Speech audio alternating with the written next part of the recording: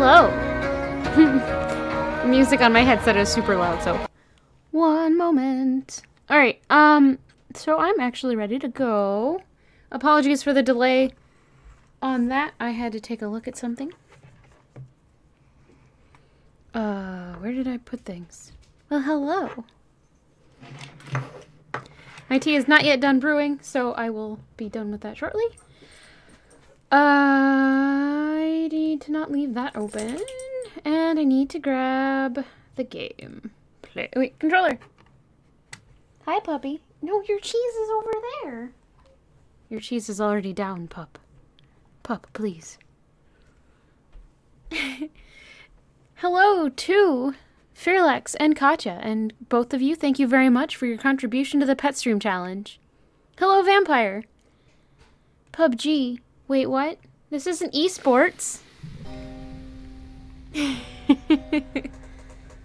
Alright.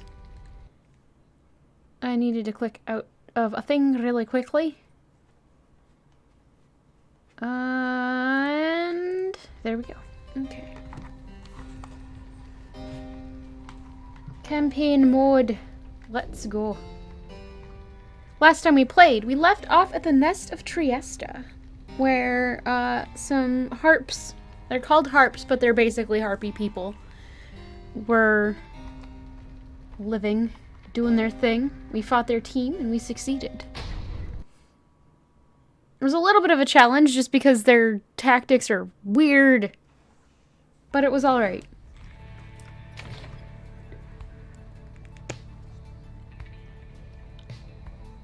We did that fight, and then I ended for the day. Yes, Fearlex. Sorry, lip balm. Lip balm break! Also, apparently cat fur break. Oh no, cat fur. It was super easy, of course. It was I've never fought a battle so easy in this game. No. Hi, puppy. What's up? What's up, puppy? Oh no, I use lip balm. He likes the smell of my lip balm. No. At least this one. No, you can't have it. No. Alright. There's a new thing. What does this do? Pamitha. I'm sorry. Her name is Pamitha. Pamitha's moonshine. Kept close at hand in the off chance of a good occasion, or a very bad one. We have a was that candle always there? I think it must have been. Okay. You approach Pamitha, who has kept to herself since she joined your small band. It is now done.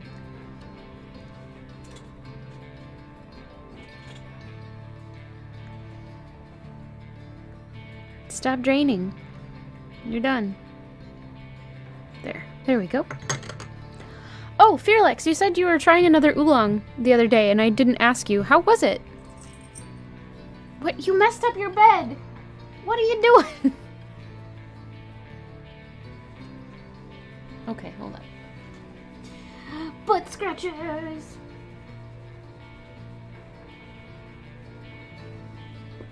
There you go. He's hiding it, I know, but why? It's his cheese. Don't hide your cheese. You sense she is unaware of you as she preens her flight feathers, but then she speaks up before you can do the same. Come to check on me, reader darling. In those first moments when we met, that vote of confidence in me which you relayed to the nice headwind boy. Wait. Yeah. I'm grateful you were willing to see past these wings. One of your kind's ancient enemies just happens to insert itself into your group, and you just go with it? Ah, gotcha. However, I assure you that my motives here are plain. You'll see, I've business with my blood sister, Tamitha, and nothing more. You briefly met, I think. She's quite a catch. As to the little quibble between us, well, it's a long story all in all, one that's frankly no one's business but hers and mine. Welcome, Biff. Hello. Surely we'll run into her again. Maybe not soon, but in time. And we have the rest of our long lives to wait. Ahoy! Anyway, happy to aid you in your quest, until such time, especially to the extent that it aids me in mine. A simple exchange. Until then, stay vigilant, darling. You needn't concern yourself with making small talk with someone like me.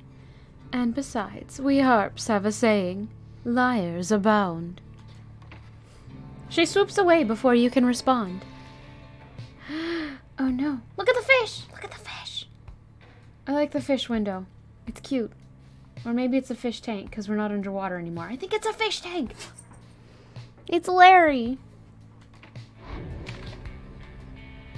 Continue on your journey.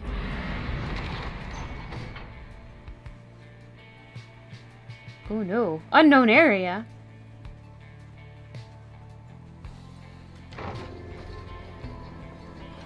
That wasn't Larry.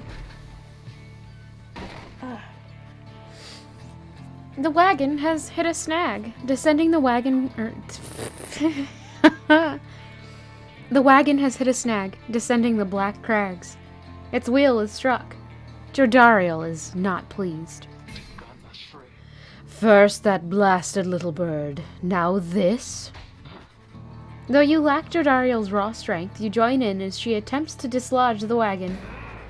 At last, with a roar and a heave, she forces the wagon back onto solid ground. May this sandalwood be worth all of this hassle. Thank you, Jody. I'm guessing sandalwood doesn't like to be kept waiting. He is very patient, on the contrary. I don't know why he did that. Alright, hold on. We're gonna fix this. Puppy. Puppy. Go. Go.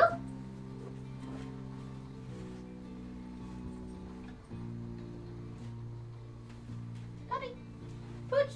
Come here. Puppy pup. Come here. Sit. Sit. Good boy. You have to stay here, though. Good pup. He needed it like bread dough. He did.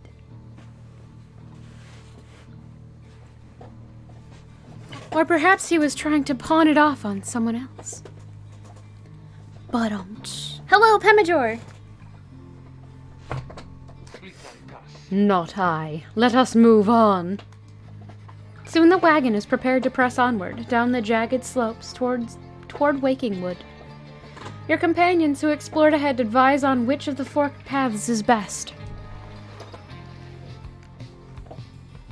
We have Flameberg and Glass Peak. Flamberg, I apologize, I misread that. Lands on a northern plateau over Wakingwood, pocked with seething fissures. Sir Gilman claims he can dig up something valuable here. Glass Peak lands to the east of Wakingwood, riddled with black crags. Pamitha says she can procure a talisman here. Do we want a talisman, or do we want something we can possibly sell to get more money from, and also shop? I didn't update my tea. Do do do do do do do.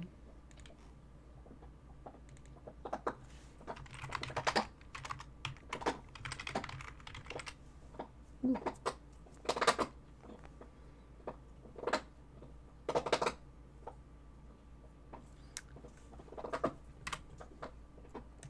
Tea is updated. Hello. There we go. I don't know why I said hello. One day. Okay. Alright. There we go. Flamberg has problems. Glass Peak has problems. Raspberries to you.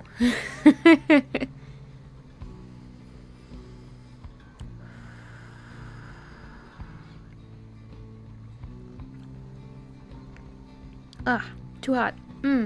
That's good though, but it's too hot. Alright, Flemberg or glass. A talisman or value. Let's go with glass peak. We need to build up our harp friends. Have I found a boiler yet? I don't think so. Poor Mr. Gilman, or Sir Gilman. Having gone the route Pamitha recommended, she directs you toward a particular crack, no more conspicuous than any other. They clip our wings before they cast us down, you know. But just the same, we learn to flit around a bit. Just watch. Pamitha swoops up to a nearby peak and disappears behind it. She does not keep you waiting long and returns bearing an item of some sort. For you, reader darling, we high-wing remnants stash away such things for such occasions. Pamitha found a fairy spirit. It should come in handy. Come in useful. I apologize. Misread. Vampire, thank you for your contribution to the Pet Stream Challenge. Having passed beyond the Black Crags, your wagon arrives at the edge of Wakingwood. It is here that Sandalwood is to be expecting you, however. Most puzzling. He ought to have met us here. You said he would find us himself. Aye. He was to find us at the edge of these woods.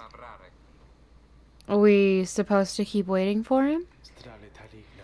He would desire for the stars to be your guide as always. The rites beckon, and the rites take precedence above all else. Surely he shall find us yet. Then let's keep moving. How do we get through these woods?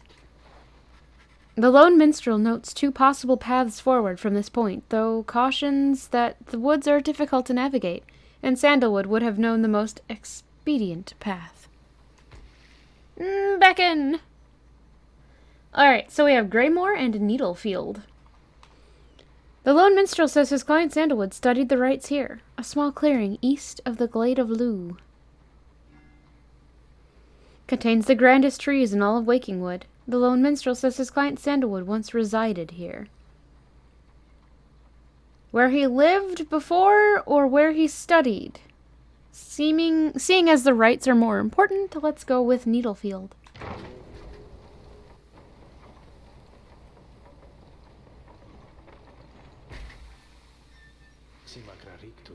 Sandalwood is a master in the rites, or used to be at least. Then, well, it is not my place to say. Doubtless he shall tell you in due time. Now, if only we could find him. He used to mentor his own companions in the rites, not far from here. However, you find no trace of the informant anywhere nearby, and without his guidance, you remain quite lost in the woods. The woods seem to have encroached. There is no path forward, while neither of the paths leading backward appear to match the route you took to this point. Ashen grounds amid Wakingwood, the burnt grove. May seems drawn to this location for some reason. Underthicket. The southern path through Wakingwood. The imp Tizo seems to wish to go toward this location.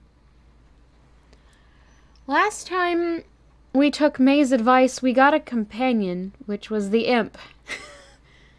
So I'm not sure. The imp knows his way because he's been through this possibly before with another team.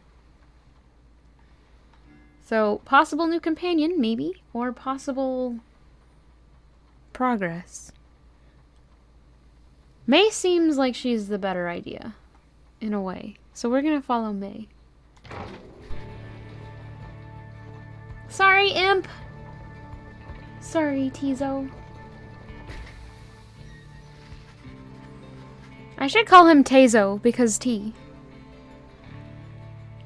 But Tizo. Questions.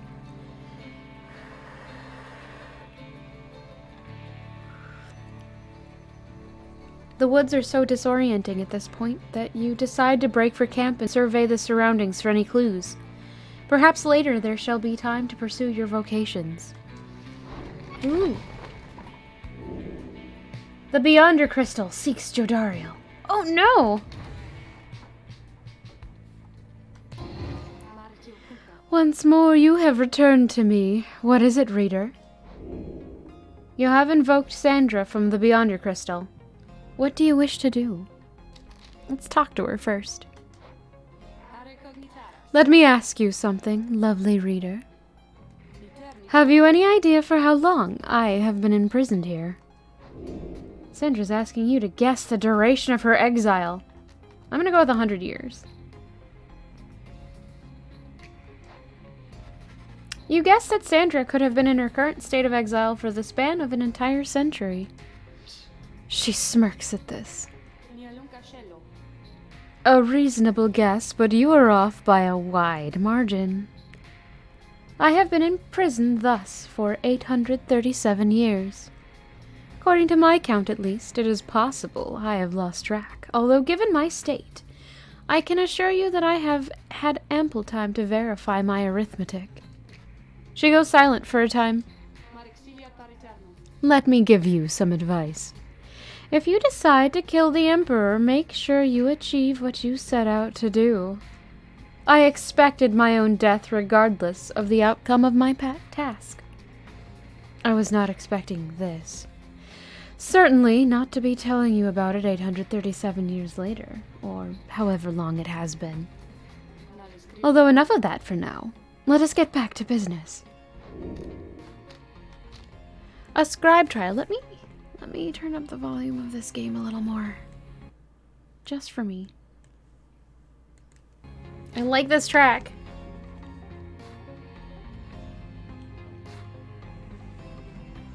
And I'm going to drink some tea. Yay.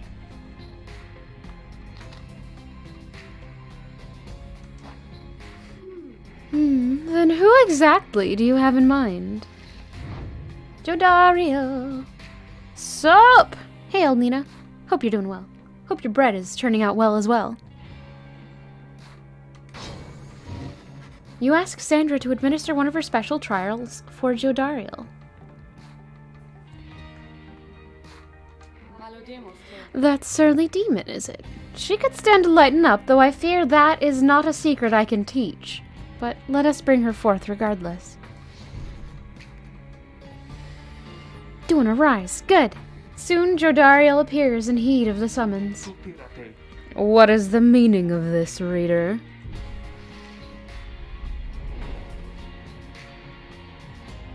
Demons such as Jodariel are slow to move in the rites, but have huge auras and inflict a lot of damage to the pyre.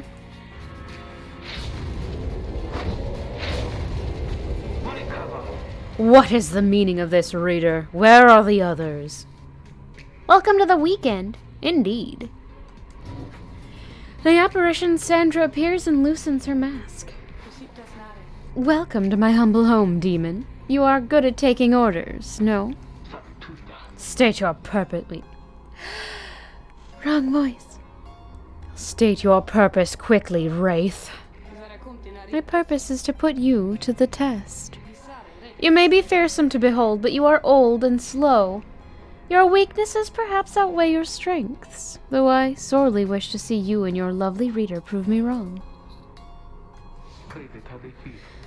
Old, she says. Very well then, reader, let us show her whether she is right.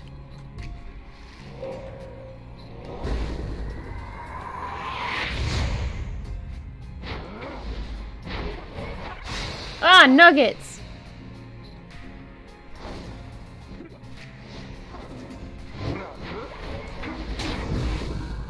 She was behind me! No!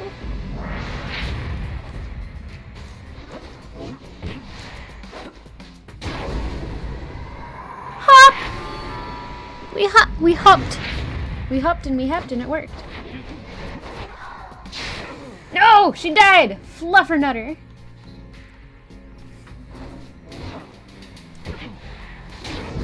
No! Nuggets! At least his bed is straight now.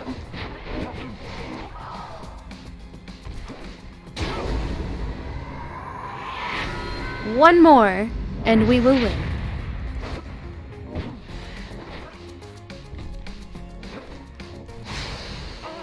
Wait, what?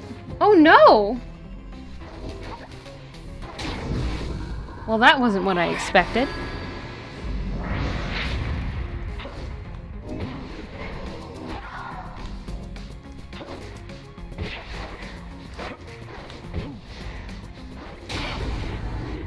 Done.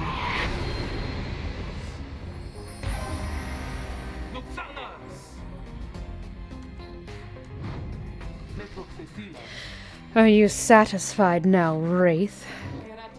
I am never satisfied, Demon. However, your performance was sufficient, and you passed my test. Thus, congratulations are in order to you and to your lovely reader. Now farewell. Sandra's disciple! We got an achievement. I haven't been acknowledging the achievements in this one for some reason. Dang it, you're all gonna make me want to make bread again. Yeah, I think this is a good spot to, well, let me get through Jodariel's text, and then this is a good spot to explain. That was a strange experience. What do you have there, reader? Solium's horn for completing the trial. Alright. We are a team of ragtag adventurers who are thrown together in an adventure that I don't think we entirely understand yet. It is a never-ending cycle of bread. That's correct. I should make some sourdough then, because I haven't done that in a while and I have a lot of starter just waiting to be used. Ragtag, meaning they're kind of not made to be together, but they're working together in a way. Let me look up the actual definition of this. Untidy, disorganized, or incongruously varied in character. So they don't quite fit together, but they're working on it. And I will type that in chat. The word or term is ragtag. There we go. We are running around fighting other teams that seem to know more about it than us. I feel like we adopted another team's colors after something tragic happened to them. The goal is to, I think, defeat all the other teams in the rights to be released from this sort of... Oh gosh, what's the term I want? I had it for like a second and now it's gone. Purgatory. The word is purgatory. But not like, I don't think it's a death purgatory. I think it's just like, we're being imprisoned for crimes. Possibly the crime is reading books. At least that was my character's crime. Puppy! Puppy pup. Boop. The boop has happened. Alright, and that might help us escape this purgatory. Is by defeating all these teams. Okay. And we are the Nightwings. Our team is the Nightwings.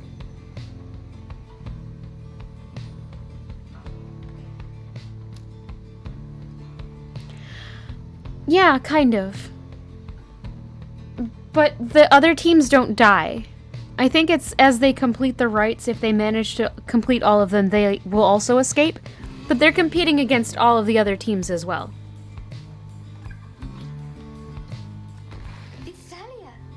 He was here! He was here! You mean Sandalwood.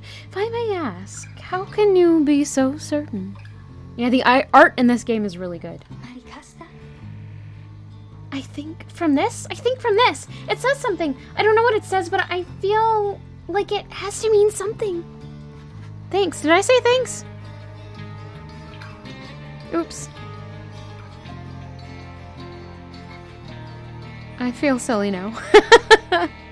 No, okay. May produces a small strip of bark she found in the ashes. At first, it seems like nothing of interest until you see a message carved on the inside. Notify the group! So it's some kind of message from the Sandalwood guy? It seems that way. Which way to Cinderroot? Ah, gotcha. A hushed, clearing sound of glade of woo. Wait. No. Jodariel is the lady with the horns that we just did that challenge for. Our character is called the Reader. We don't have a name, and we haven't had a physical representation of our character on screen. So I think it's just meant to be, we as the player are being taken as the reader, so we ourselves are in the game. In a way. Okay. A hushed clearing south of the glade of Loo. Grounds well traveled by saps, knowledgeable in the right. Rights, there's more than one! It is due west. Perhaps we can set forth early tomorrow, when the woods are still. Sounds good. Everyone rest up. Big day coming up. We haven't done this one yet, so we're gonna forage for resources. Let's go with the Jagged Briars. Traces of celestial residue, or Falconron might value something. We're gonna go to the Rooted Plains then. Well, sister, had enough Attempt 2. Well, sister, had enough scrounging for one day. Usually there isn't much, but if you never look, you never get, and I believe you, me, it adds up. And believe you me. Wait, now we can see what we've picked up. After Bearer banishes an adversary, spawn a Moondrop, which briefly grants infinite stamina. Ooh. Solium's Horn. Jodariel casts her aura farther and faster than usual, plus 15%.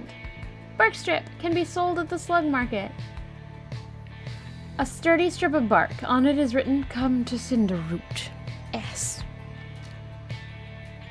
This can be sold at the Slug Market. Okay, that's it.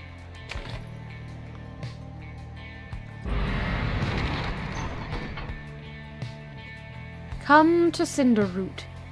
A hushed clearing south of the Glade of Loo. You have reason to suspect the informant Sandalwood may have come through here.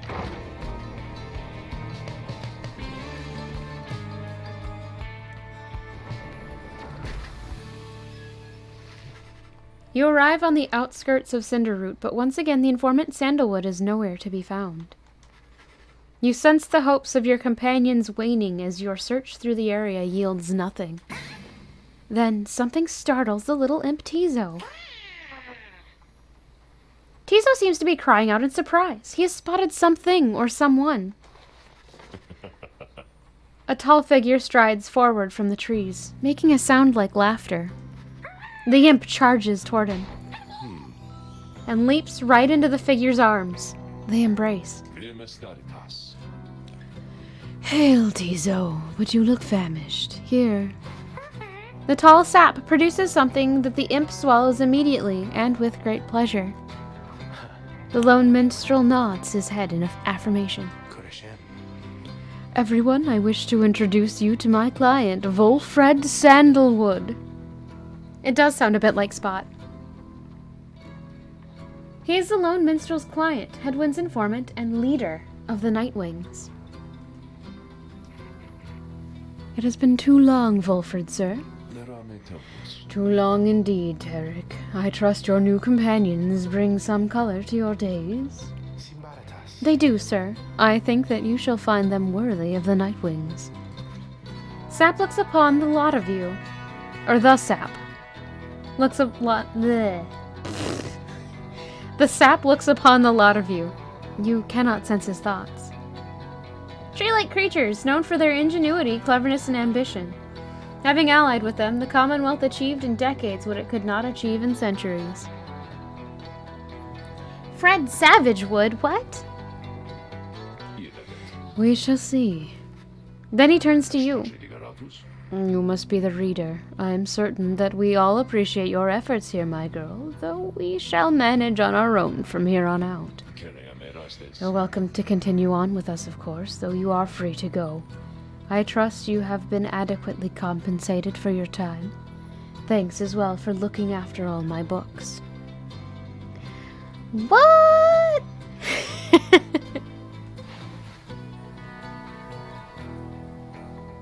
You consider what to say to all of this. Wilfred intends to relieve you of your duties to the group.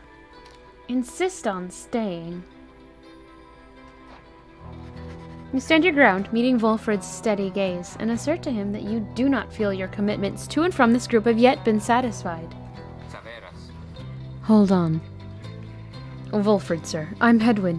My companions and I are the ones who answered your call. We followed the signs you left for us. Now we're here, thanks to you and also to this reader.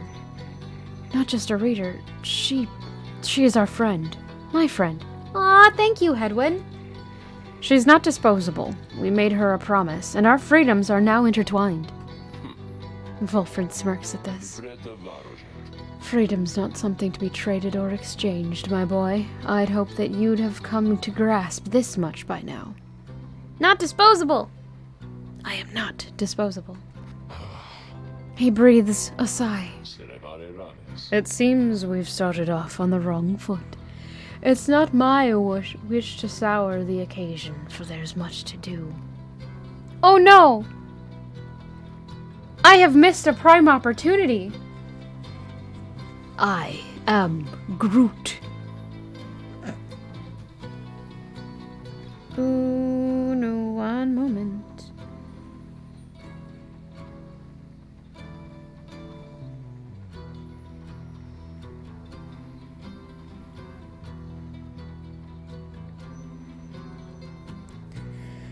All right.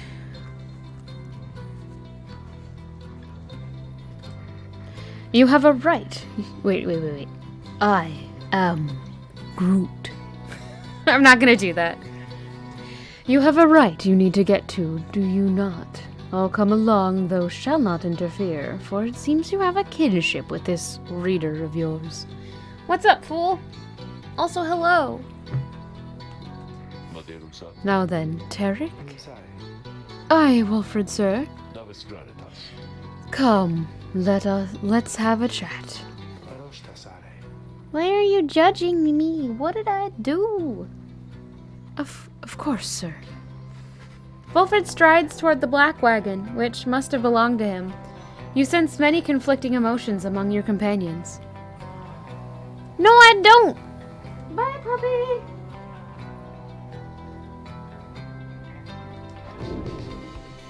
Hello, soulless cat. Oh no, what's this? I mute. Why? Oh, that's a song request. No, not that one again. Nightbot's a little weird sometimes.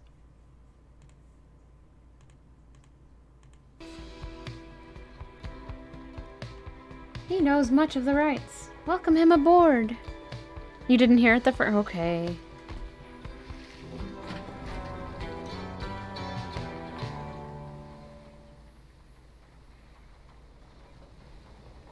But it's so raucous and loud. Hello everyone, I hope you're all doing well tonight. Today. It's not tonight yet, at least not here. Tonight, if it is for you though. Your wagon cuts through a clearing to arrive at the Glade of Lu, where the stars directed you. Wilfred nods his approval, but leaves everyone to their devices. Thank you. Page revealed, the demon.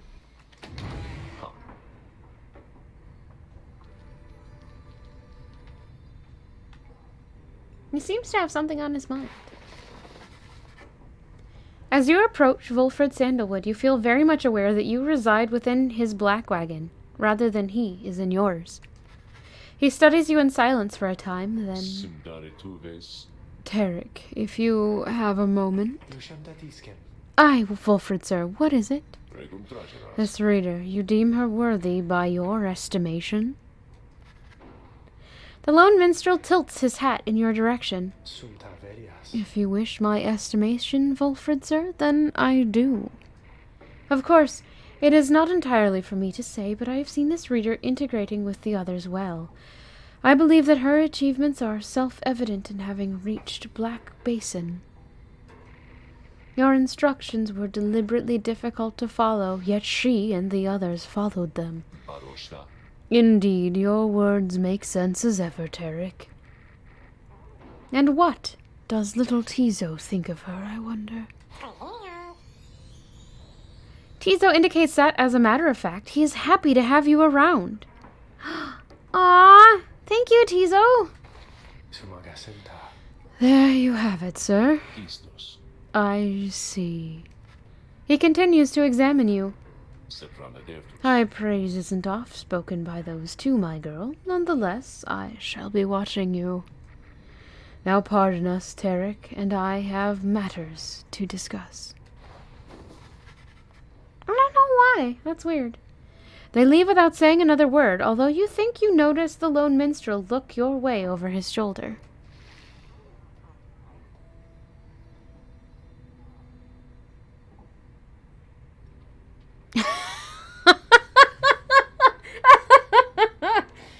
That is going to be an interesting number, Elmina.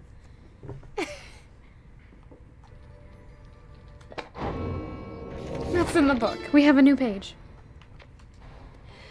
Emperor Mur. Scarcely could I recognize him when at last I found him. A half-starved animal, horns sprouted from his head, a bestial mirror of his blackened reputation.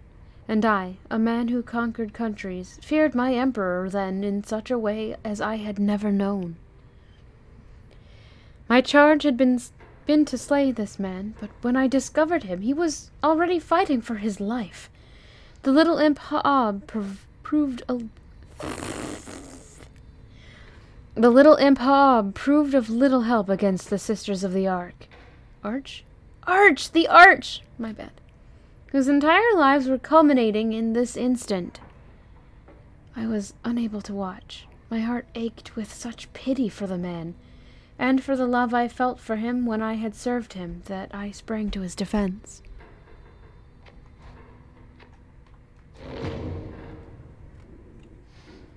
You said it to be funny. Oh no.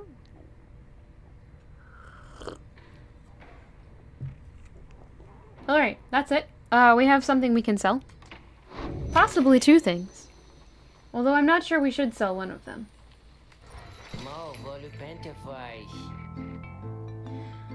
Oh, hey guys, I guess I didn't get the word out about this new franchise which we opened here just now, so give you a great deal, just tell your friends, okay?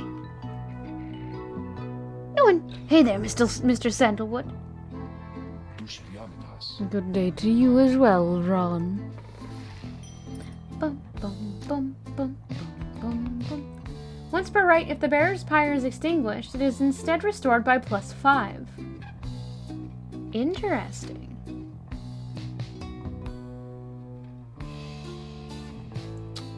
Oh, I like that one.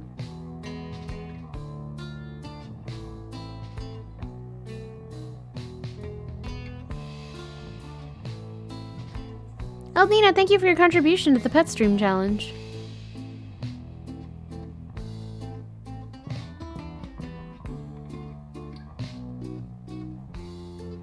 Alright,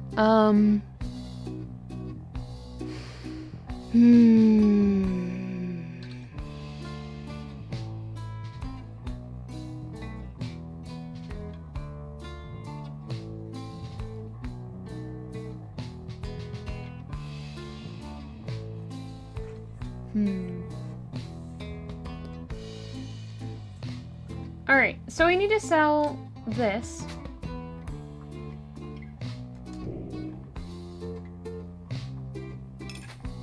Sell. I want this one.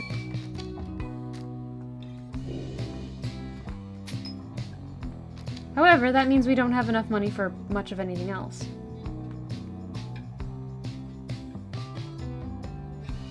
That one would be nice, but we need to save up for it.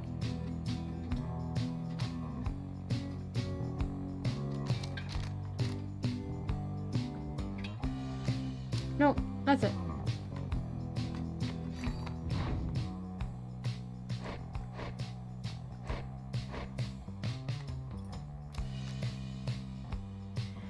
After bear banishes an adversary, spawn a moon drop.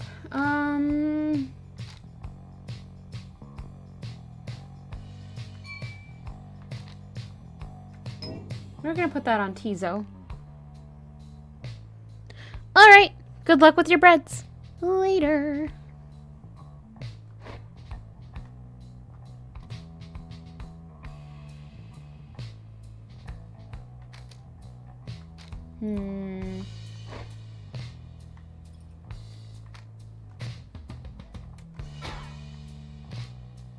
That seems appropriate for her. Alright, I think we're good. Oh wait, what was that one? That one! We need to give that to Jodariel. Whoops. What do I have on her right now? +3 quickness.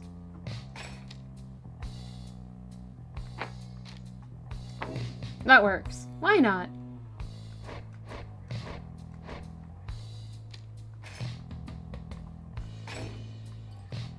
The worm is very fast. Welcome back. Sorry, welcome back, Fearlex. I hope your bread turns out well. Oh, nuggets! I forgot to get something at the store last night. It's okay. See you guys again sometime soon, maybe, okay? Because I gotta say, you're my favorite customers I've had all week. It's a quick one with yeast. It seems like I make 3 loaves-ish a month. Ish. Sometimes more, sometimes less, but I think it's on average 3 for me. What about you, Fearlex? I think we're probably the only customers he's had all week. You and your fellow exiles arrive at the sacred site called Glade of Lu, and now look to the stars in the sky to signal the beginning of the next rite. It may actually be less than that now. I've tapered off quite a bit. The woods about you bring a sense of tranquility you have not felt in some time. But then you notice one of the trees move. It shuffles toward you and regards you with an exaggerated bow. Well, goodness, by the roots of Luscorian, it would appear the rumors are correct. The Nightwings have returned. Oh, but where are my manners? One moment. The sap claws at his mask with his wispy fingers. Much better.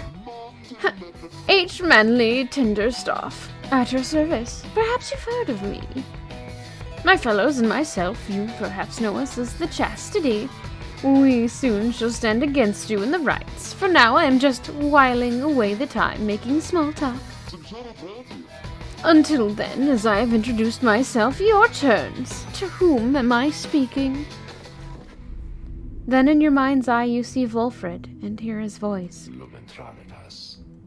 Manly Tinderstaff is not to be trusted. Reveal neither yourselves to him nor me. Well? Beneath her mask, Jodariel stares back at him in silence. You suspect Volfred's message may have reached every member of the group. Why, no, how very rude indeed. Well, fine, ignore me, but you do so at your peril. Anyhow, once this evening's rites commences any moment now, then I'm afraid ignoring me won't be an option any longer. Oh, and now I do believe the sky is beginning to show. We'll have to chat again some other time. Now come along, come along. Manly bows again and wanders off into a clearing as the stars begin to burn.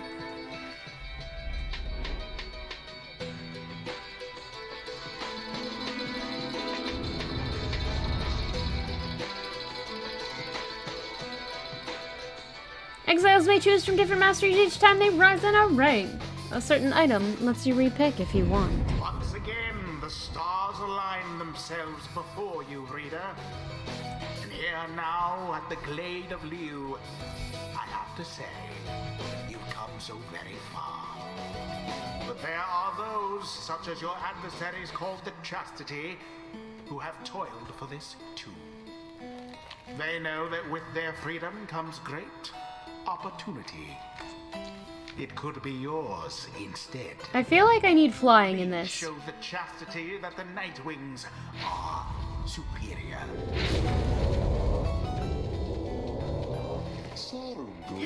I wonder, oh honored Nightwings, how well you know these woods. Why, these woods would strangle you, and I'm afraid I could do little to stop them, even if I tried. You might do better to beware of them.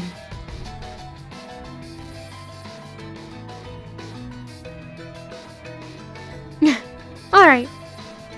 Enjoy your crisps. When Jodariel continues to ignore him, he grows upset. Why, you insolent! Then fine, let us begin the dance indeed! He shoves his mask back on in a huff. And allow me to thank you in advance for helping me return unto my proper station in the Commonwealth. They have a bird! Oh no! I do like having Hedwyn in my party.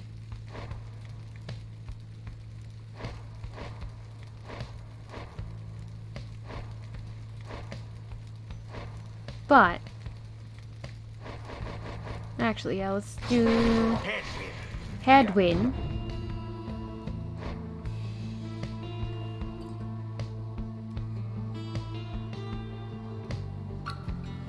He's 20, 30, 20, and 30. Okay.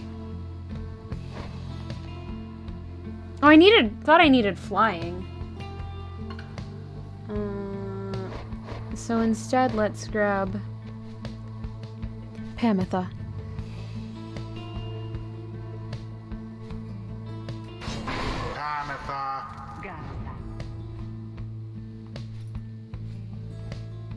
Or Tizo. Tizo's not as fast. You were off by 1. Oh no. That's alright. We'll go on break in a bit. Probably after this battle. And then you can add something else.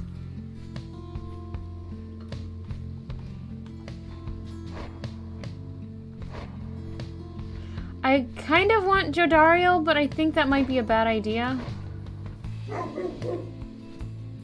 I guess we'll go with Tizo. Tizo. It is done. Tizo's eager to knock Manly and his goons down a peg or two. You quite ready, finally, oh Nightwings. May all those masks of yours ensure no harm should come to any of your lovely countenances. Now come along. Come along. Let's give the stars a show. Hollow Knight. Hollow Knight, yes. It does kinda.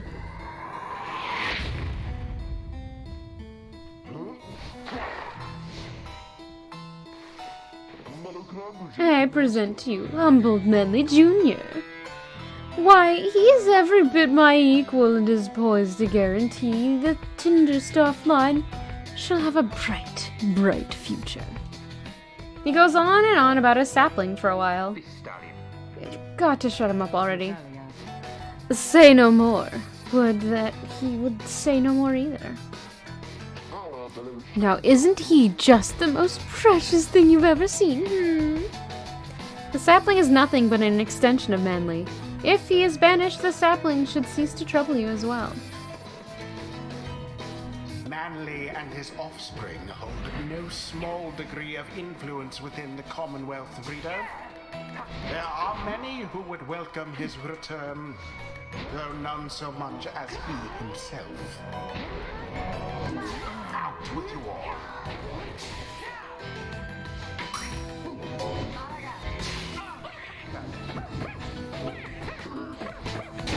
The Nightwings are the first to strike. Haha! Oh, what's this? It seems the woods themselves are closing in upon our little soiree.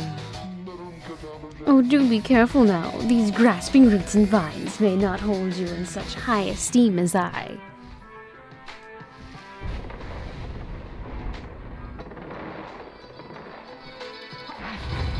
Your adversary Manly is comfortable in this suffocating glade. Yet he longs now for the comfort of his Commonwealth estate.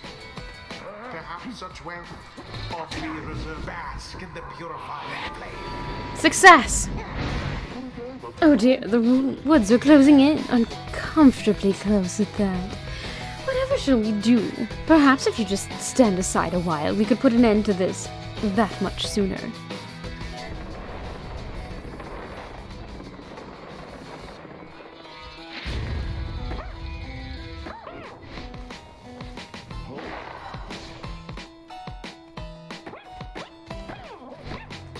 No!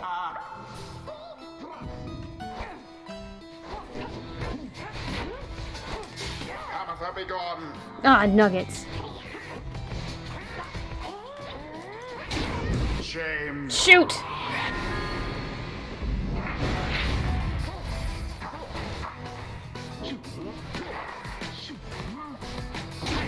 Fear not the purifying flame. There we go. Okay, say, have any of you noticed how it's feeling rather crowded out here? Almost as if the 100 Minds himself resents you being here.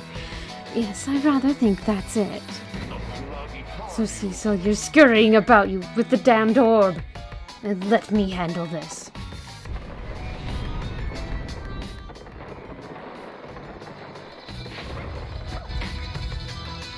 Now go. No! Nuggets! Oh, you poor Ah, wings. nuggets.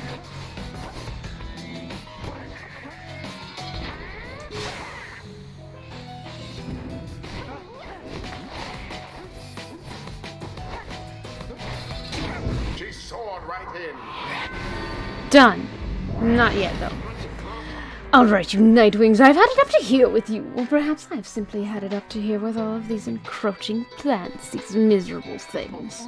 Either way, I don't appreciate how you're ignoring me. Okay.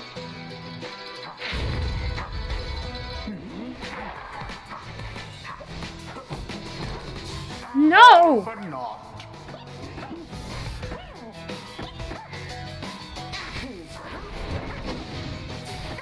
Ah, nuggets.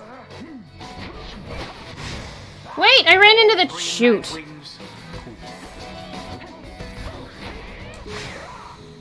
Deftly thwarted the drive. Ah, darn it.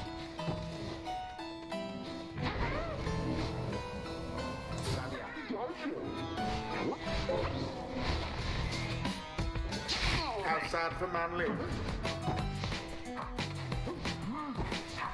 No! Shoot! Ah!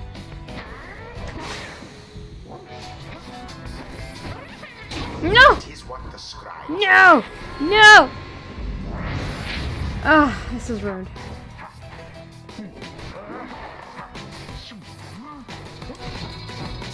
No! You'll have to do better than that.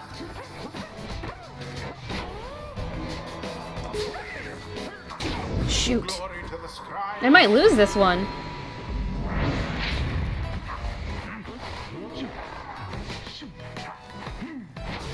I jumped and it didn't jump. By him there.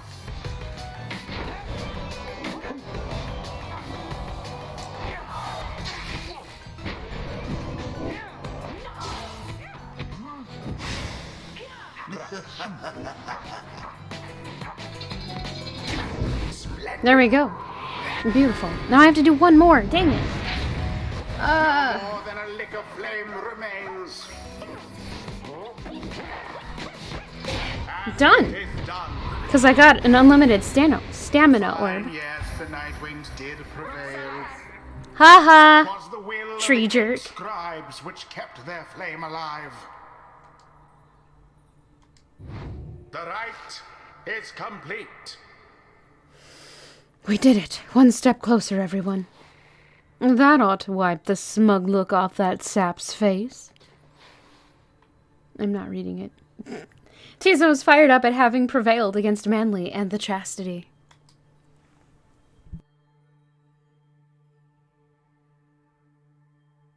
Alright. Throat cleared. We're good. Well, my. Oh, worry not of Nightwings. I'm not angry with you, honestly. But I am very, very, very disappointed. I thought perhaps we had something going here between us. You scratch my back, I scratch yours and all. Instead, however, you decide to spit in my face. Fine. We'll have to see where all your rudeness gets you. Now, ta-ta! Always is there greater knowledge to be gained.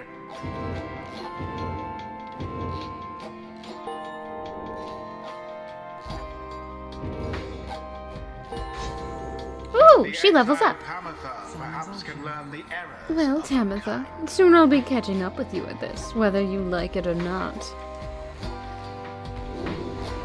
Let's see. While flying, Pamitha moves faster than usual. Or for 5 seconds after banishing an adversary, Pamitha moves 30% faster than usual.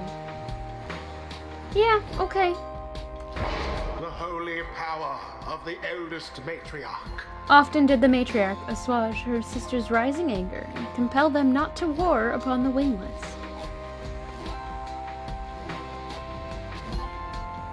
There were none who could outpace the matriarch, Triesta Tithys, as she soared across the skies. Until the next right. That was well done, my girl. I am beginning to see why your companions vouched for you. Don't let it get to your head, of course. Sure thing. Alright, we're gonna get to the next spot, and I'm going to take a quick break. Do-do-do-do. Okay. We've gotten here. It's time for a break. Alright, I will be right back.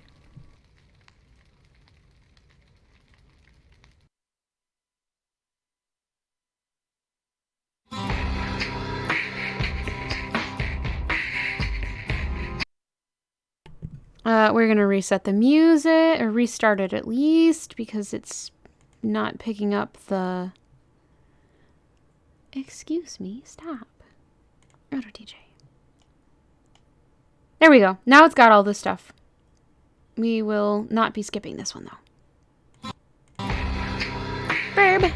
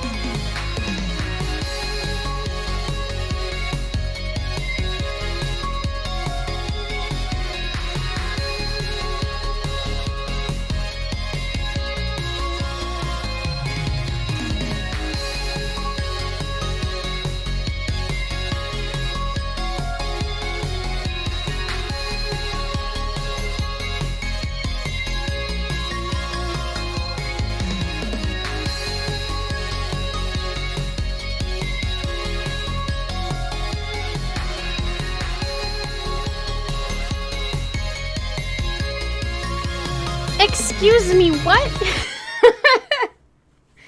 I don't know what you're talking about.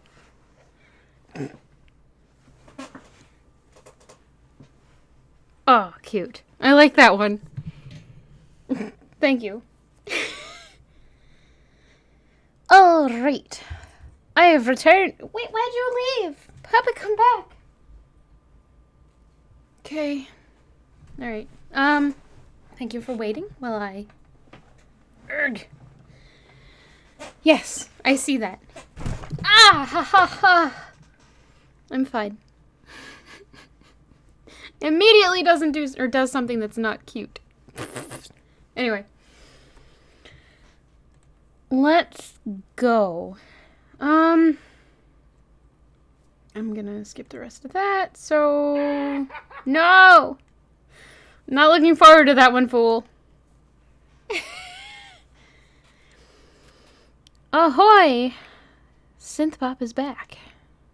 And ahoy, Nightbot.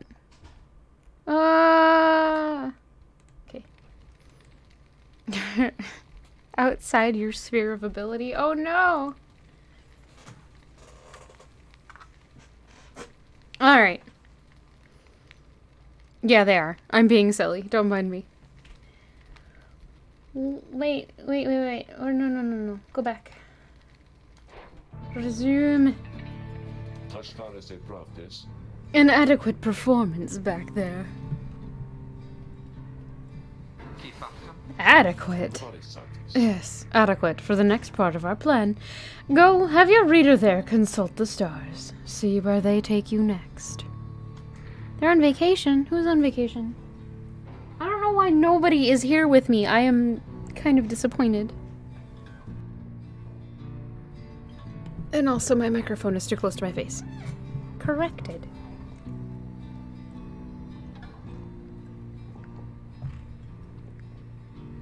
Garrus was here and then he left, and Fiona, I'm honestly shocked isn't here, because... No, never mind, I forgot for a second. So she found a string on the floor. I don't know where it came from, and she's now in murder mode, so she's not gonna be here for a little bit until she calms down. She's gotta find something to murder and then she'll be okay. Which is probably gonna be one of their little crinkle toys. It's like the laser. She has a hard time winding down from that sometimes, even if you give her something to play with. She's just in murder mode, especially with strings that she finds. Again, I don't know where this string came from. Yes. What do you mean at her age? She's only... Hold up. I have to do math. Don't mind me.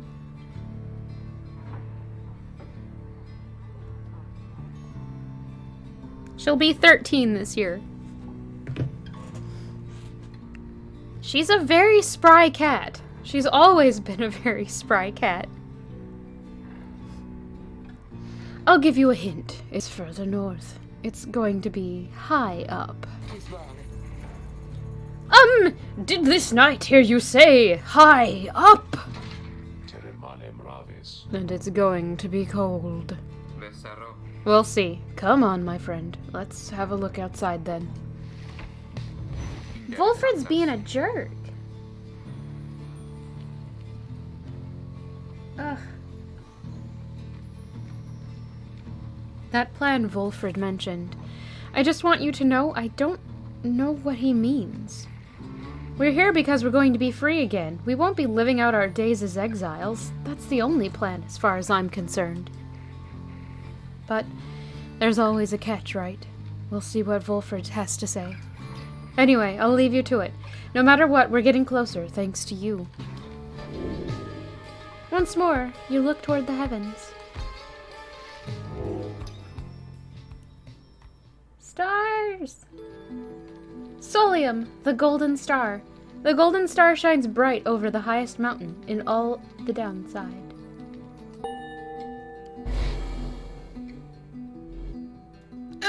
Please no. The only one of them that's actually seriously mangled me with claws is Edgar. So now you see it for yourself. You are summoned to the north where looms Mount Elodiel. And at the very top, the fall of Solium. You confirm the stars indicate this exactly. Wilfred, sir, how did you know? Wilfred smiles back at him, but you sense his thoughts, as though he is directing them at you. I too can read, my girl. He talked to me! Whoa.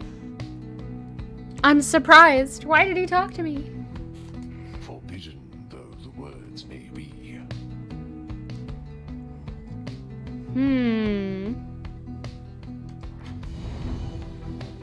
He turns back to Hedwyn. Your reader's skills, while rare, are not unique, but as I said, I'll let her do the job. I see that you have something special going here, which benefits the plan. What plan? I thought this was about our freedom. Oh, fear not, my boy. It is indeed.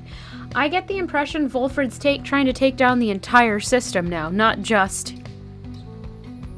get these guys out, or these people out. Plenty of time to tell you all about it on the way. For now, however, you look like you can use some rest. And for that matter, so can I, if you'll excuse me. You sense your companions are exhausted from their recent travels. Given the road ahead, you agree it would be best to take the night to recover as much as possible.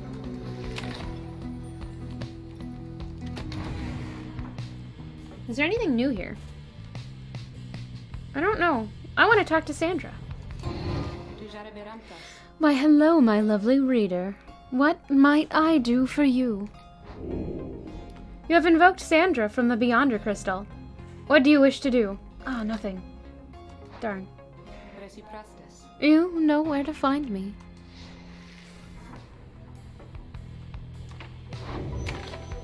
Continue the journey. I thought we were gonna rest. Oh, I see. Story resting. Gotcha. At dawn, Volfred is already up. He reveals to you a pathway through the woods into the cold lands to the north, beyond which lies your next destination. Sklorian Shores. You have not yet been to this region of the downside. Volfred revealed this to be the one path through the woods into the north.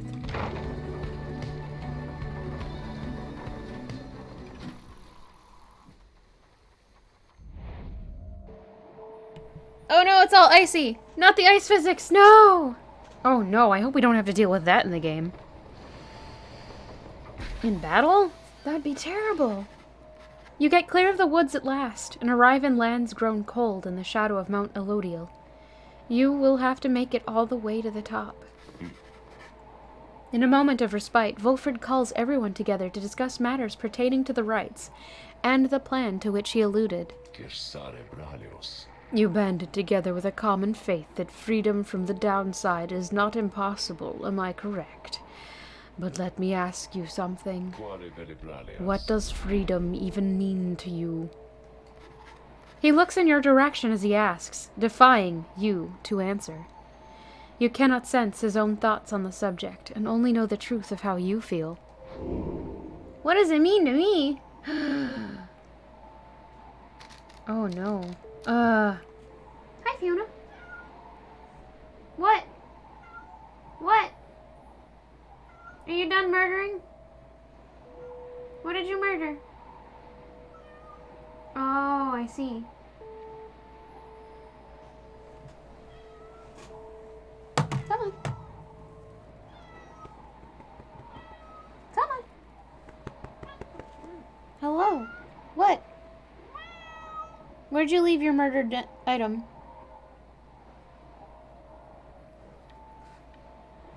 Why are you rubbing your head on my controller?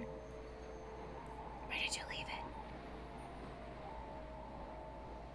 it? She won't answer. I am petting her, yes. She's in my lap and she's going to start purring very loudly shortly.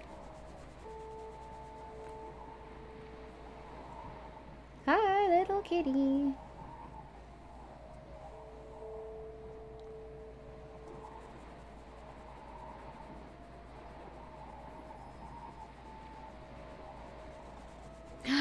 Kitty, okay. Kitty, you're gonna get pets on stream.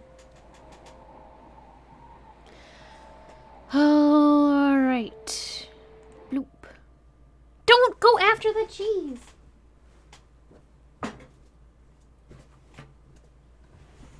Dang it, Fiona. Why you gotta do this every time? Oh no, she's not. She's fine. I just don't know why she has to go after the cheese all the time. I know why, but I don't know why.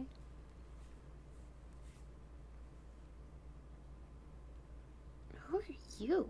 I don't know you. Why'd you call me? Sorry. Alright. Timer. That's fine. She's here. She wants pets. She always wants pets. It's Fool again, Esther. If Fool's name is Teresa, maybe. I'm gonna check. Is there a Fool in chat? There is. Alright, we will play this song, which won't fit. No, we won't. That doesn't fit at all. Alright. Game sounds while I pet Fiona, I guess.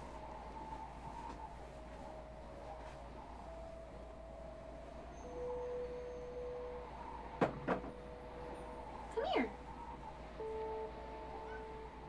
Come here.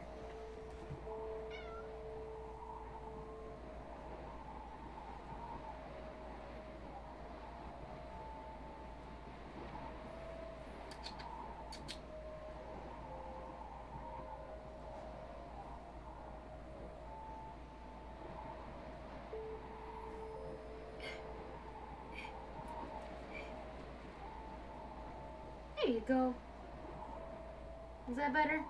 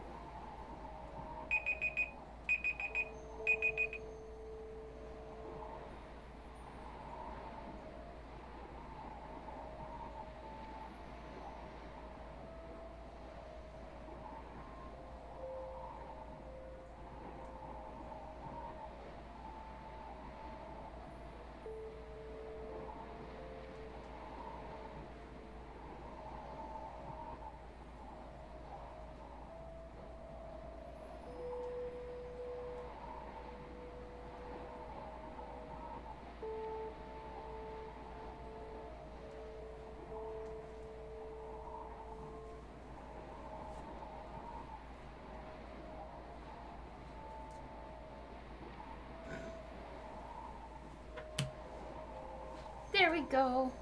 Oh no! My cat time. Hold on.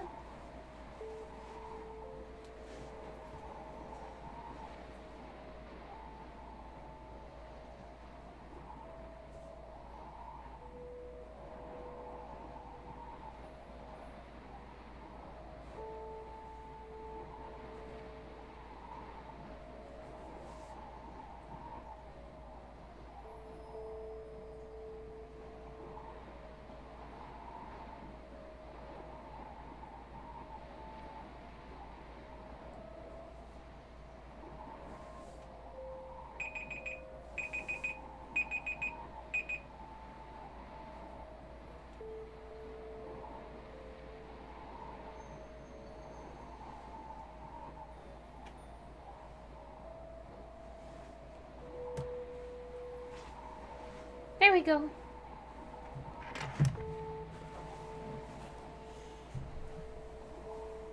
And that game music does not really fit that either, but it wasn't a bar thing.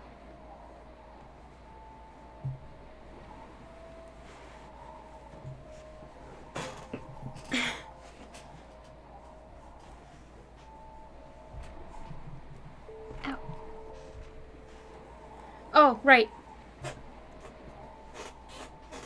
Ah, shoot, chair.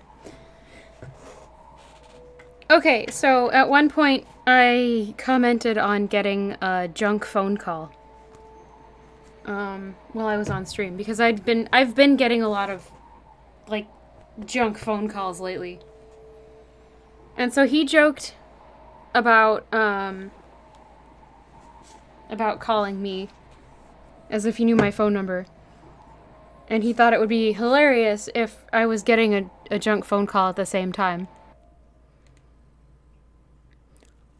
Not quite. I think some of them have been like that, but it hasn't been strictly that one. Anyway, he joked about it calling me and it being him who was calling me, but it was a junk caller calling it that just happened to maybe be calling at the same time.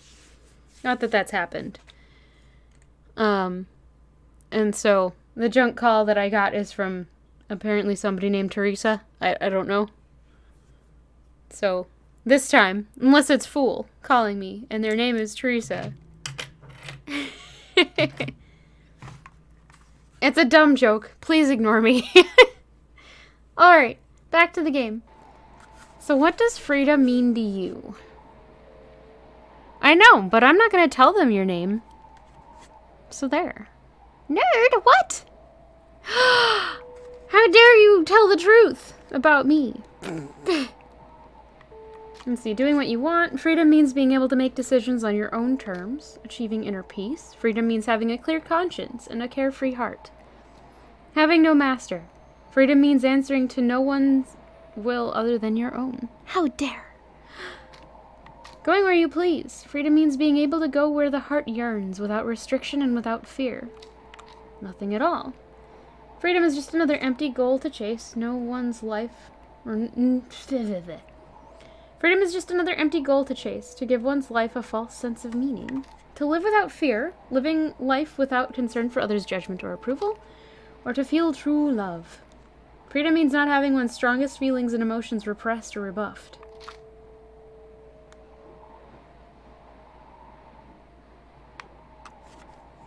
Well, nuggets. A lot of these make way too much sense.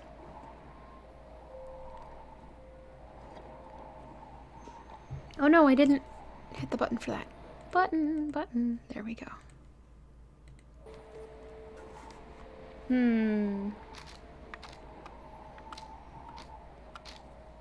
Remain silent. Remain silent is a good option, too. I mean, we could just do that. What does it do? Why not? Your thoughts on freedom are your own. You hold Wolfred's gaze, but do not answer him. You feel the tension growing, but at last he breaks the silence on his own. Veritas. I don't know how to feel about this. So, freedom means you can defy me, is that it? Well, I suppose it does. Or perhaps you haven't spared the subject any real thought, or don't know what you think. I wish to hear. No matter, I pose the question to get you to think. He then turns his attention to the whole group. Now, let me tell you all what freedom means to me.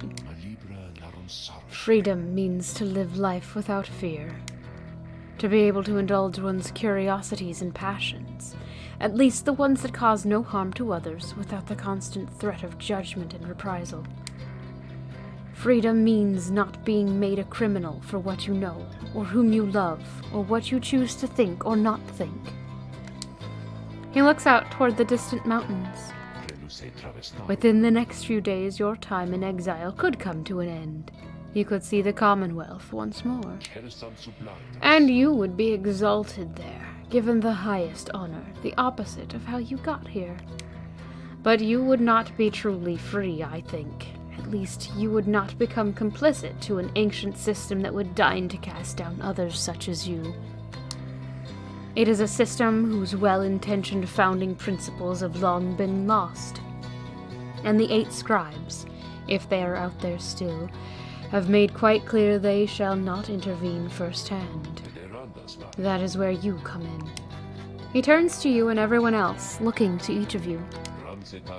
Long have I wished to gather such a group, that together you might see that seeking freedom only for yourselves is too modest of a goal. You share a higher calling now. The plan then is this. We free each other from the downside through the rites. Then we meet up on the other side. We organize. Each new moon at dusk we join together in the spiral sanctum. the burned-down remains of the old capital of the Commonwealth. The remains stand as a warning to those who would seek to spread forbidden knowledge.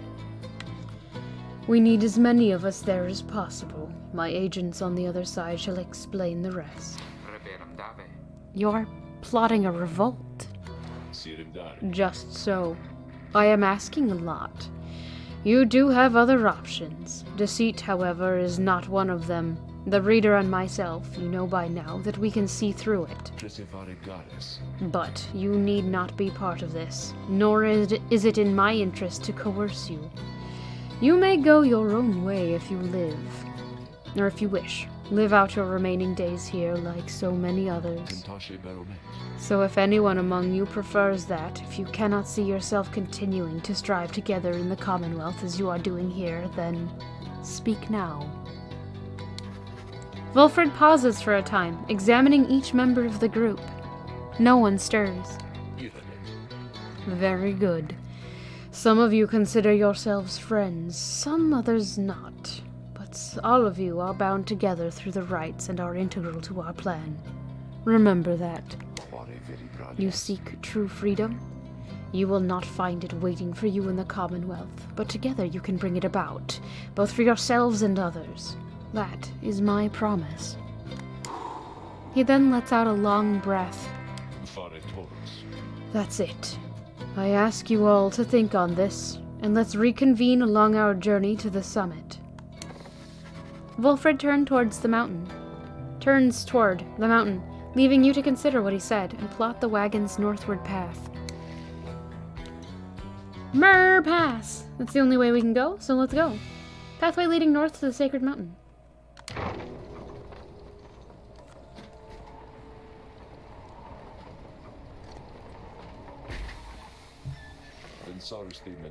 Beyond lies Mount Elodiel. I suggest we make camp here at the base of the mountain, for we shall need our spirits and our strength to make the ascent. The sacred mountain on whose summit the rites were first conceived. Whether its summit is the downside's closest point to the Commonwealth or the farthest, none can say.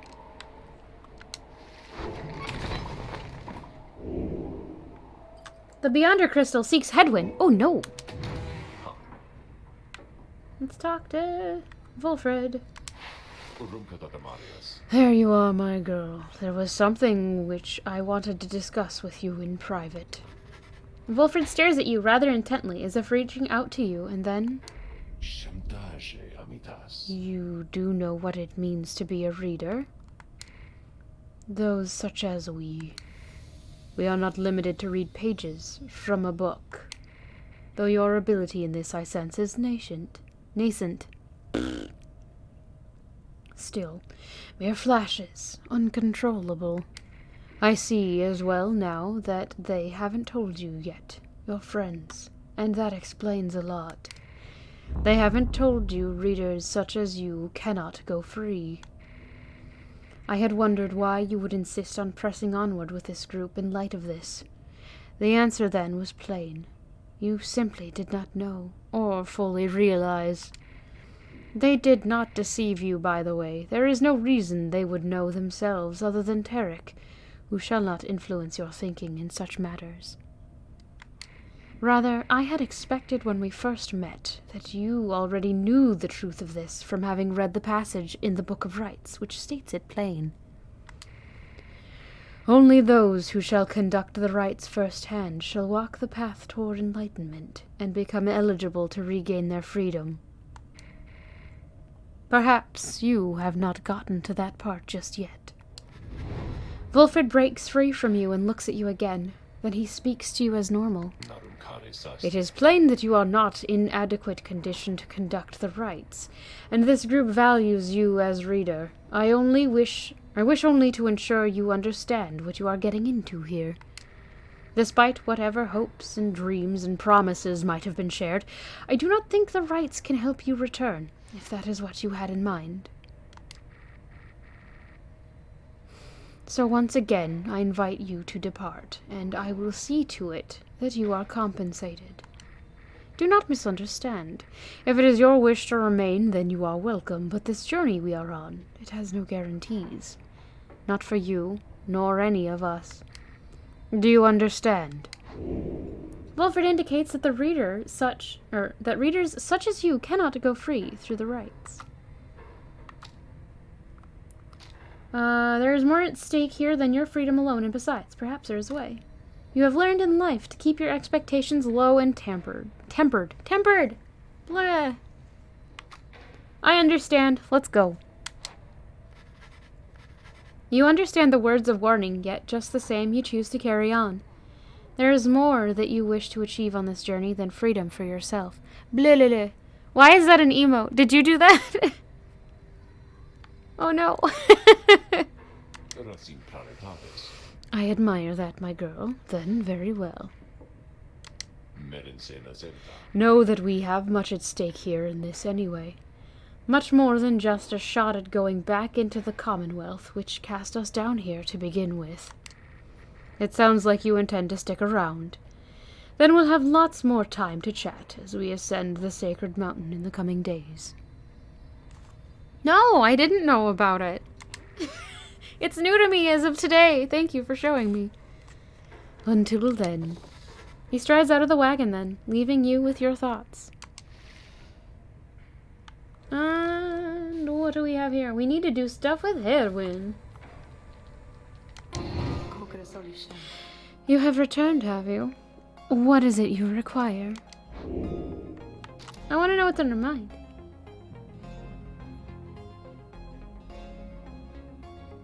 Yeah, it's funny and cute. I don't mind it at all. Or I like it too. What's on your mind? How very kind of you to visit me again like this, oh lovely reader. For I was just standing about in the blackness of this void, thinking it would be most pleasant if something were to happen for a change. There was a long period of time that this incarceration of mine failed utterly to do anything but bring me peace of mind. Not much of a punishment. I invite you to imagine an upbringing among the Sisters of the Ark. Living on the outskirts of civilization, your days all full of training which could kill you or just cripple you for life.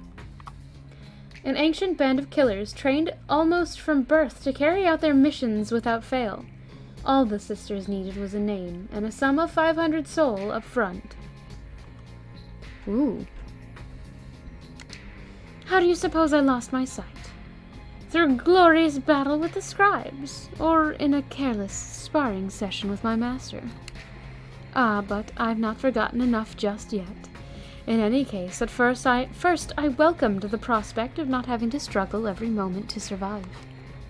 But in less than 2 centuries, why, I started to grow terribly bored.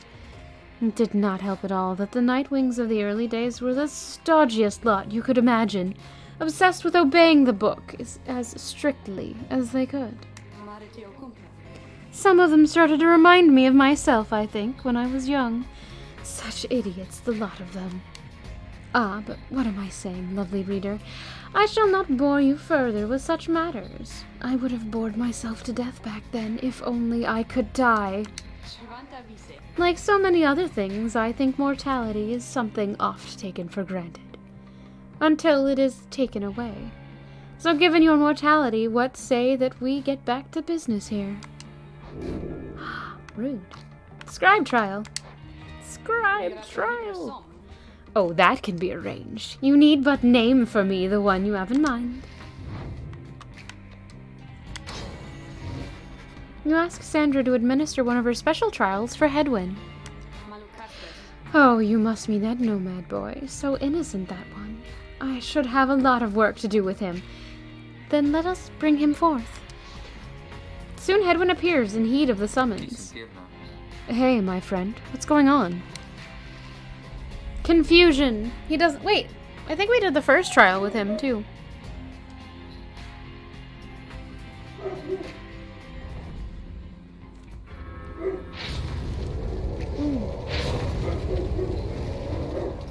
The apparition Sandra appears and unfastens her mask.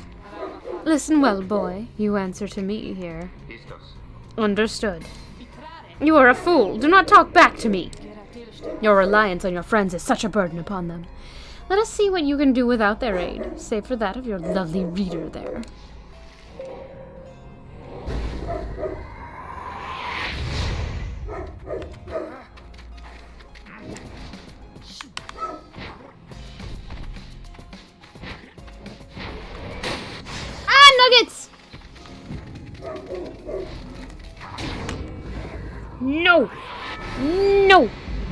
I'm not allowed.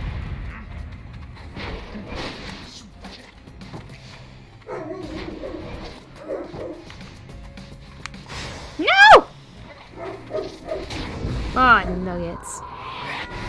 This is not going well for me. Ah!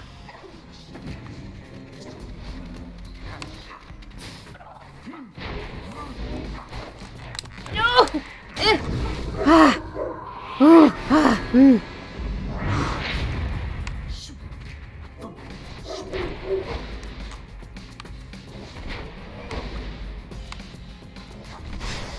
Oh, I shouldn't have gone that way. Not mine now. Shoot.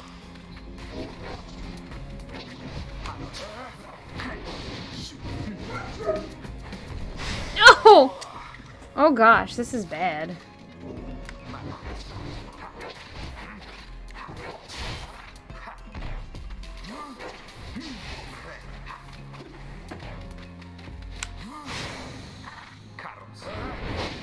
No! Rude! Shoot. I thought I had the right button for that and I didn't.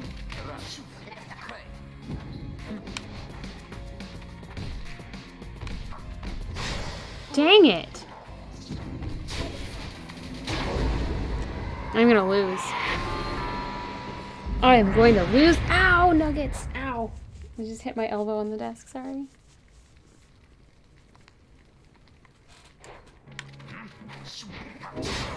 Wait. Why did I die there? Headwind, please.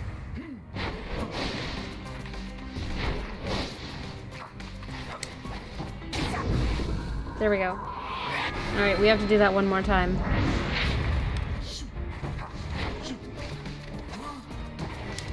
No! Fluff! No!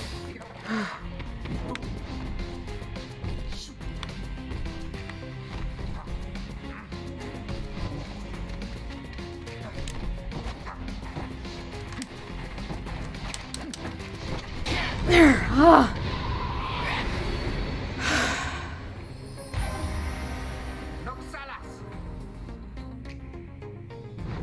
Thank you. We did it. It seems you did indeed, my boy. Your performance was sufficient and you passed my test. Thus, congratulations are in order to you and your lovely reader. Now farewell. Dora, what?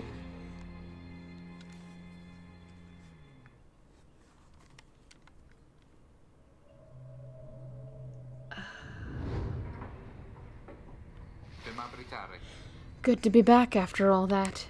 Say, what's that you have there? Goals bracer for completing Hedwyn's trial. I know. I haven't watched Dora in a long time.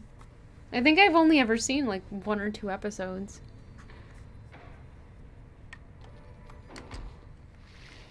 I got a thing. Right, I think that's it for right now. Your roving makeshift home in the downside. Discuss the plan. Earlier, Wolfred called for a group meeting, presumably to reveal his plan in more detail. Instead, he reveals some bad news. Wait, what are you saying? What I'm saying, my boy, is that while you can indeed get yourself out of here, it can't be all of you at once. We earn our way back one by one, or not at all. But I thought... I swore that we'd go free together. We may go free together yet, but it's going to take some time, and this is only the first phase. You, Hedwyn, and the others exchange glances. Let me make this plainer for you still. Here is how the coming days are going to unfold. First, we're going to ascend Mount Ludiel, there to the north. You may not think this wagon's fit for it, though rest assured it's made the journey many times. Next, we'll pass through Scribe's Gate. Only the worthy pass through there, as your reader could attest. if she did not merely skim that chapter of the book. Scribesgate. It is said the scribes themselves keep watch over Scribesgate. The judgment of the scribes determined who can cross and who is sent the fastest way down. Or sent the fast way down, sorry. Afterwards, you will reach the Fall of Solium and meet our adversaries in the rites. They are to be the Tempers, led by the demon Ignarius. You'll know him when you see him.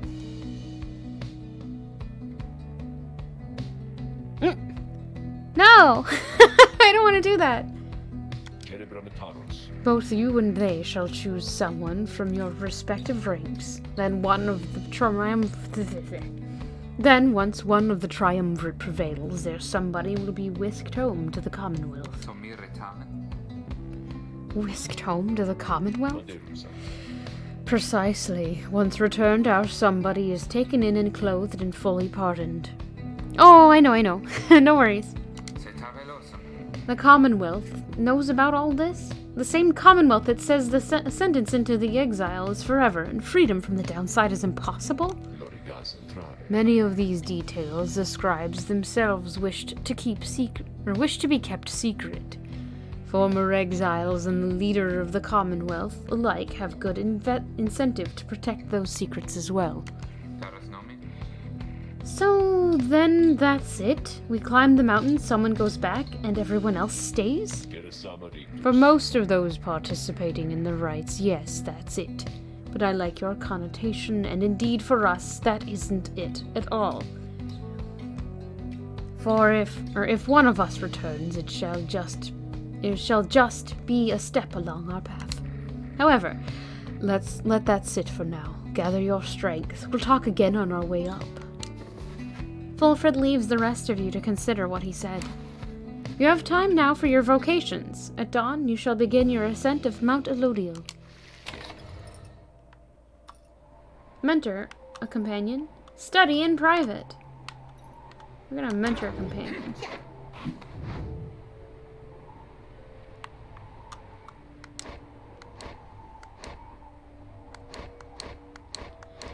I think we should probably mentor May. Don't forget to hydrate. Okay.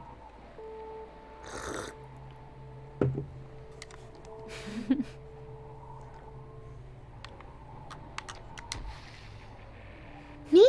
Oh, of course! Please tell me something I don't know, for there is lots of it. You sit down with May to go over some of the subtler aspects of the rites, such as the state of banishment, and how to return from it. You sense she is beginning to understand. That was actually water. It wasn't tea. But that's tea-drate is good too.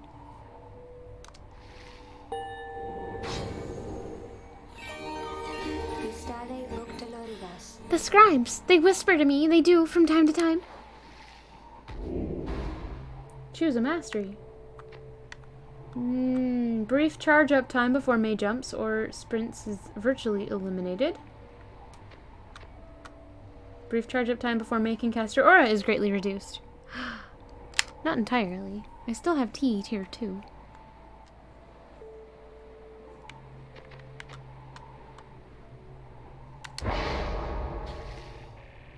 The more I think on it, I think that I don't like being banished very much. Alright, and that's it. Continue. Mount Elodiel. I'll T-drate too.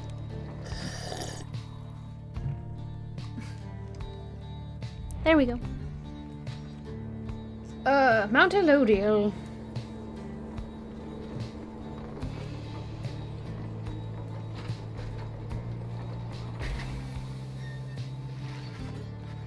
Here before you lies Mount Elodiel, stretching far beyond your line of sight. Somewhere upon this mountain lies the only place from which you can escape the downside.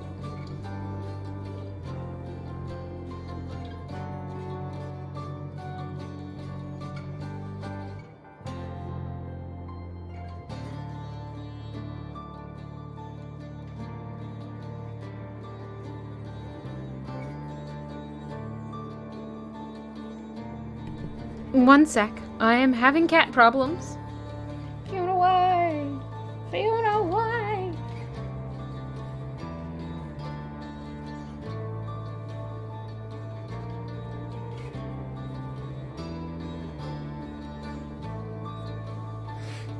All right.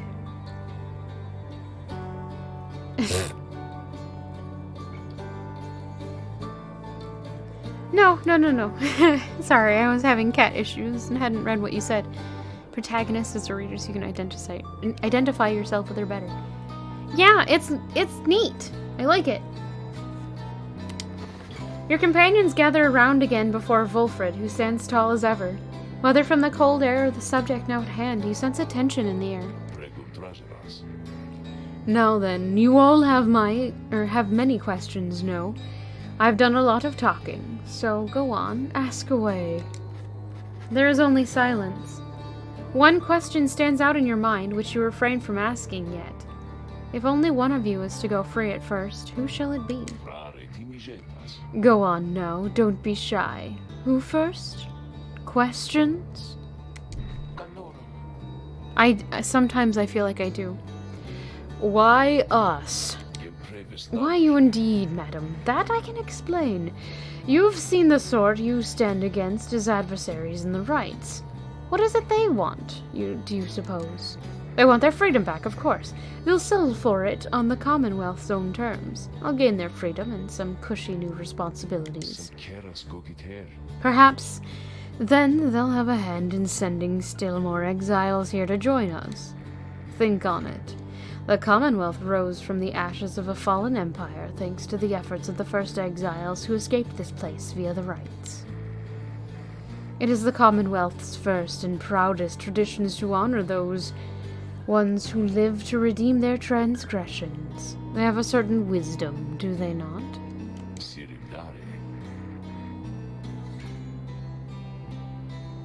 But for you, I have been looking for a certain set of dispositions for a good length of time. All I needed was for was for somebody appropriate to show up and to listen. So I planted many little eyes and ears throughout this land, whispering hints of this, absurd as it may sound. Took someone with a certain faith and creativity to go for it. That someone proved to be Hedwyn over there. He was tasked with seeking two trustworthy allies, an old buried wagon and a reader. He was invited to bring others for the ride, all different sorts. Gather enough help and he and his friends could be free. Long story, but you know much of the rest, so then why you? Because I've reason to believe you're not the sort to play right back into the Commonwealth's old hand. The rights, as you have seen, are quite exclusive. You're imposters in this little party. You could be the ones to break it up.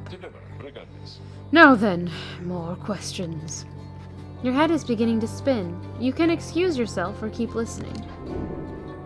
Yes, this is important. Wulfred's explanations are a lot to take in, though you feel compelled to absorb as much of them, or as what he is willing to tell you, as you can at this point. He prompts for further questions when Jodariel raises her voice again. Hold, you mistook my meaning. I understand your plan. Still, I wish to know why us. Why are we, among all others, chosen for this liberation rite? On a blood moon at the fall of Solium, an exile from the prevailing triumvirate shall go free. The anointed champion then shall plunge into the shimmer pool and return in glory. Ah, I see. Well, but that is simple, really, madam. You are chosen, you are qualified, I should say, because, as the expression goes, 'tis what the scribes ordained, though in this case the expression is quite literally true.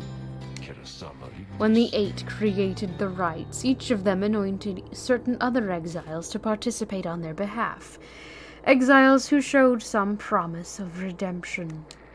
The triumvirate they formed have stood the test of time, replenishing their numbers as their individuals move on or passed on. You've met them as they are today, the accusers, the withdrawn, and so on. 8 scribes also formed a special group against which all others would be judged. That group they called the Nightwings. It's a word. You bear their books, wear their masks and raiments. You need but show up to the rites, you see. The others erstwhile jockey for positioning, for a chance to take you on. Yeah, well, what if we don't? What if we don't show up? Then you would deny yourselves a chance at freedom, and deny it also to your adversaries.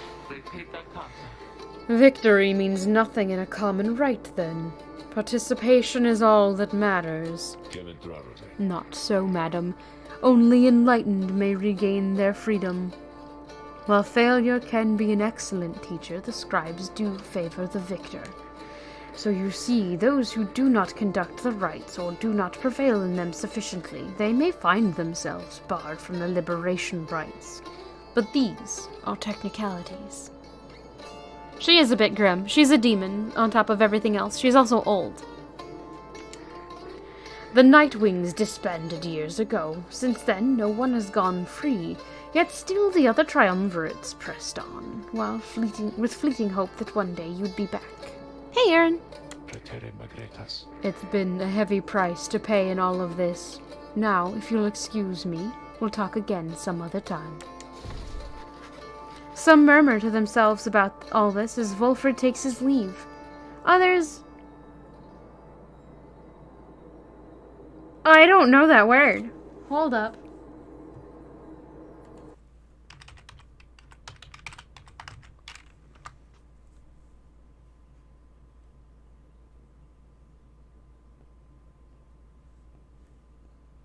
Dirt, wait, whoa. I'm gonna have to make an assumption about how to pronounce this one, and it's probably gonna be wrong.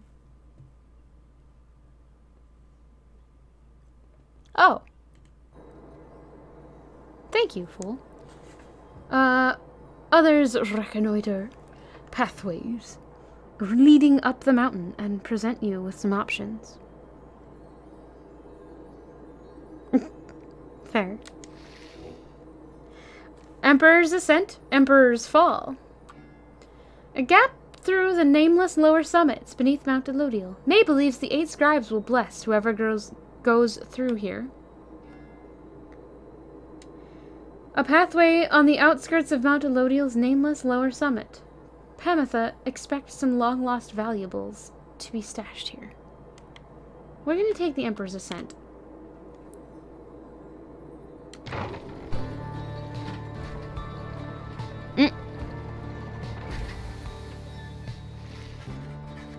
The sublime beauty of Mount Elodial, along with the thin air this high above the sea, has been enough to silence even the most talkative of your companions. However, May has been positively bursting with excitement. Isn't it wonderful? I think it really is, don't you? Oh no. Tizo seems not to share May's enthusiasm. He does not like the cold. You've been here before, Tizo, isn't that so? Why would you ever leave? I wouldn't leave. It's just... I'd stay. I think I'd stay. Unless maybe I got too cold or hungry. Wait, is that... Something about her changes then. Wait, but look, Tizo. Don't you see? Look, don't you see them there? Yeah, she does sound a little bit like Greg. Tizo seems to be exclaiming something in utter disbelief. Oh no. You see nothing, you yourself see nothing, but May rises almost off her feet as the imp looks on, astonished. Was that the scribes? It was! I know it was! They said something to me, they spoke to me, they told us we are welcome, that we're welcome here! May runs off to spread the word among all your companions. Strangely enough, her enthusiasm is infectious, and in spite of everything, your spirits rise. Your companions gain +2 hope for the next rite. Temple High Road, Temple Cistern. First of the 2 paths leading to the mountain summit, Hedwyn expresses a passing whim to see the views from here. second of two paths leading to the mountain's summit. Sir Gilman wishes to look upon the sacred waters here. I'm kind of tempted to take the high road, but maybe I should take the low road.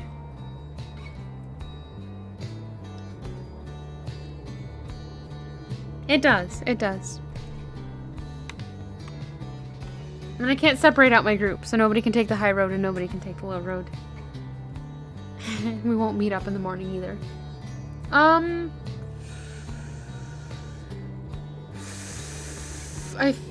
think if we go the other way, Hedwyn will be disappointed. And that might be worse than possibly disappointing Sir Gilman.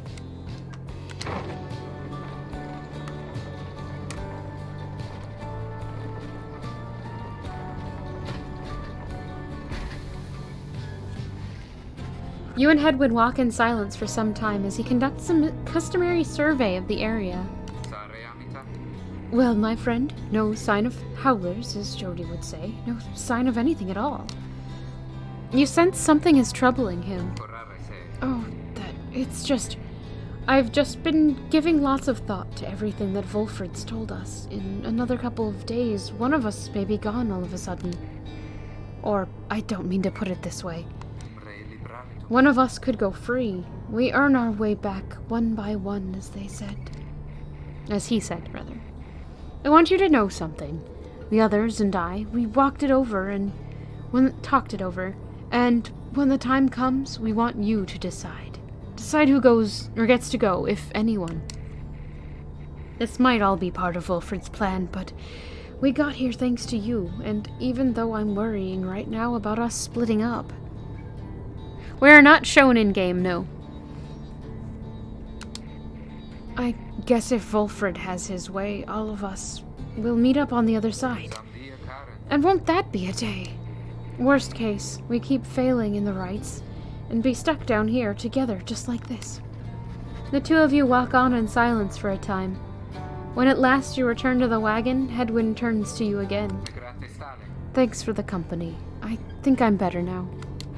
It's just me. I think it asked you for a name at the very beginning, but they... Sorry. But nobody has asked for it. So it's all just... You are their reader, and they refer to you as such. Hope likewise for the best. Neat.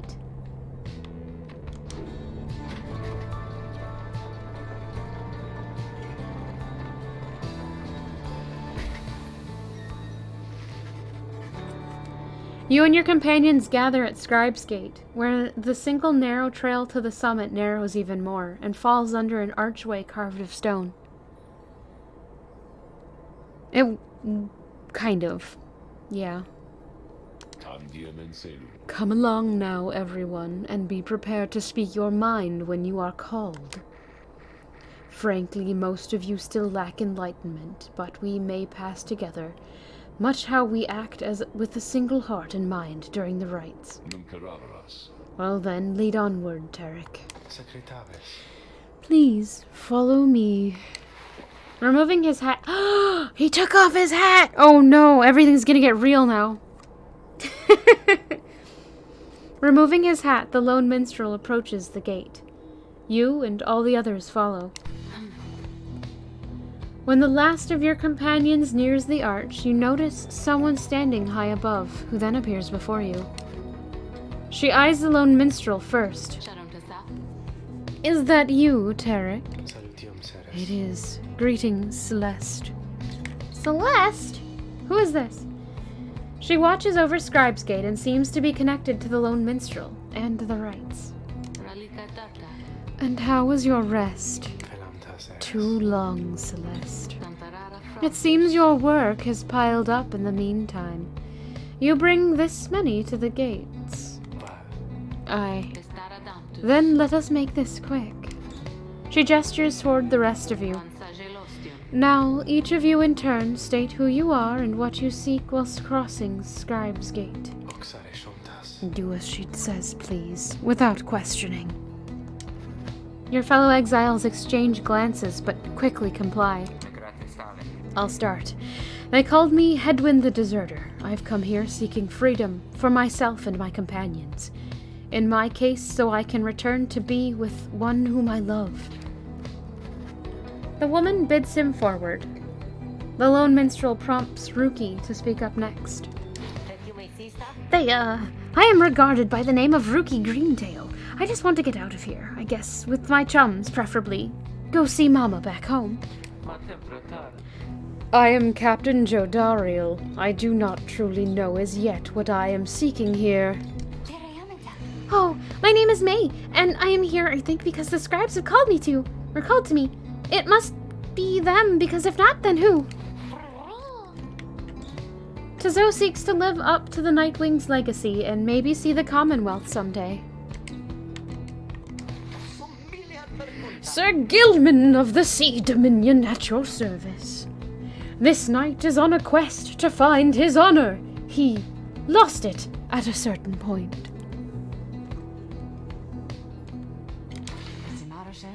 Tamitha Vane.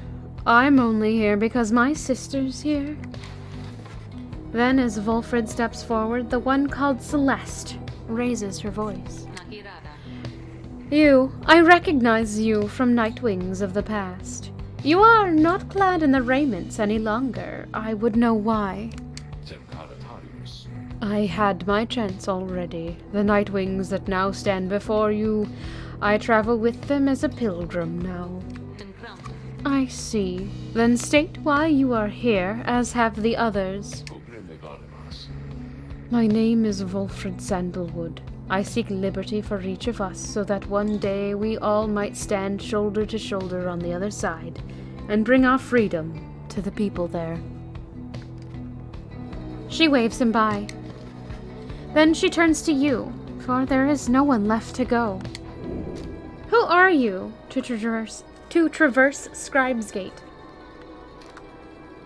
You are just a crippled scholar. When they learned you knew the old ways, they came for you, and they could not run far. And you could not run far, I apologize. Your youth is gone, but your thirst for knowledge earned you a trip to the downside nonetheless. You are just a war orphan. Years of strife between the Commonwealth and the High-Wing remnants afflicted you since birth.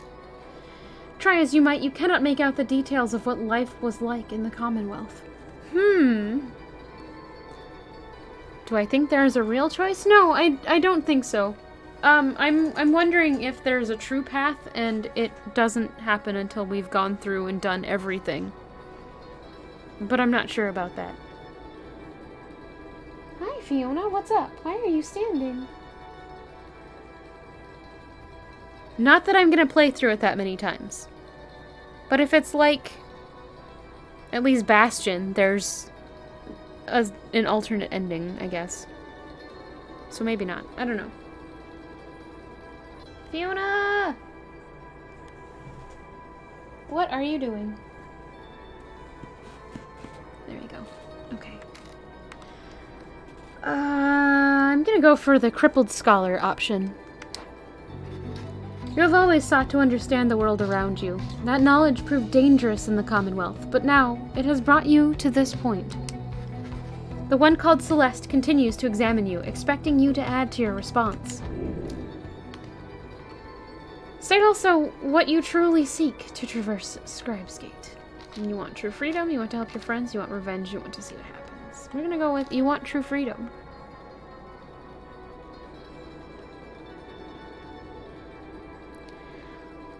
I'm not sure.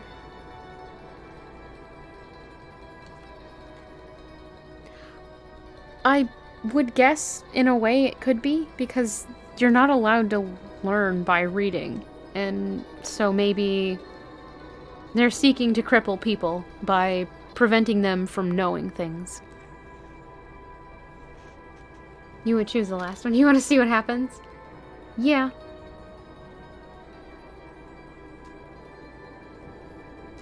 I'm tempted to do that one, but I think we're gonna go with True Freedom, since we already know that our character can't pass through. But maybe not. I don't know. We'll find out. You wish to regain your freedom, not simply to return to the Commonwealth, but to be able to live there in peace. If Wolfred's plan shall bring about that peace, then you shall do your part to achieve it. The woman regards you for a time, then nods once, and waves all of you by. The 8 scribes bid the Nightwings welcome here. Go forth with glory. And Tarek? Hi, Celeste. Be on your way as well. The lone minstrel bows his head and puts his hat back on. He does not look back at her.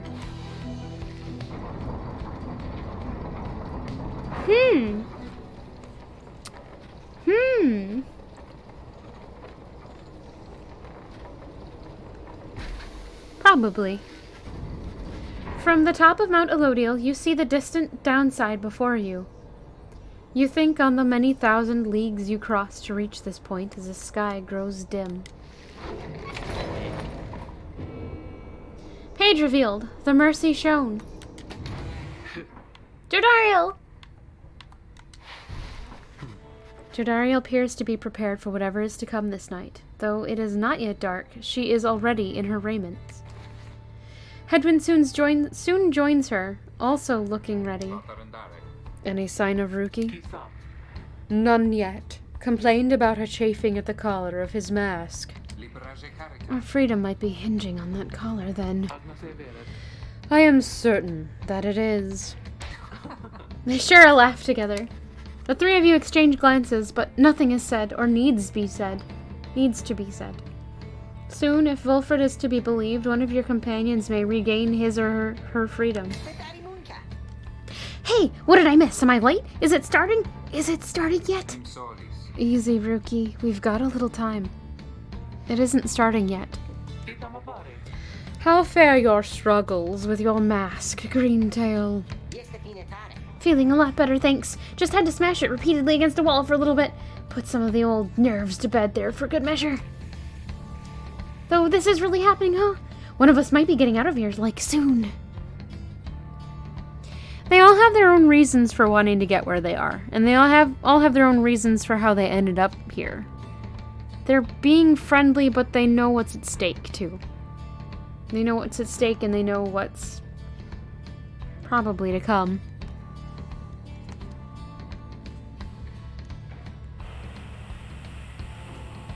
Though this is really happening, huh? One of us might be getting out of here, like, soon. By dawn, in fact, if all goes well. If all goes well, that's one way to look at it, I guess. What are you getting at, Greentail? Well, it's just, we might be breaking up the band here, people. If one of us gets out, that's been bugging me for a while now. I thought we were all getting out of here at once. He shoots a look at you. Some of us, we might not be getting out of here at all. Hedwyn slams his fist against the wall. No, not if I can help it. We made a promise to each other, each of us, the 4 of us. We're all getting out of here. I care about the others too, I do, but we've been here from the start. I want you to know my promise is to you, and I believe you'll do the same for me. So it's like this. If any one of us gets out, great, but it's just a start. We're going to do whatever it takes there on the other side to make it so the rest of us can get back too. What do you think? They're gonna build a bridge down here if we ask nice or something? I don't know what it's going to take. I just know that we have to try. Jodariel turns to you. Reader, we shall find a way. She nods to reassure you, and to reassure herself. Rookie nods his head in turn, and Hedwyn's gaze never once falters. Well, my friends, I think it's just about time. Let's go. One by one, they turn towards the door. I screw that one up all the time. The fall of Solium awaits, a vital step in your quest for freedom, yet you feel in your heart that it shall only be the first. Your 3 companions gain +1 hope for the liberation rite. Steel yourself in turn.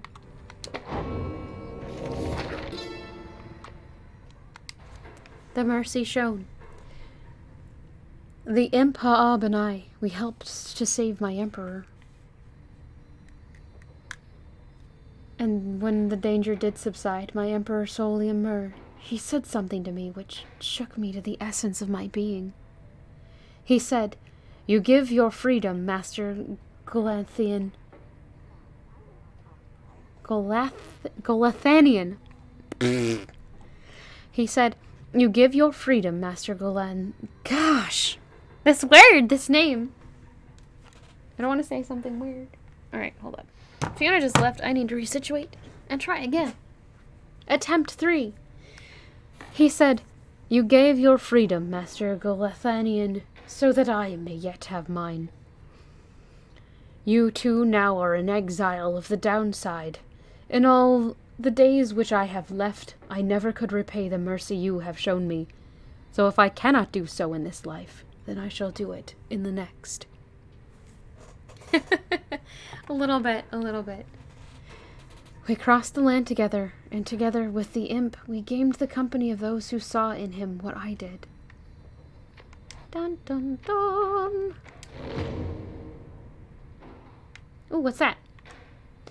River frost. So cold it can burn the skin, but keeps the wagon cool and food fresher longer. A keepsake from the Sclorian shore.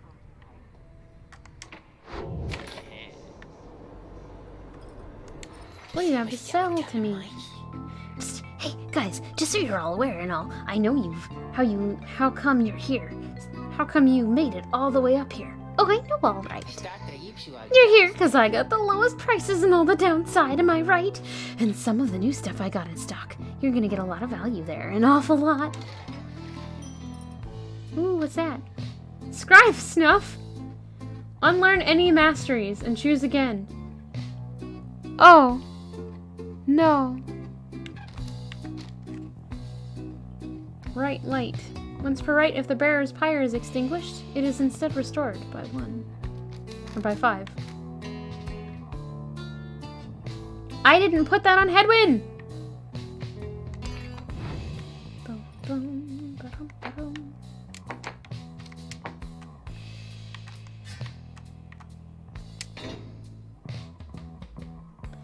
Headwind power casts his aura with greater ease and gains infinite stamina on hit for 2 seconds.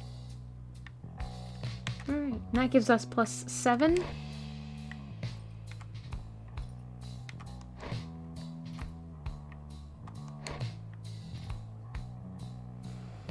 There is a chance to return immediately. That one's still good.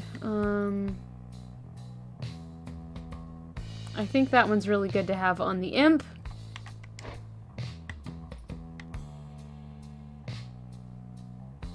You probably don't need that one on him, but I'm gonna leave it. I think we're good there. Unless she needs a better one. In which case, no. Nope, we're good.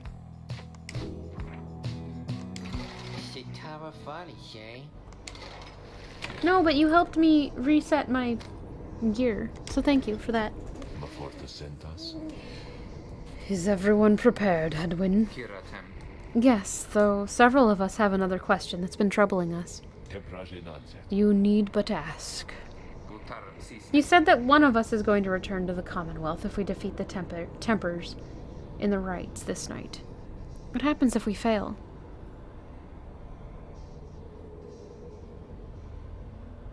Breads be in the oven! Success! I actually do enjoy doing this. Which I know is very silly, but it's fun.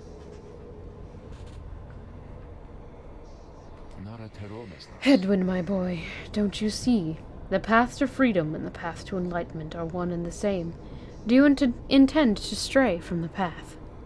May your bread turn out fine. Actually, may it turn out delicious. I hope it's good. I enjoy these silly games where I get to read all this stuff and do silly voices. I know sometimes I stumble over the words, or I have a headache so it makes reading weird, but it's fun.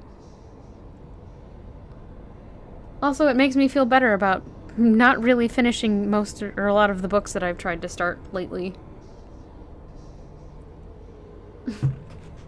And by that I mean I've barely gotten through one book since I finished Sabriel. So yeah. And I enjoy sharing it with you guys. So there.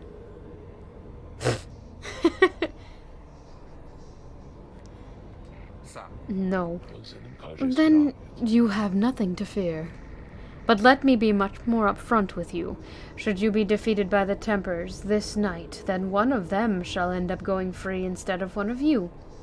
It is as simple as that.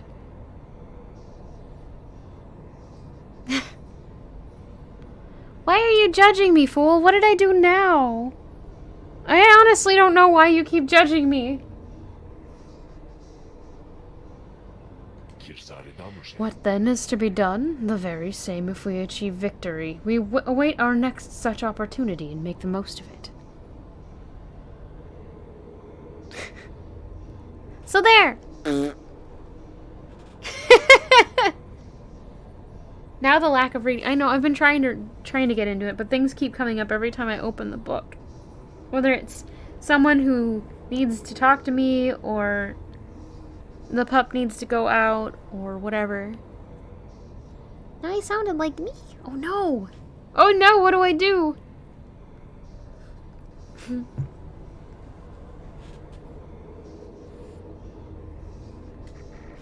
Tonight our plan is set in motion. We are united in our cause. We shall look as ever toward the stars for guidance, and seize upon our future chances just as they arise. So look up, my boy, and set aside your doubts. It is time to take great strides along the path. Okay. I do not.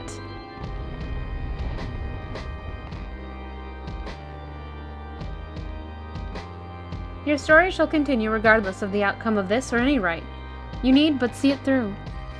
Oh! Many years Gotcha, sorry. have passed since last the Nightwings gained the summit of the sacred mountain and stood upon the fall of Solium.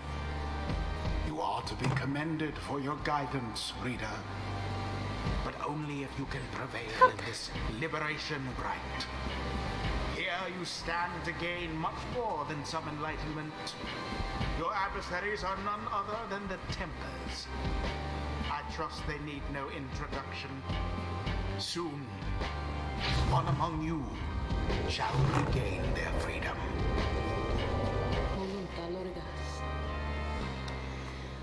The pyres burn, and each of the triumvirates is present and prepared. I concur. The pyres burn, and each of the triumvirates is present and prepared. Then anoint one of the Tempers. Come forth now and declare yourself, and pay any respects you have unto your adversaries, the Nightwings. A massive demon swaggers into view. He reaches for his mask. You know who I am already, but look at what we got here. The damned Nightwings decided to show up. Almost figured we were never gonna see the day again.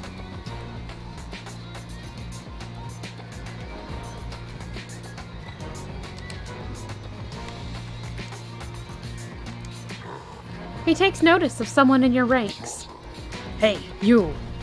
He indicates Jordariel. She scoffs back at him. Lose the mask. Ain't seen one of our own in ages, not in these damned robes. Jordariel's hesitation is almost imperceptible before she moves to remove her mask, just as her adversary asked. Satisfied? Whoa, you must be new. Jordariel soon puts her mask back on. Enough talk. I like you, curly horns. Tell you what, once we put out your lights, you come along with these guys. We're gonna have a spot open. Only shame is I ain't gonna be around to show you a good time. You creep! I should rather cut out my tongue.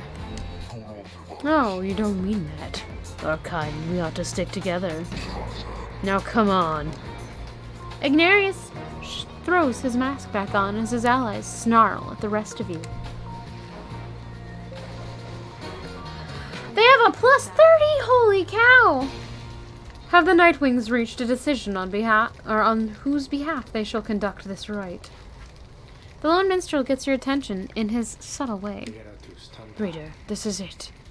The first companion whom you choose shall be anointed to go free this very night if you prevail. The other two in the triumvirate shall lend their aid. As you may know, only the most enlightened in the rites are eligible to go free. Not all among you may be ready yet. Now, Nightwings, I would have your decision. Who most deserves their freedom?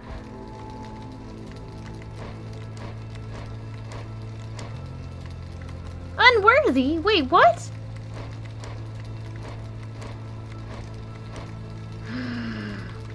Alright, we're gonna go with Tizo. Tizo. Tizo seems stunned by your decision, though is very grateful to you for it all the same. Then the Gate Guardian looks upon you and your adversaries. Very well, then under the watch of the 8 scribes, here are the stakes of this eve's liberation rite. Should the Nightwings prevail, the one called Tizo shall be liberated. Should the Tempers prevail, the exile Ignarius shall go free instead. She then turns to you. Now who among the Nightwings shall complete your triumvirate to strive alongside Tizo and see to his return in glory? Who shall be at his side? Headwind. Sounds good. Now let's bring Tizo home.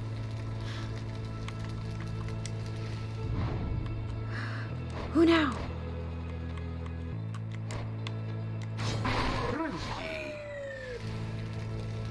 Sure, no pressure, right, sister? Very well. Very well. The 8 scribes accept your choices, reader of the Nightwings. She then indicates to the lone minstrel.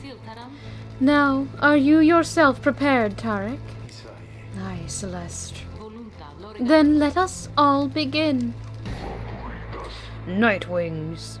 Been waiting an awful long time to get out of this hole. Try and stop me. Oh no! What new?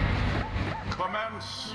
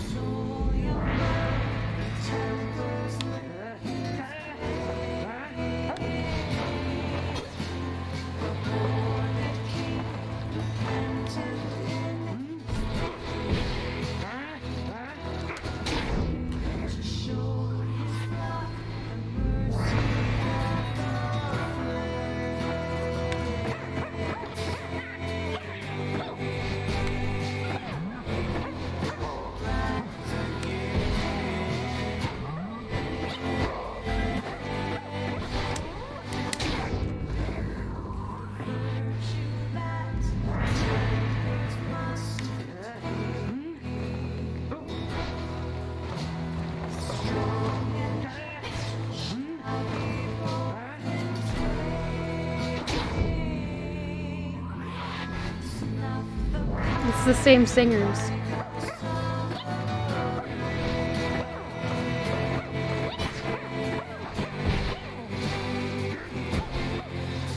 No! Shoot.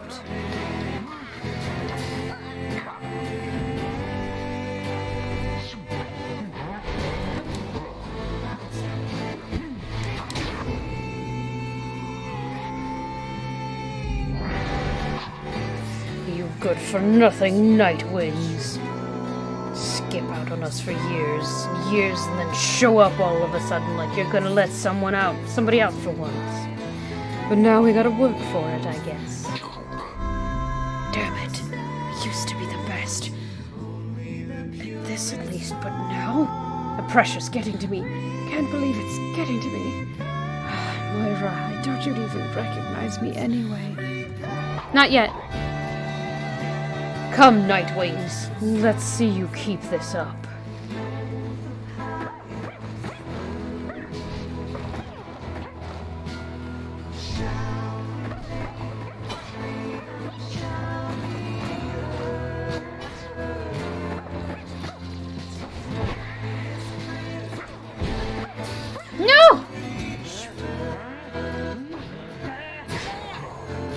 Oh no. Oh no. Oh no.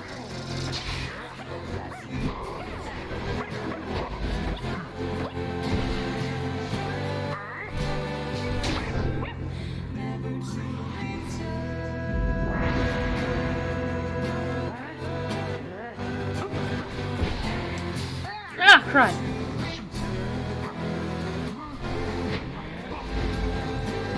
Shoot. No! Your pyre sputters. There. Wait, I hit the fly button and I didn't fly. Shoot.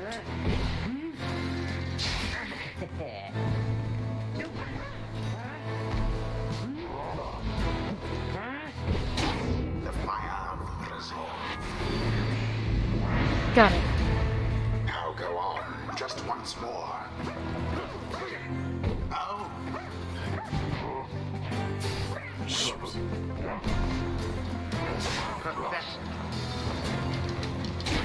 That was embarrassing. Quenches the flame. Quench now their pyre.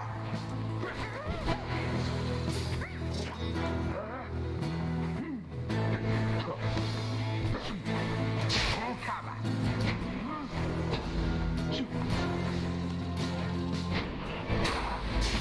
Glorious.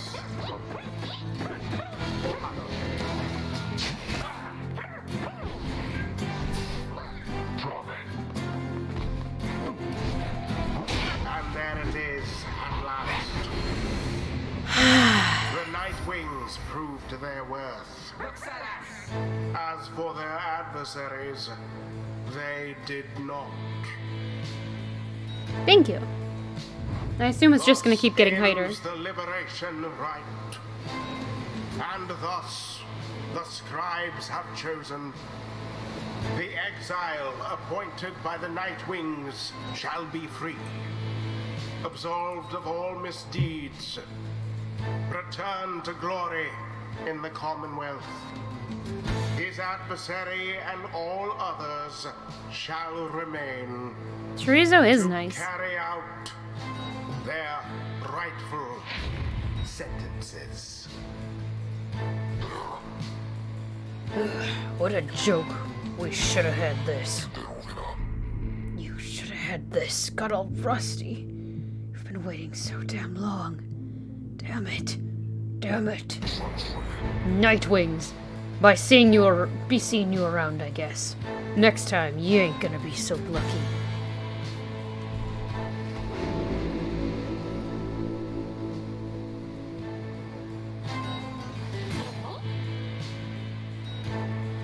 Tizo is stunned by what transpired and by what he thinks is about to happen.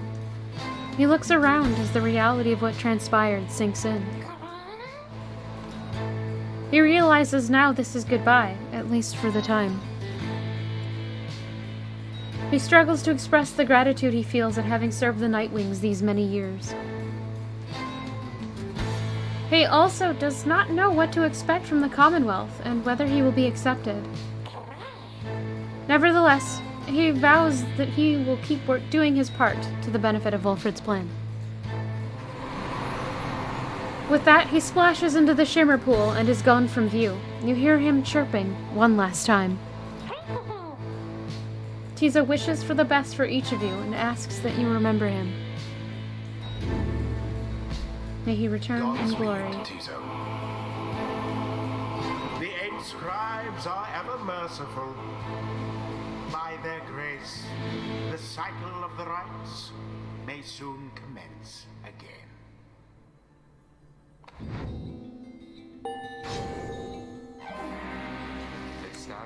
No matter what anyone says, I refuse to think that there's some sort of limit to one's understanding of all this.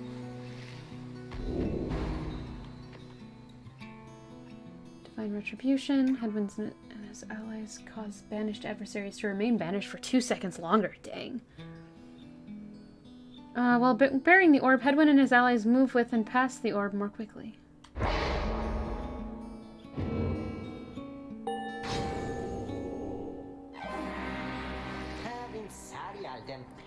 Faster, stronger, and a little better looking too. I mean, is there anything I can't handle? After he is banished by an adversary, Rookie has a 50% chance to return in only 1 second. That might be helpful. That is what we're gonna go with.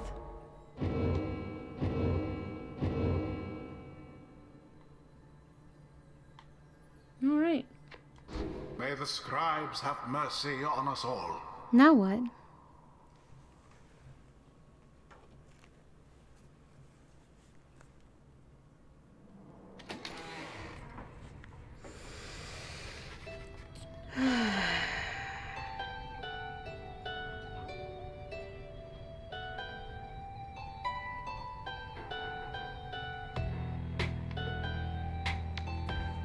Hey, Rooney. Welcome. After your victory over the Tempers in the Liberation Rite, you return to your wagon to decide how to proceed from here. Hard to believe Tizo's gone. Well, look on the bright side. It's one less mouth to feed. We'll see Tizo again if we persevere. Our journey's now begun in earnest. We just need to make a few last preparations while we're here.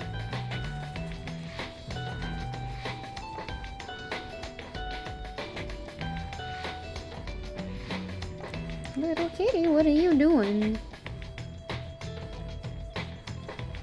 Hello.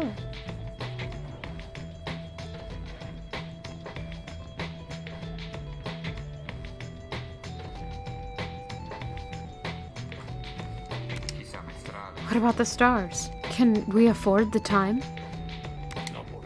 Indeed, we do, Rooney. About that, reader, go see for yourself.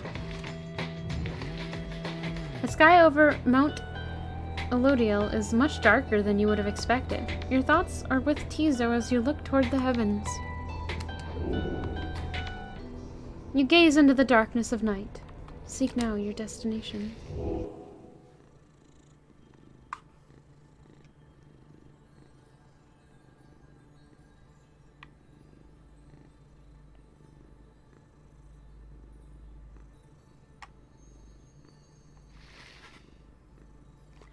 You search and search the sky, but in vain. No stars are shining now.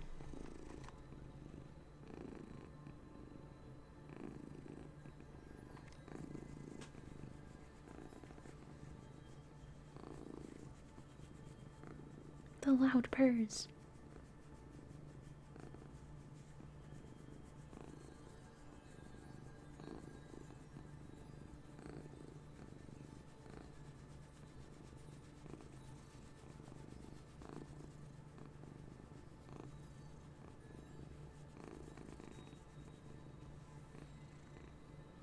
Okay.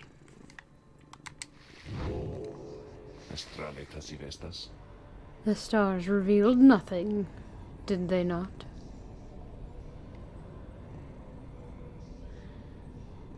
What's pretty risky? Oh no. You confirm his suspicions. It is as the book foretells. This is the chance we need to make ready for what lies ahead. There's a haven south of here we'll travel to at dawn, and when the stars decide to shine for us again, we'll be ready. Mark my words.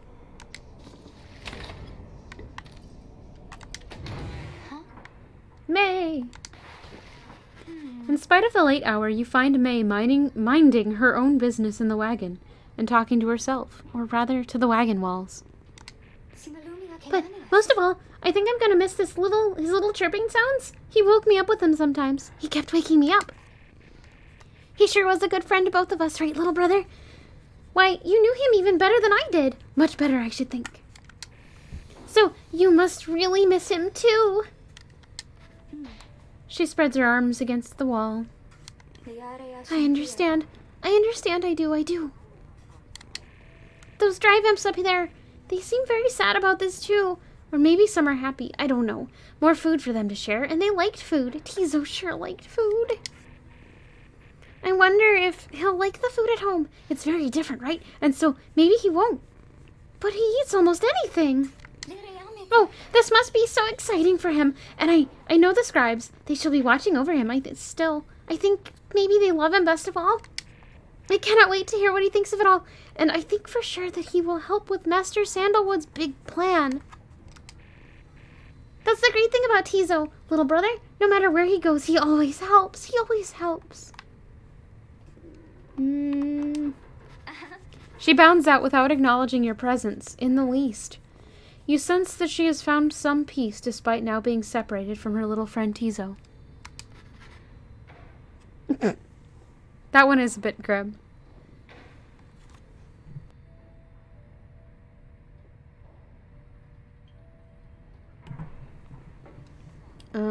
You hope by now that he has found safe passage in the Commonwealth. Everyone should make some food. It's good for you.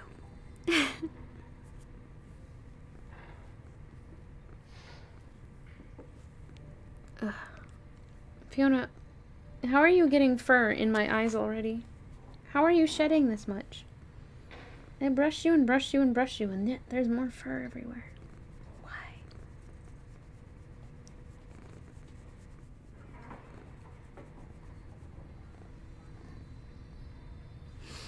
Alright. Let's see what else there is to do, if anything, in here.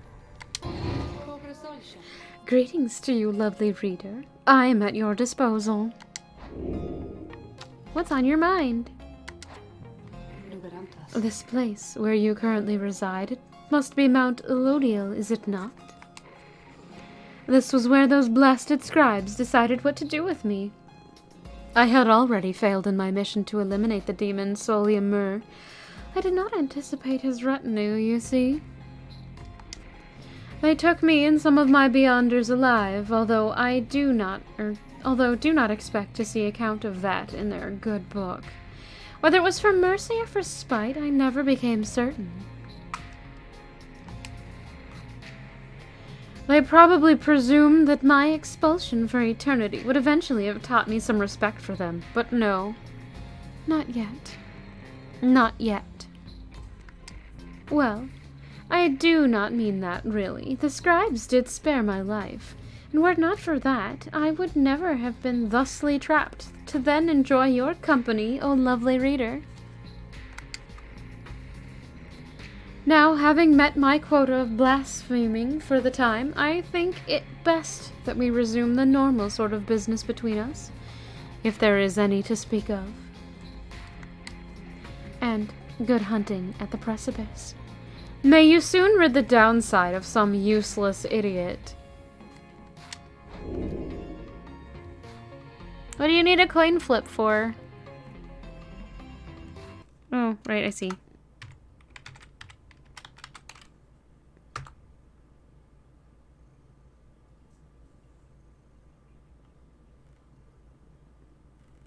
You will cook food.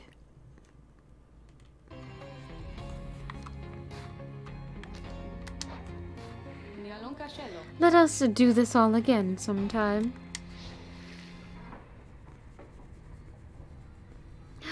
Oh no! It didn't play. I just hit next, so if you wanted to put another song in, that one wouldn't count toward your list. If that makes sense. I think that's how it works.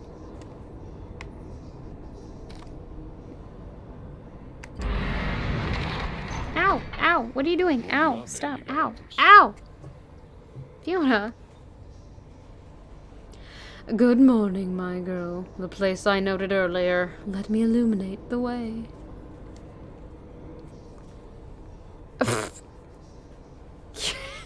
You're very welcome, sir. Or ma'am. I don't know. Not judging. But I think it's sir. Fellow. We'll just go with fellow. You're welcome, fellow.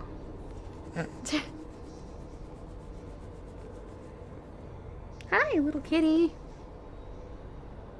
You're just sitting on me instead of laying down. Why? Oops. They're going somewhere weird. To the Moonlight Alcove. Okay. Small landing on the dark side of the Sacred Mountain.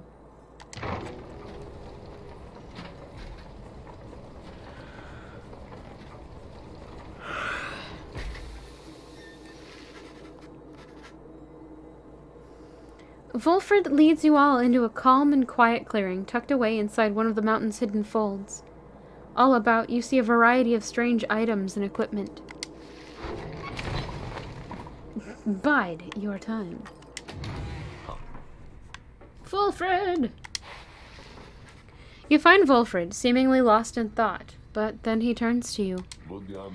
Greetings, reader. This wagon and I, we've many memories together. I could not help reliving some of them just now. I suppose some aspects of my past may be of relevance to you, given your role. If there is something that you wish to know, you need but ask. Let's see. What did he do to earn his sentence?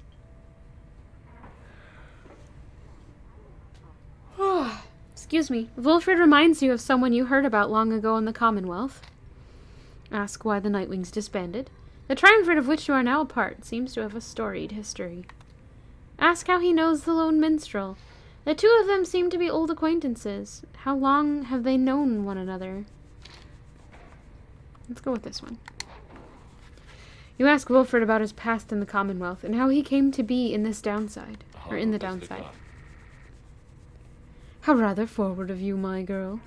Most of whom I have met during my travels here have been reluctant to approach the subject of one's history before one's exile. Nonetheless, I am happy to tell you. As a reader, I assume you are familiar with the stamping press. An illegal invention allowing written materials to be published at an extraordinary rate. In 617 AS, the Commonwealth was under siege from within, as anti-theocratic propaganda quickly spread. I took issue with the Commonwealth, the ban on literacy, the interminable wars against the Highwing remnants. I spread the truth about it. All with my machine. Under pseudonym, of course. Still, I knew I was putting myself at risk, and sure enough, my stamping press was eventually discovered and burnt to the ground. I, however, managed to elude capture for a while. But not for long enough. Here in Downside, I chanced upon the Nightwings, who were searching for a reader. In that respect, my past, I think, is similar to yours. Anyway, that is the long and the short of it. Now then, was there anything else? Why the Nightwings disbanded or the Lone Minstrel? Let's go with the Nightwings. You express interest in knowing more of how the Nightwings came to be here, and Wolfred's past connection to the group. I have been connected to the Nightwings almost since the beginning of my days in exile. They found me, in a manner, as I understand, quite like how Hedwyn and the others found you. Back then it was a smaller group than we have now, just an exile called Irisa and another known as Oralech. Oralech, probably. Once in a while we let little Tizo stand with us as well. He is rather older than he looks. The other triumvirates we stood against, they feared us. Only the Tempers presented any threat to us in any given right. But there was a terrible accident. Irisa, we lost her, and Oralech, he was my friend. He fell from Mount Elodiel. We lost him as well, on the night when he was to be free. We were reckless, hasty, and I was powerless to stop any of it. I blamed the rites themselves, the circumstances that put us into danger. The Downside has claimed many lives, yet this, it was too much. I vowed never again to don the mask and raiments. I had the black wagon cleared and buried, such that it could not be used again. If the Nightwings would rise again, it would be under different circumstances, under new leadership, and towards a different purpose. That is all I wish to say of this, my girl. Oh, hey, we get to ask about the last one, too. Sweet. You ask Wolfred about his history with the Lone Minstrel, whom he seems to know quite well. Tarek was there with the Nightwings when they took me on. His manner has always been much as how you've seen. Although he is somewhat more cheerful now than I recall back then, if you can believe that. I think our plan has sparked a little fire in him. He serves the Rites and the Nightwings. I have tried to ask him of his past before, but he seems rather reluctant to speak of it. Though it is plain that he's not from around here. This being the downside, I respect his wishes for some privacy. Nonetheless, although I do not know too much of him, I count him as a friend. I lost track of him for some time, though it was he who first informed me that the Nightwings had returned. He and Tizo were instrumental in our meeting. It's been good to see him doing relatively well. Anyway, is there anything else you wish to talk about for now? No, we got it, I think. Oh, it seems Volfred was exiled for publishing anti-Commonwealth literature. The tragedy befell two former exiles of the Nightwings, and Volfred renounced their rights. Fiona, what are you doing? You are very wiggly today, little kitty. Alright, there we go. And apparently the Lone Minstrel has stood with the Nightwings since even before Volfred has. You thank Volfred for his time and bid him a good rest of the afternoon. Likewise to you, Rita. Be well. Weird.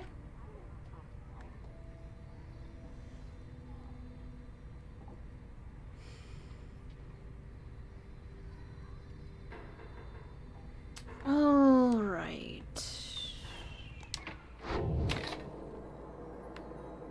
Bide your time. Everyone, the amenities are modest here at Moonlight Alcove, but I suggest that you get comfortable. We may be here for some time. A small landing on the dark side of the sacred mountain. For many years, Volfred smuggled supplies and furnishings to this well-hidden locale. As for myself, I have business to attend to. Please leave the wagon in my care for now. It shall be ready when you need it next. From the mountaintop, you can see all across Downside. Its impossible expanse staring back at you. The thought occurs to you that you may never see another land besides it. And so you and your companions wait upon the mountaintop in quiet solitude, anticipating when the cycle of the rites begins to turn again. Then you shall have another opportunity to free one of your own. You may earn back their freedom, one by one. Many moons pass. Then one evening. May I have a moment, reader? The Lone Minstrel finds you poring over the Book of Rites. Ooh, new chapters revealed. As has been your leaning through your stay in this abode. Begging your pardon, but there is something you may wish to see. Please follow me. You follow him into the cold night. Look forth, reader madam. The stars shine like you have never seen. Once more the path towards salvation is revealed, but now something is different.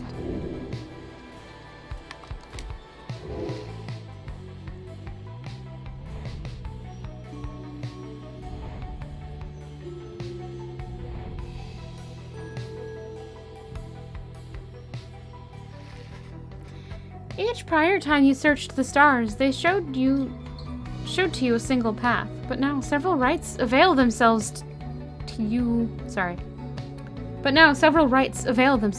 at once. Henceforth, you may choose from several different rites. Oh no.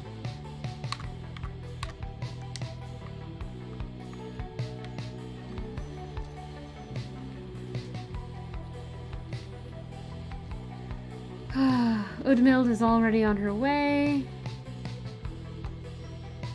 The azure stars faint over the hulk of oars. Oh. Wait, where were the other ones? Oh, here we go. Interact with the challenge the fate here next. Delbert is already on his way. Or Domure.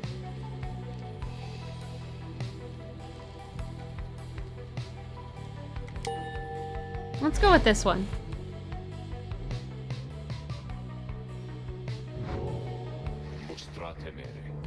The stars urge that we go to the spring of Jomur, a long way off. Fulfred, sir, how are we to reach the spring of Jomur in due course of time? You know full well, Tarek, preparations are complete. You think you see the lone minstrel smile, ever faintly, but cannot be sure. Please ask the others to gather their belongings, rest, then assemble the wagon there at dawn. We shall be departing at that time. As you will, sir. The cycle begins anew. As the years advance, you'll find there ought to be fewer rites this time, until once more we are to traverse the Scribe's Gate.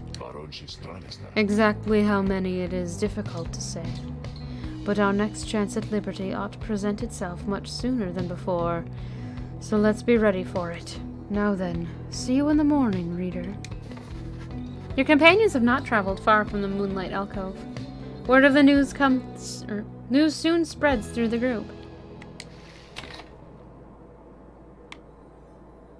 Continue your journey. The next morning, Wulfrid calls everyone together before the wagon.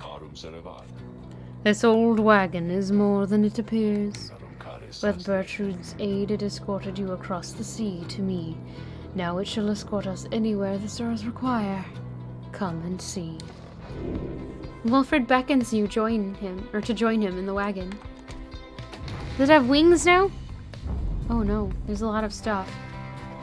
Something has changed about the wagon's interior. What looked before to be old cracks and signs of age now expose various intricate components once hidden from view. I don't know. You are the Nightwings. You should travel in their customary way.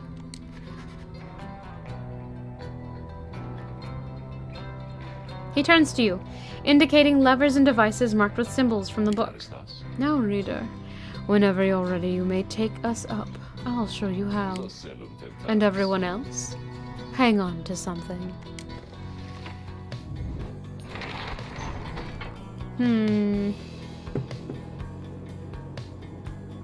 A small landing on the dark side of the Sacred Mountain.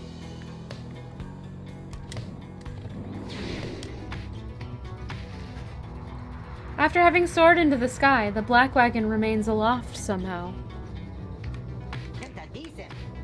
Hey, now we're talking! Impossible, impossible. Bide the Underking! That one does something, but not for you.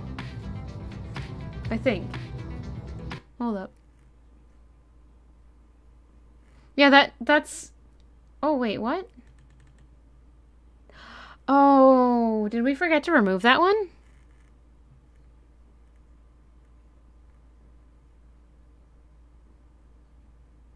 Oh, it's slow.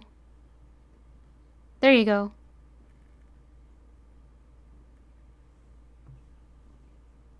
Nightbot's just being slow today.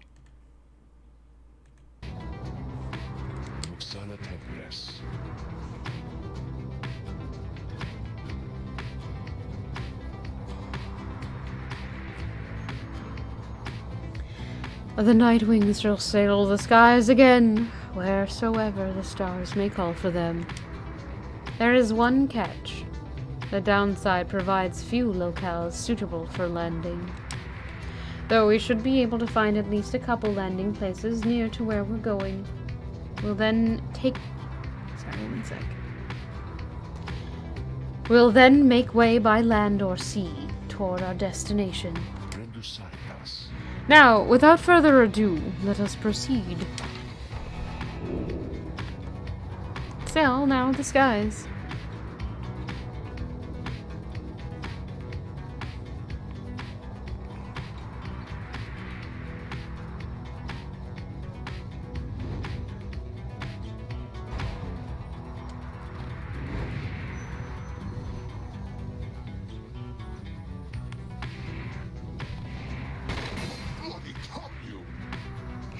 My beautiful wagon, what has happened? Oh, it is you, my wonderful Nightwings, come to play a little trick on your good friend Manly, Oh, how very, very clever of you. And the damage you have caused my beautiful wagon, doubtless it was very minimal. Fear not, I can afford repairs. It is No inconvenience at all. Although I do have one request of you, to make amends, that is. When we face each other in the right. I trust you know what I shall ask of you, but would you be kind enough to stand aside and let chastity prevail? Then we shall call it even, and when I return unto Commonwealth, I shall see to it that you or your loved ones there are suitably rewarded. Now, ta-ta. Oops.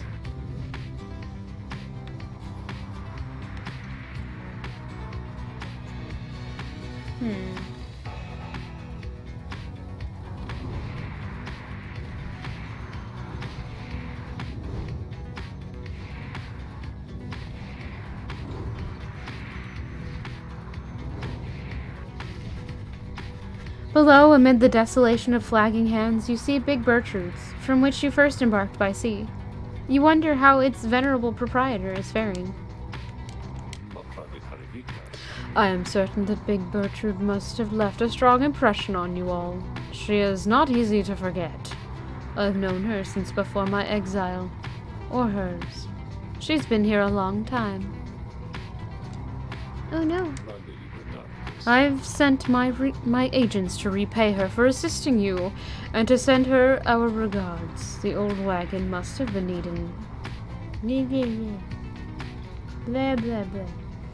The old wagon must have been in need of some repairs. Alright. We have... First of all, I'm not sure where I'm going. Somehow I've forgotten. Need to move my microphone. Apologies for that. And we are going to do a pet time. But I have to go get him first. Sorry, Fiona.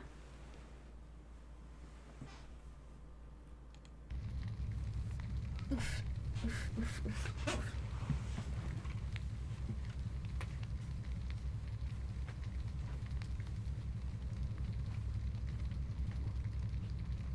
Puppy! Come here! Good! Yes! Come here! Pushy push. Let it go. Come here. Come on. Come on.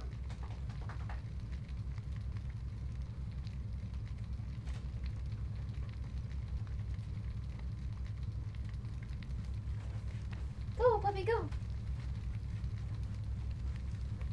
I have acquired a pup. Let me do the thing. I need a timer for a minute. Timer. That's the wrong thing. There we go.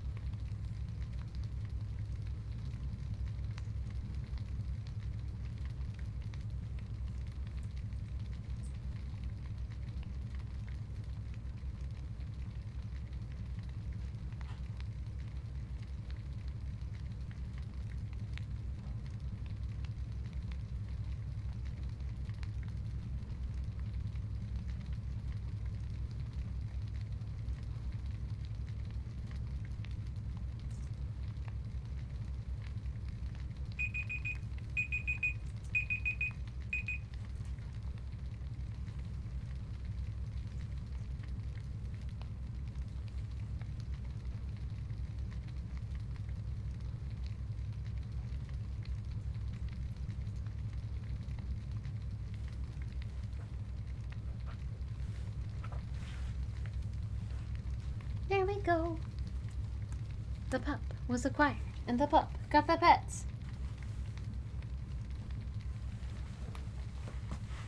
And now, since I am thoroughly confused about what I should be doing, I am going to go on a quick break. So, I'll be right back.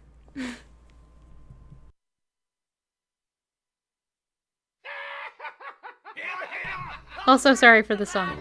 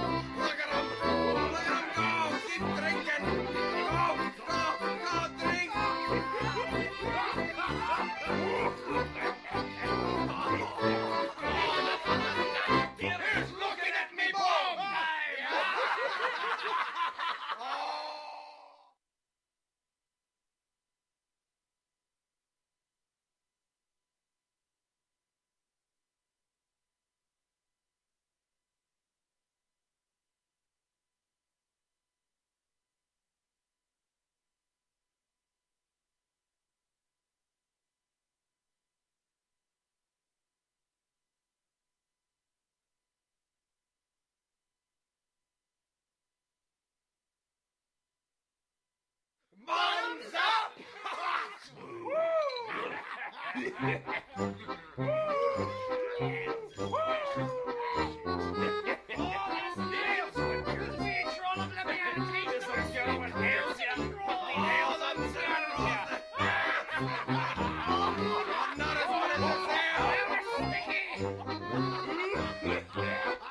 So what do you call a goblin, Mage?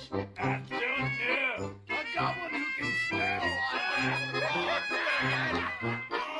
I smell some deviant delight now. Oh, that's nice.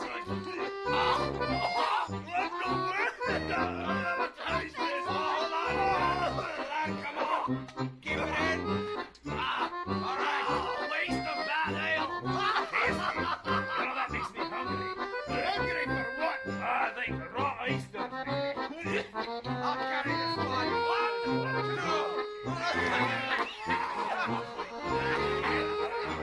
that's why you drink it with your ale. Go wing, wing, and it gets melted right in the vein and then cut it.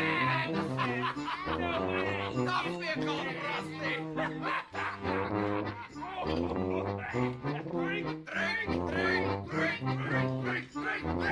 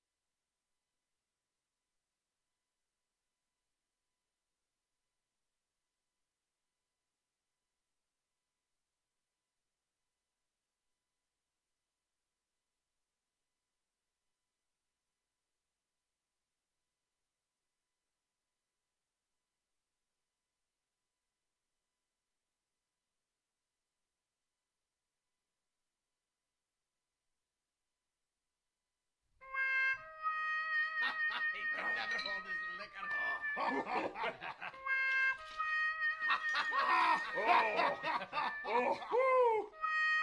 How many roasted ducks did you eat? Keep going! Oh, get this man another drink!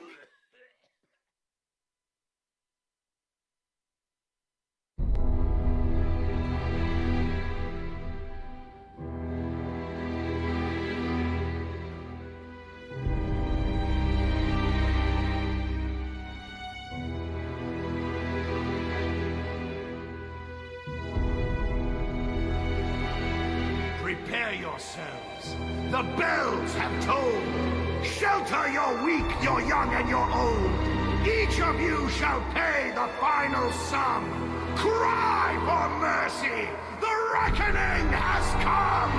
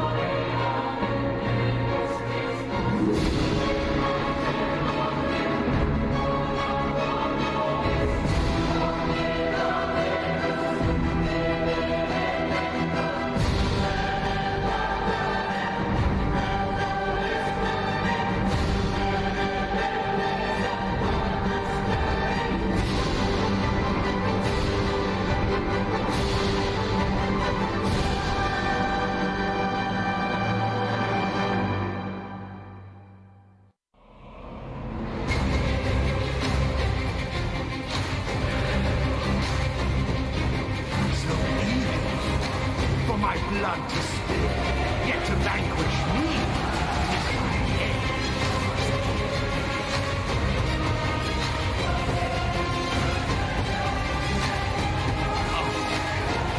Tis you I spurn. Now feel the burn!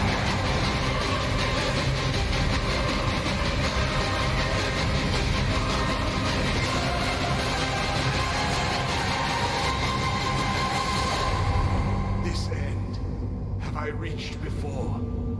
What new adventure lies in store?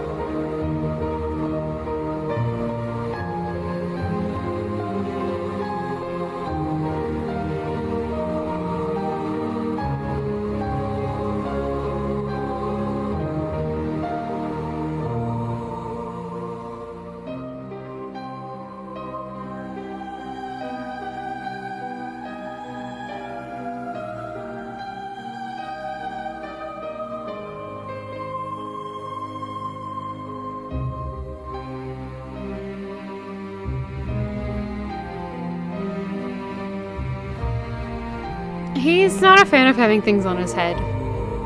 I've tried to put like little hats on him before and he just kind of bats them off with his paws. Alright, hello. I have returned.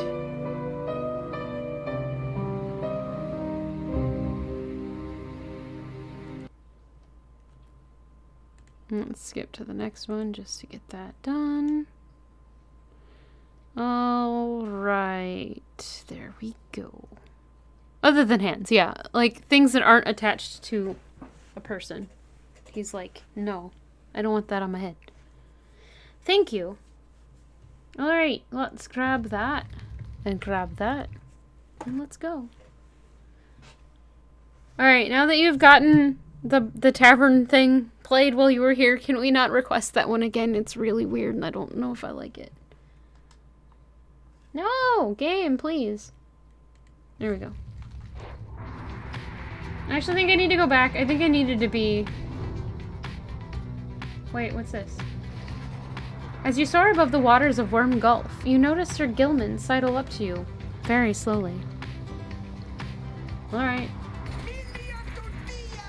We are very, very, very, very high above the waters! If this knight is not mistaken, this knight's brethren lurk beneath the surface there, in numbers untold. Halloween headphones that resemble plastic. No, I don't think so.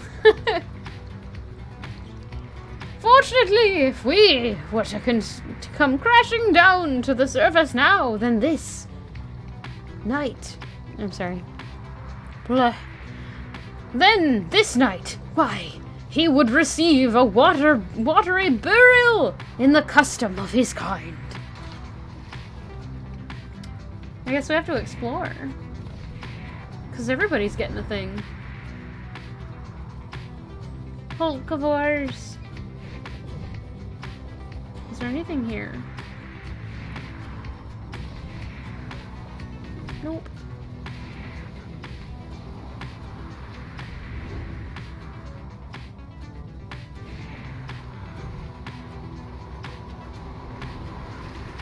Something about the strange island you see below draws your attention. Best to avert your gaze from the Isle of Kaelmer. Even the scribes themselves thought to avoid the place. Let us fly on. A bed warmer on him? No, he's not a fan of like warming blankets and things like that. Like if I'm under one, he'll lay next to me, but he won't stay for long. Because he gets too warm pretty quickly. The poor puppy.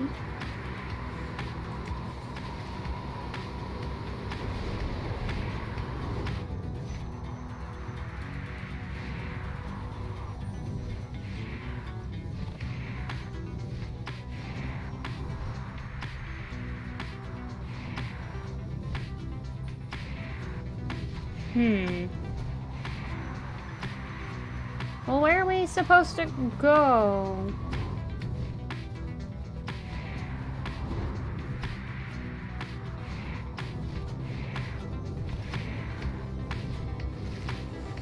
The inverted fall of Solium roars into the sky. Somewhere beyond it lies the Commonwealth, beyond your vision and beyond your grasp.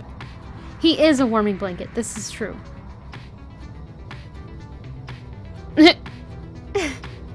I don't cut his fur. Unless he gets a nasty mat that I can't brush out. That's a very rare thing that I hate to do, but I've had to do it. Alas, that we can't simply fly on back up to our homeland. This wagon has its limitations, I'm afraid. But we shall return yet. Let us continue now, along the path. I don't remember where I'm going. What about hair extensions? No. That would be really weird.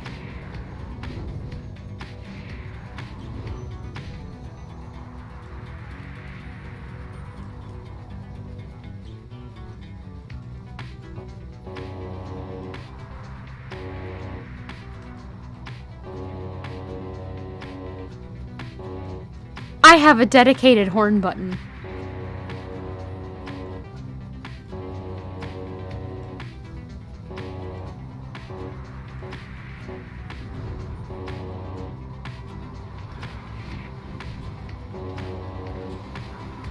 because we're a ship.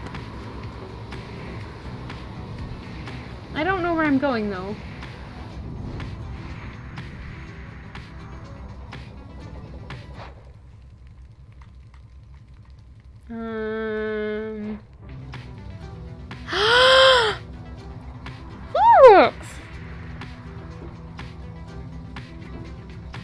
Yes, there are winters where I live. In fact, we have a little bit of snow on the ground right now.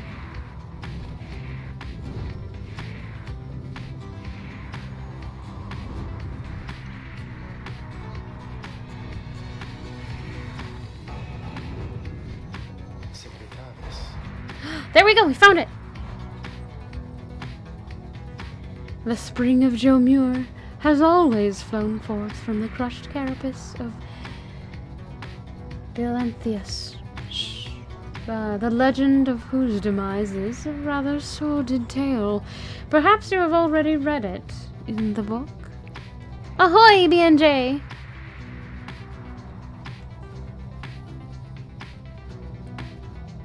Hope you're doing well.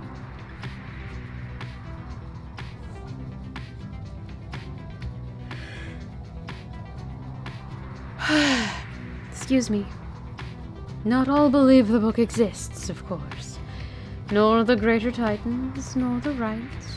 I have encountered exiles believing that this titan perished quite by accident, rather than by a cunning trap laid for it by Jomur Minimane. They took the titan for a common beast. Perhaps the stars shine down upon out-of-the-way locales such as this one to ensure that they alone shall witness the proceedings. BNJ has just gifted a tier 1 sub to Synthpop is back. Synthpop is back. Enjoy your emotes. And here is a sip in thanks for both of you. I should say sips when it's multiple, but yeah.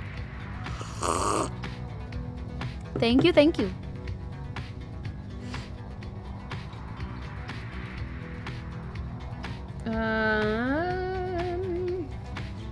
There we go.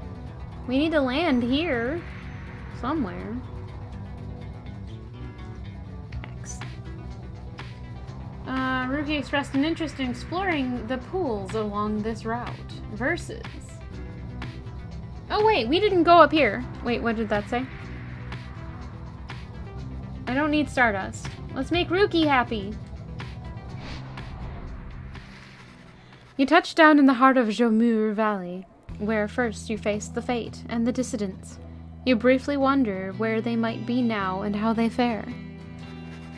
It's not a slurp! It's not a slurp! A slurp is like an extended gulp with loud noises.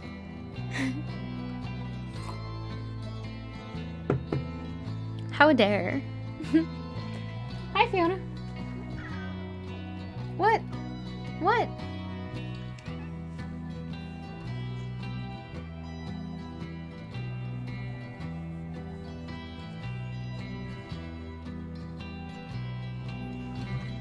You're all rude. At least some of you. You join your companions for a routine inspection of the wagon following its flight. Jordario confirms the wagon's wheels withstood the shifting temperature and still appear to be in reasonable shape. Sir Gilman managed to calm some of the drive imps prone to dizziness or frenzy at high altitudes. Other than that, everything checks out, and the rest of the crew got through the flight without complaint. You now have a little time before having to set forth by land. To the cart! I have a lot of reading to do. And there's also... Wait. Agreements. It didn't want me to read the thing with the thing! Canvas wings. The black wagon is flight capable, though by which means you do not fully grasp yet. Singing sands. The so-called singing is the sound of countless screeching wheel mites. The wisps inside provide a scarce bit of light when it is needed, all for a low monthly fee. What? I hope you're all doing well. to spend some... See? See? There's a reason that it's loud. I know they should be quiet, but that's why. Also, Undertaker. Little kitty, what are you doing? Settle in. Okay. What's that? Grease stone. Exhibits a fragrant disregard... Fragrant? Exhibits a flagrant disregard for natural law, thus providing light entertainment. I misread. Oh hey, I forgot he was here. Sir Gilman. Sir Gilman is shivering there after the Black Wagon's maiden voyage through the skies. Master Reader, this knight is very, very slightly out of sorts is all.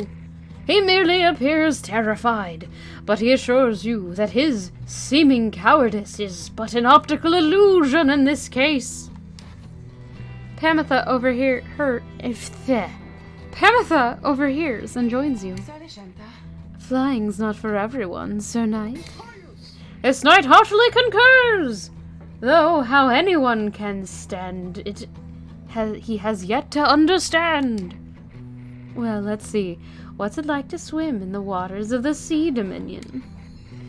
Ah, those glorious murky waters engulfed in hideous warfare, to be sure, but otherwise a joy to cut across.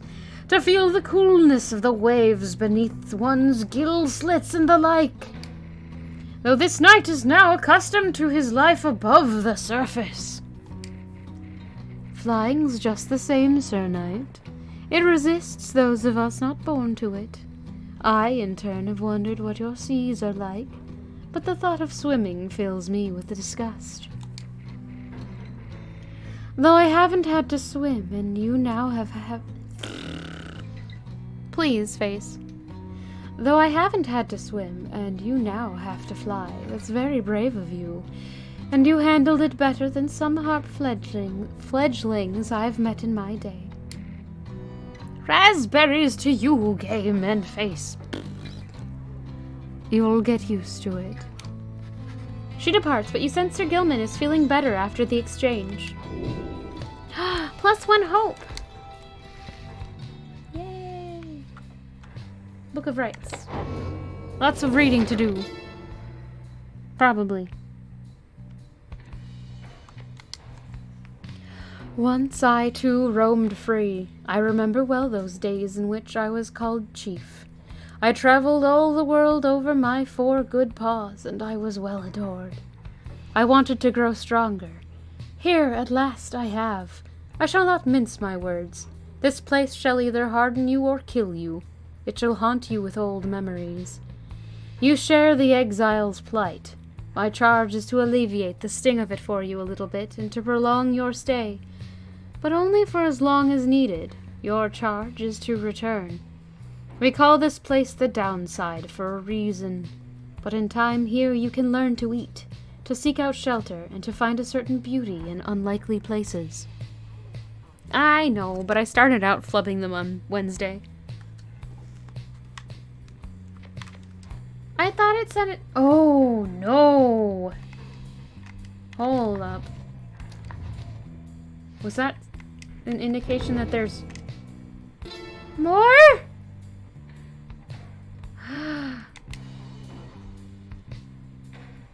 The Wild Witch. I know we've met Milith, but I don't remember what voice I gave her.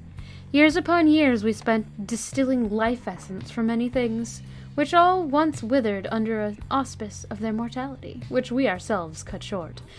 In this we have no regrets, for we learned much, and so we think did they. We learned the title Witch, and were forced to flee into the downside. Here we encountered Solium Mur, and soon we gained an understanding of each other. He bade us circumnavigate these lands and catalogue our findings. We felt a strong desire to expose the secrets of this land. We wished to yield benefit to those who followed in our wake. Indulge us both, then.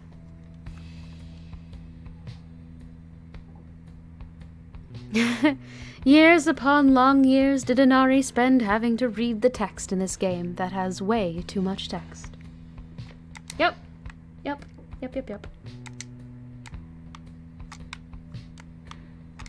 Wait, how do I... Oh, that's where I am. Okay.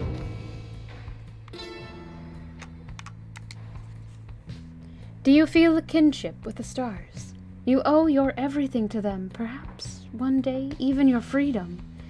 I chased the stars across the river of my genealogy until they led me here. I demanded they explain to me the paradox of knowledge.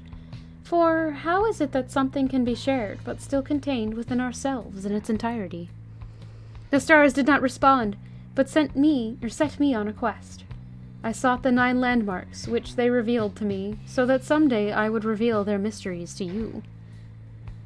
These landmarks, emissaries of the stars, are 9 lenses through which we see the land and see ourselves in a new light.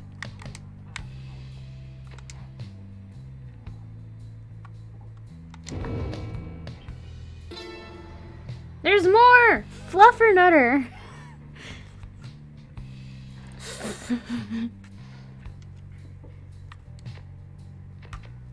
Fiona, are you falling off of my lap again? Please don't. You're gonna ruin my leg doing that.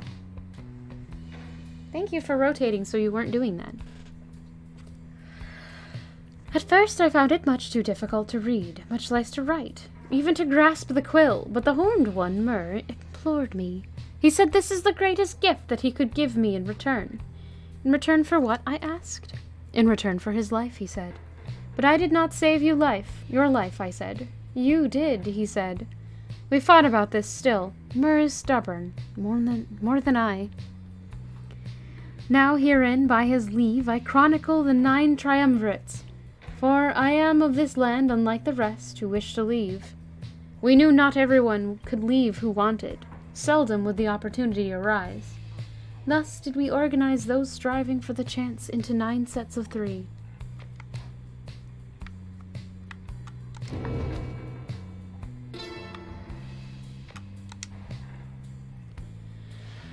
The downside prairie first appears serene. It is not. The soil there accommodates only the region's brutish native vines and overbrush. The most likely food sources prove poisonous. Thus we journeyed further north. The climate there grew fouler to my senses, though the Cur Jomur found it amenable. The sprawling valley, pocked with long evaporated lakes, gives evidence to the monstrosities which roamed this land. We found the region's western edge to be more pleasant on the whole. Therein we found sources of fresh water, whereas over to the east we found the edge of the land's most hideous decay.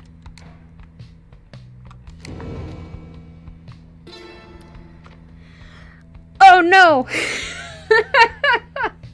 So much text! Much can be said about the Sisters of the Ark, whom we banished to the great land or great beyond for deeds irredeemable. Suffice it that the details of their banishment are written in this book. The sisters in the book became inseparable, not unlike the stars, their light and the infinite darkness that engulfs them. The stars communicate to us, and you in turn. The words within this book are but an edifice, a simple surface. Look past the text to the hidden meaning, to the hidden power. Welcome back, Elnina. I don't know if this is a mission, but I assume there's probably an achievement for reading all the text, or at least opening it. Look past the text to the hidden meaning, to the hidden power. The stars above, as they are not mere lights, these are not mere words. If you chance upon the Sisters of the Ark, within their prison here, give them our thanks.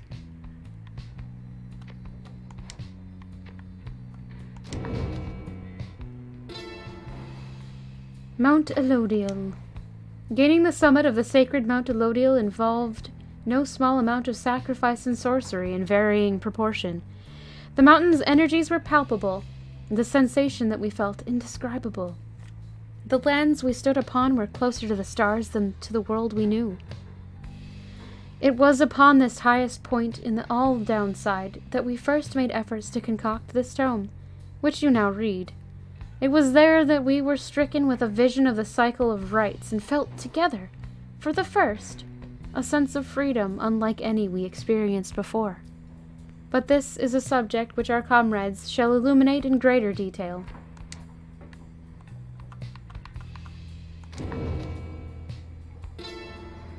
On the Commonwealth. We, the 8, assembled here together in the downside, and we gave our freedom so that you may yet have yours. It is an exchange we have not lightly made. It is my charge to ensure that you, should you regain your freedom, first off recognize its qualities and also use it wisely. You do not need a pair of wings in order to be free. My own wings, I once thought that they could take me anywhere, and then they took me here, where I am bound. It is your charge to be free, and not to make the same mistakes. Spring from here, and learn from what we did, and build a new and great society, a free society with wings spread wide for everyone. Okay, we're gonna go back. There are spots I haven't seen yet! What? How dare. Alright, that's it. We've read everything that's available to us. What question?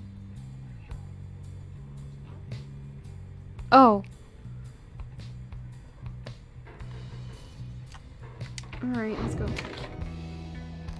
Explore the glue hive. You end up spending part of the day with Ruki, exploring the area surrounding your wagon. You learn this area used to be a swimming hole many years ago. I knew some curs used to go swimming around here, did some horrible things to their coats. Your last memory of this place is standing by the shore, imagining the feel of the water as you head back in silence. As you head back in silence, you consider which of your vocations to pursue.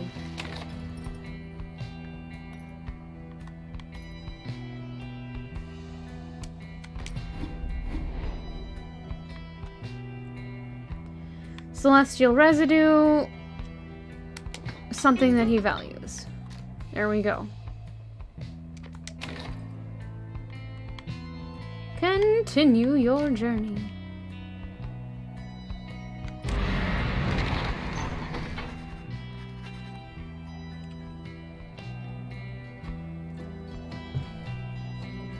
At dawn, everyone seems to have recovered from the rigors of your maiden voyage across the skies. It is time to return to the spring of Jomur and confront the accusers once again.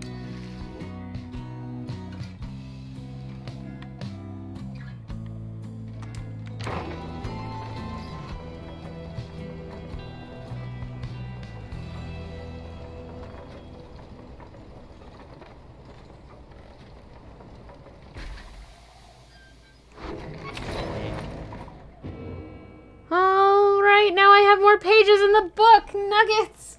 So much reading! It's fine. I don't mind. I kinda like this. But first, Ruki! You find Ruki having just put his put back his green tail family portrait. There is something of a wistful look in his eyes.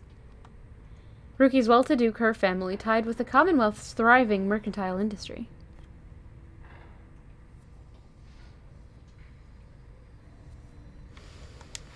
Then something comes over him, and he moves in close, lowering his voice.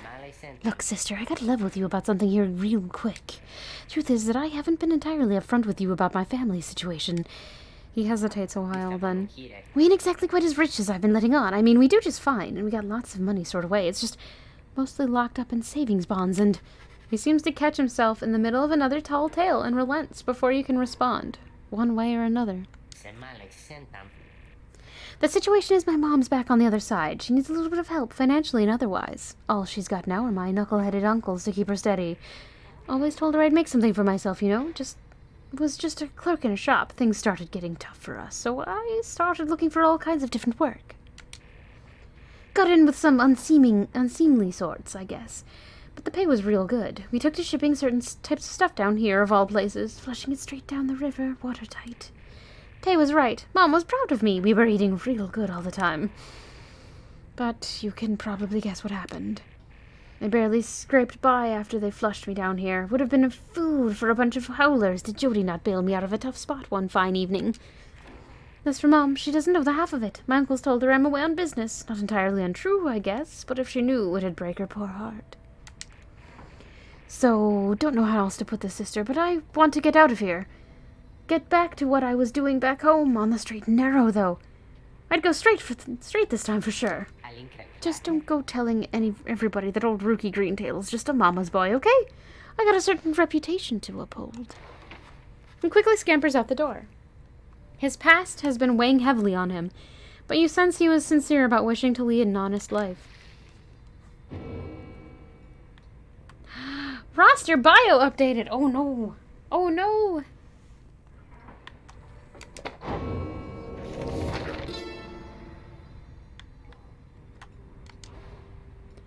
We found each of the others in due time by fate, not by coincidence. The wise Lou Sklorian stood among the trees, gazing at the stars, expecting us. The wild witch Milith was so enthralled by my liege's utter transformation, she stayed her sorceries. Blessed-born Triesta swooped down upon us, but to warn of imminent attack. The many-maned Jomur thus intervened and shared with us his humor and his hunt. Even the Underking Ors himself sought out an audience with us. Thus we became the 8 and journeyed on together. Sleep well, Fearlex. Thanks for hanging out. Later.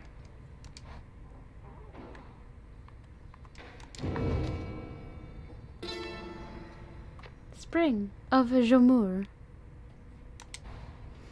I ofttimes think of the carapace of the hive titan Beelanthius shall be an everlasting blemish on an almost splendid bit of land, but Jomur, in his brashness, felled the monster with a certain flair. Then the moon shone through the ridges of the massive carapace and shined upon the pooling ichor, turning it into the freshest nectar ever to be tasted. Dream good toast, indeed. The spring shall flow eternally. The spring shall flow eternally, and those who walk within it shall experience the resplendent glory of the land. The stars begin to fall there in the spring with regularity, and we now know how soon again that they shall do so, and we wish for you to see it for yourself.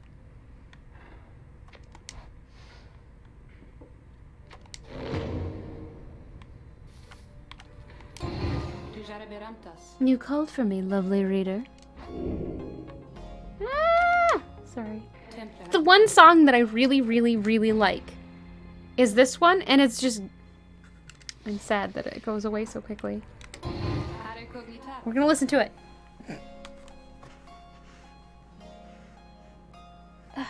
Fiona, stop. Ah! You're wiggly. Why are you wiggling?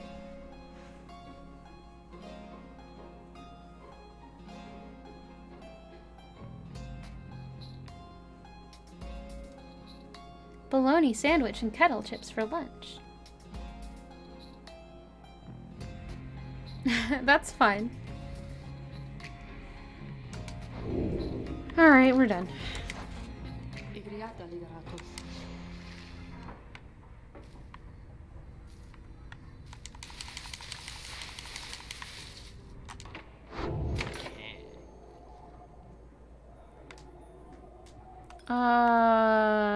It's more like mortadella, if you know what that is.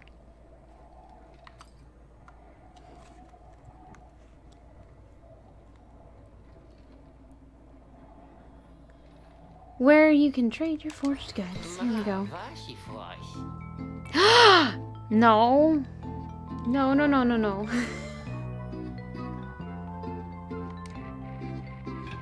Hey, I noticed your little...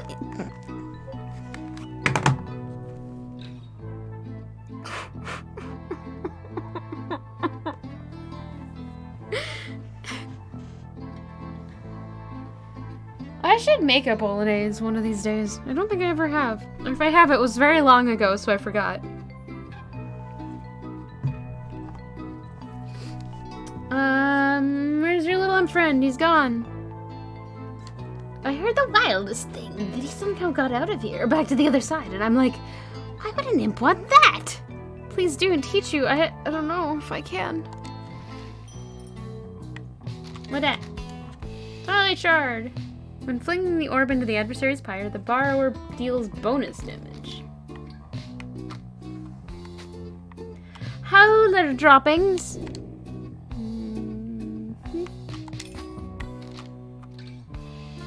Alright, I'm saving up though, so...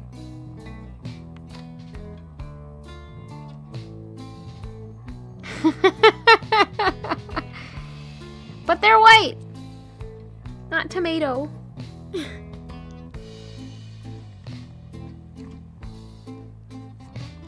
They're dogs. And Bolognese is a dog breed, yeah. Sorry. I don't have the money I need to buy what I want, so we're not gonna do that. However... No?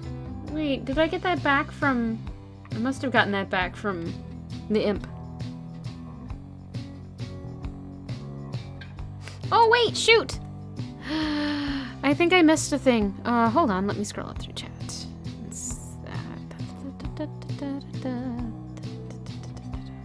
I think I got distracted by a bunch of chat. Synth Pop, I think you contributed to the pet stream challenge, so thank you for that.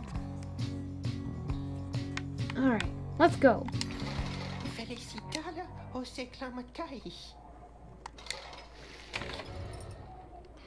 Come in. B&J, thank you for your contribution to the pet stream challenge. Commence the rite. Though the now familiar surroundings of the Spring of Jomur made preparations faster than before, the stars are already aflame by the time you and the others are gathered. At last, well, Sir Gilman, I have every faith in your ability in this. This knight is absolutely prepared! There can be no question of this fact. You wish them all good fortune. In turn, little else is said, and together you watch the celestial harmony in calm and silence, and await the accusers.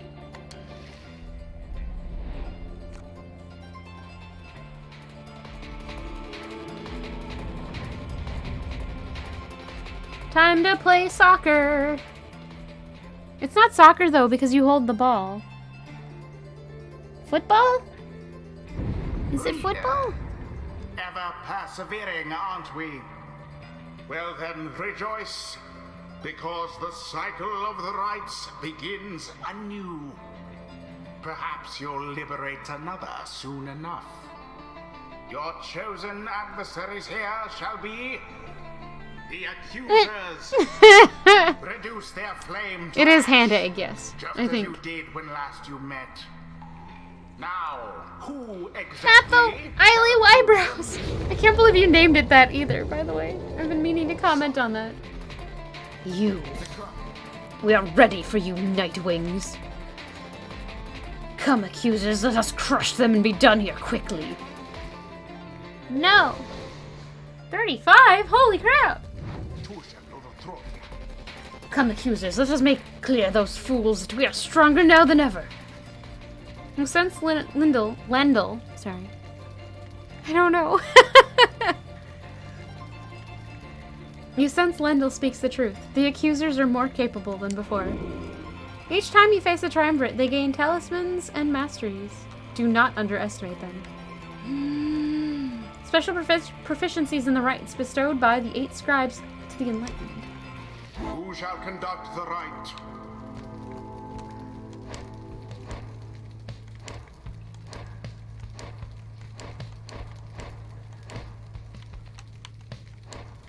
Well, Druki.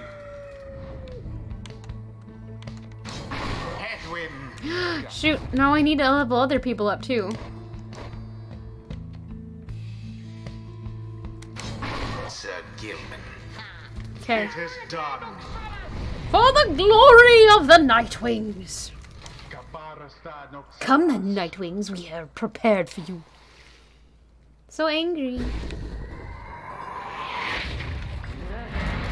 The orb commence.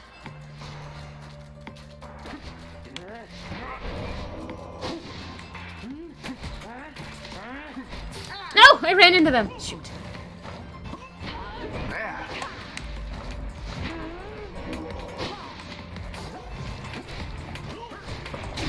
Glory to the Nightwings, first of all. He doesn't do as much.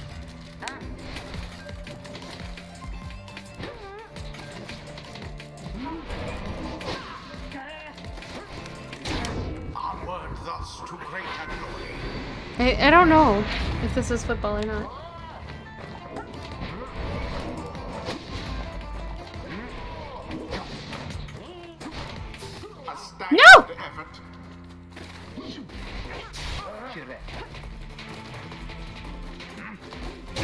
Nuggets! There's a proper dousing. Nuggets. Beauteous.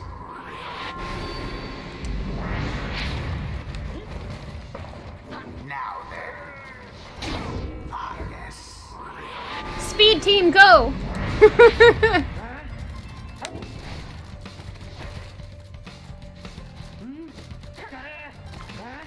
Shoot.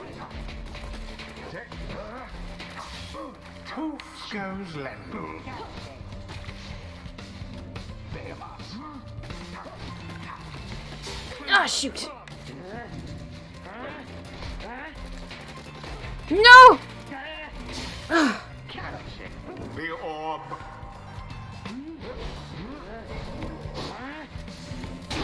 Vampires. The Nightwing's pyre burns brighter for now. Righteous fire! Now plunge into the flames. Glory. Really? That was a little bit. No, not again. I cannot lose to you again. This cannot be happening to me. Yes.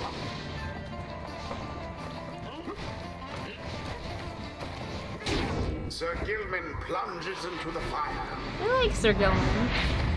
That's super quick. Go on just once more.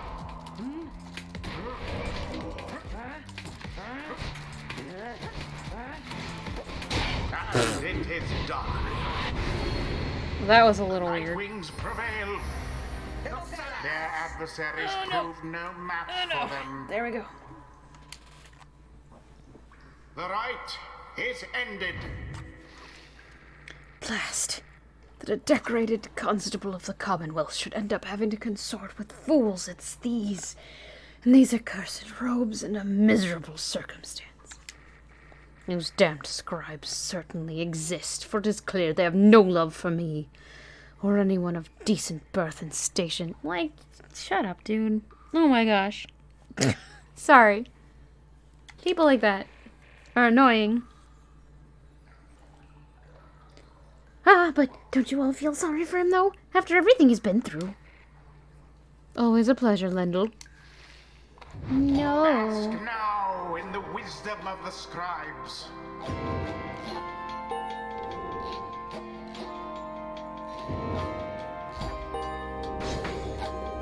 Desperate for honor, this Sir Gilman may yet learn something. Huzzah! Great wisdom clouds over this knight's entire consciousness!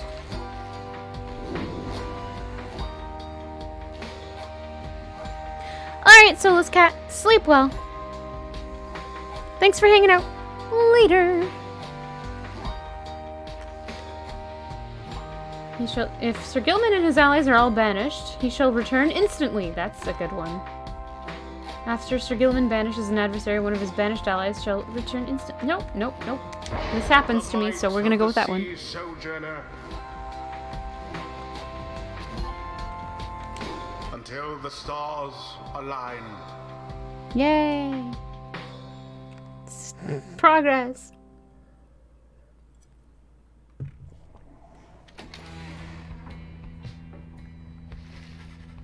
You returned to the wagon after you and your fellow exiles bested the accusers and found Volford waiting for you there. Well done back there, my girl. You are serving your companions well. Now then, I have something that I wish to share with you, if you've a moment. We have discussed the plan of which we're all a part, but... Wait, the plan? Volford's ambitious plot to spark a revolution in the Commonwealth as peacefully as possible. Current probability of success, 24%. Please do. That's what the food and cooking channel is for, too. Share them all. Or tell us here, too. That's fine. Food is food, and food is good. I have a means of measuring our progress toward the goal of it. I'd like for you to have a look at it. First, let's determine where the rites may take us next. Okay. Look forth. I expect you shall again see several shining stars where you saw but one. Let's take a look. It's in a book. It's in the star signs.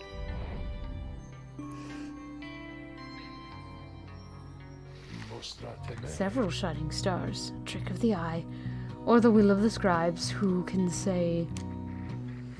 I too once believed this newfound vision many years ago, following my first liberation rite. And I believe only we of the Nightwings have this gift. It's a silly interpretation of the Reading Rainbow intro. If someone would like to link that for Elnina, I would appreciate it. I realize that, in choosing whom the Lightwings confront in each rite, we in turn influence the triumvirate we face when the time comes for someone to be set free. The object I invite you to use contains further details. Look upon it now. Wolfred's planner. Using Wolfred's planner, you may assess your progress towards your ultimate goal, as well as checking the current standings of your adversaries. Wolfred shall keep this information up to date for the remainder of your quest. You may look over it now or any time in the Black Wagon or while searching the stars.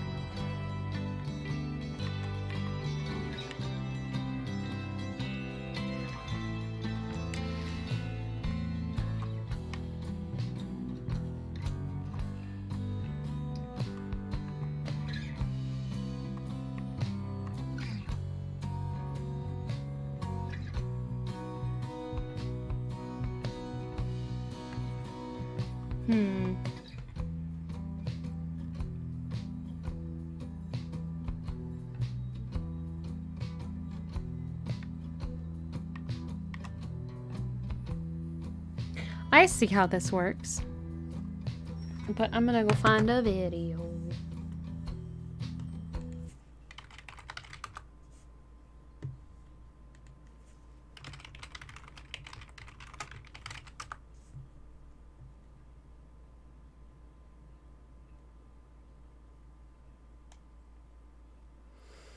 That says it's high quality. Alright, thank you. I appreciate it. It might be this one.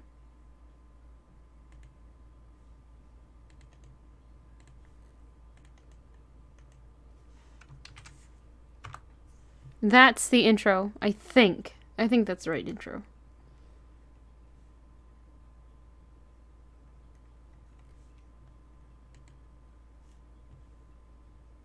Okay.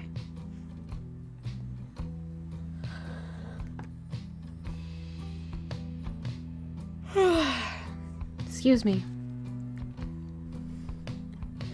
Let's see.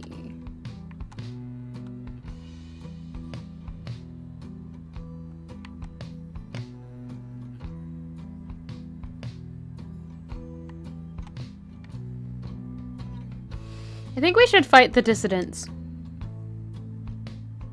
Has the superb owl happened already? I don't know.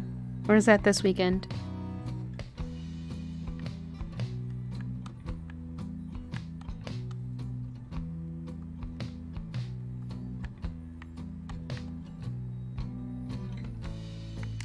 I think maybe I want to fight the Withdrawn next.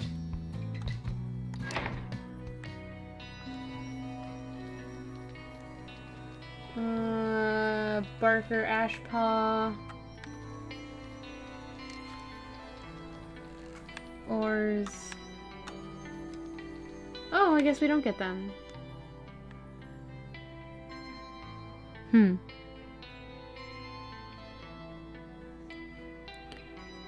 Yeah, that one. When is it? I don't know.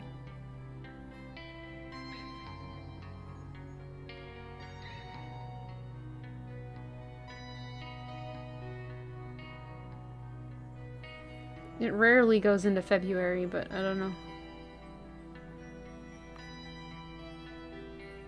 Alright, our options are...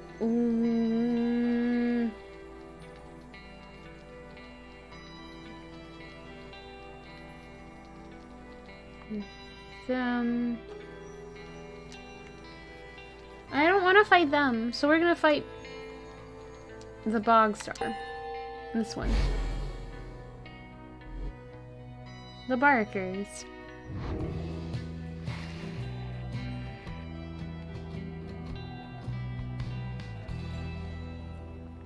We're, gonna be butting heads against the old Barkers again, aren't we, sister? Guess it helps to know ahead of time, so I can brush up on my groveling. He then shares with you what he knows, or what he knows of your next opponent. Barker Ashpaw, a volatile cur whose pack, the Dissidents, conduct the rites more so for the thrill than freedom. Back on the other side, Barker never quite took to the culture of the Commonwealth and often ran afoul of the law for various acts of boorishness or vandalism. He always promised to go straight, and in time he found a certain niche.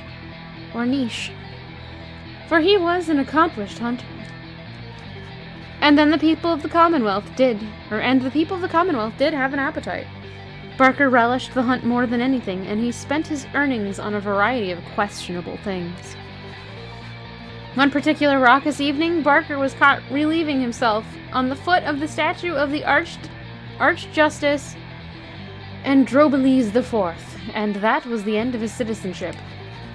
And the downside, it seems he caught the notice of the dissidents, who in turn must have observed his speed, ferocity, and fearlessness. He is now the best of them. Barker's reputation grew among the exiled curs. Why do we keep saying curls? Curs of the Jomur Valley region, where he is feared and unafraid of taking what he wants. You only know a soup bowl. Is it a bread bowl, too? Not long after they flushed me down, I was just trying to make ends meet and made a deal with him. In his hindsight, let's just say it was a bad idea. He could make my life go real sour if he wants. Anyway, I better go pass out. We got a long day, few days ahead. You wish Ruki a restful evening. In turn, it is too late to take flight. Though tomorrow you can press on. Ba-dum-bum-bum.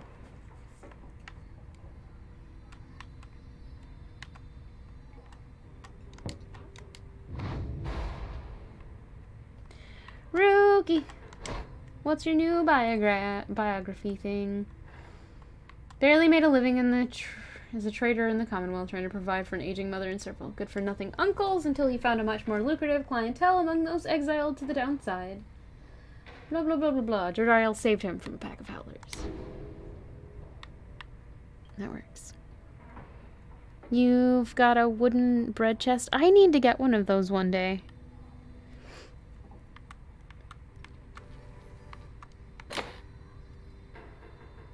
Alright, now we've got this. We don't need to read this right now. But there it is.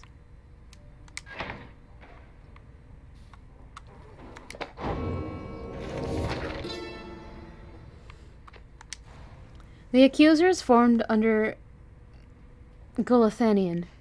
He is a big man. He values justice, loyalty, and steadfastness.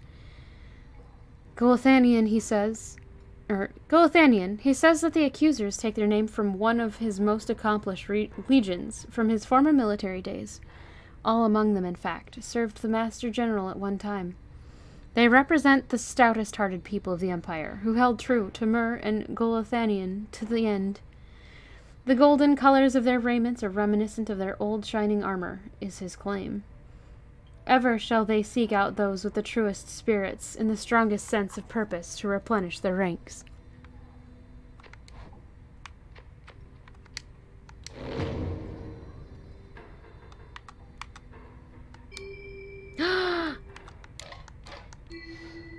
You can play with it! That's awesome. Do you have anything else to say? Nope.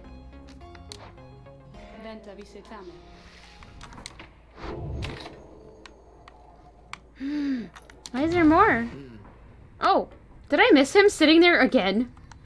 I'm sorry, Sir Gilman. You find Sir Gilman searching intently for something or other, his eyes shut tight, his brow furrowed in deep concentration. He acknowledges your presence in the most minimal way possible and continues scanning the environment. You shall have to forgive this knight's impertinence to you, Master Reader, for he is on the hunt this time. Or at this time. Using his acute sense of hearing, which is much more acute whilst underwater, but shall have to suffice in this case, he shall track down a most elusive character. A character who has eluded this knight time and time again, and from whom this knight seeks to learn still superior evasive strategies, applicable when next he may conduct the rites. Hold! Is that... You have no idea to whom he is referring when... Stick it up, worm! You're cut out! You could have wrung your neck just now, you know. Ah! This knight has failed again. Alas, Master Rookie, once more you have outwitted this poor knight and outmaneuvered him. Please, you must reveal the secret to your speed and cunning. Take it easy, chum. You're not half bad yourself. Besides, I was just getting pretty sick of running in circles around all these slowpokes before you showed up while we were out at sea. Do you truly mean that, Master Rookie? But no, it cannot be, for this knight has ne'er seen anyone as deft and fleet of foot as you. Certainly it must be advantageous to possess 4 feet, while this knight has but 1. So if it may be called. And yet, we are all born with necessary means, and we must all make do.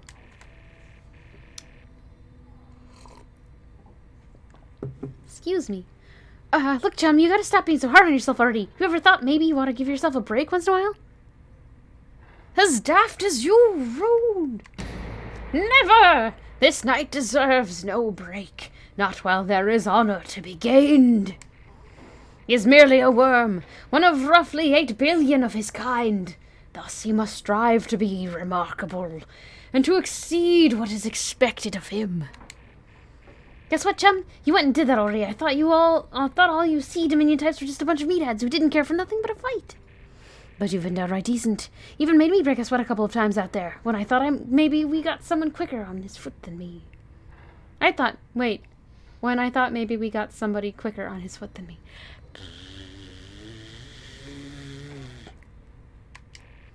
Point I'm trying to make is, it's been good having you with us. I always say it's worth having someone quick around to keep you on your toes.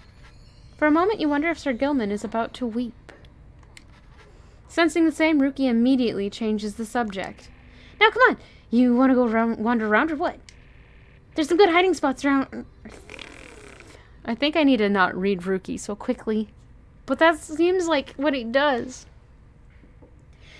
There's some good hiding spots outside where I can show you how we curs get the drop on unwary passerbys in a very honorable way.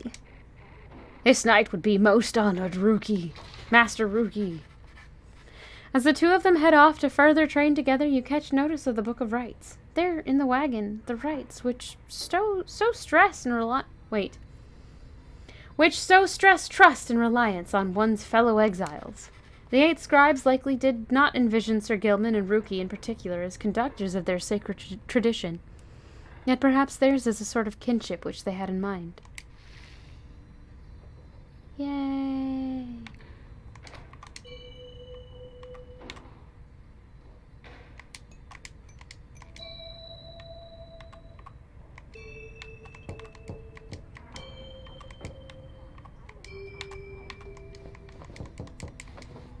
Okay, I'm done playing with the rock. I am done playing with the floaty rock.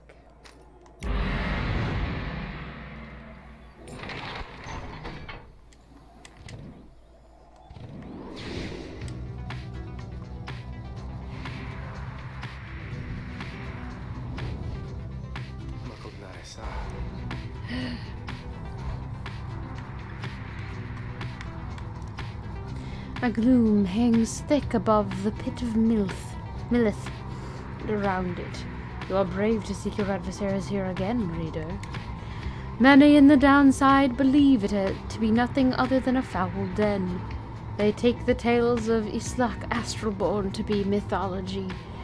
Millith! Come on, fool. Why?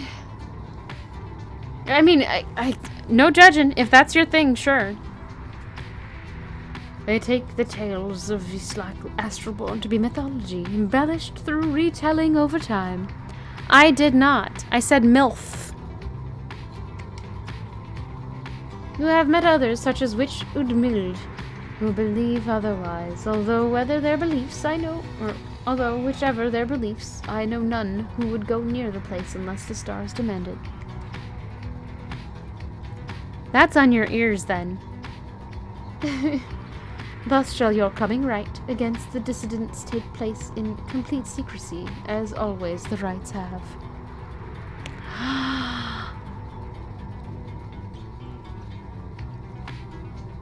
Rude.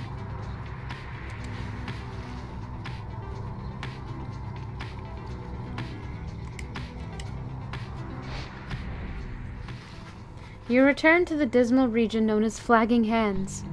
Straight away you sense an air of dread, yet cling to hope that you can make your stay as brief as possible. You and your fellow exiles have time to yourselves before the day is done. Nonetheless, the dismal environs soon take their toll on everyone. No! Bury the dead! Excuse me? You accompany the lone minstrel in pursuit of his task here. Yeah, that's fair. Speak not directly to the living shade, and be true to your heart when responding to its inquiries, and make no attempt to look it in the eye. The lone minstrel offers these and other words of advice as you approach the burial mounds of Cold Moat, where many exiles of the downside see their final days. A glimmer of a shade appears before you as you stand surrounded by the dead. You barely see it, and it does not speak, but you feel its thoughts piercing your heart and mind. According to the shade, the book that you possess may lay some of the fallen to rest here. Here to rest. The shade leaves you to your work. You turn through the book, locating passages concerning freedom and the spirit. You recite such words as seem best fit to each of the fallen you see. It is draining work. The shade resurfaces after a while. It leads you to a hollowed stump, then fades away. I got a mushroom! I'm gonna check, just in case. Did I miss a page here before?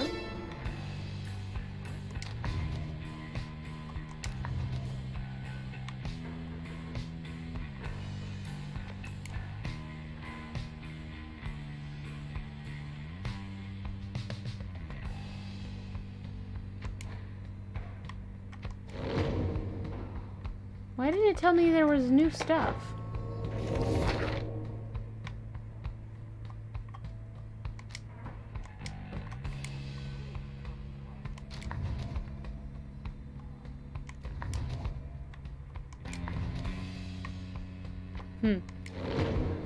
But we'll try to open this one more time, just in case. Nope. Okay. That was weird.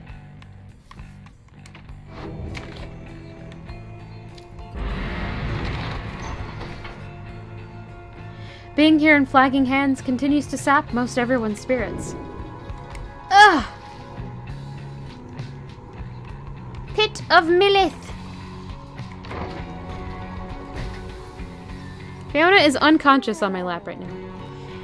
A messenger imp with news and rumors from the other side manages to track down your wagon in the gloomy hollows of Flagging Hands. The imp's latest information is about none other than Tizo, who you liberated at the fall of Solium. Everybody says he's the first creature of his kind to come to the Commonwealth.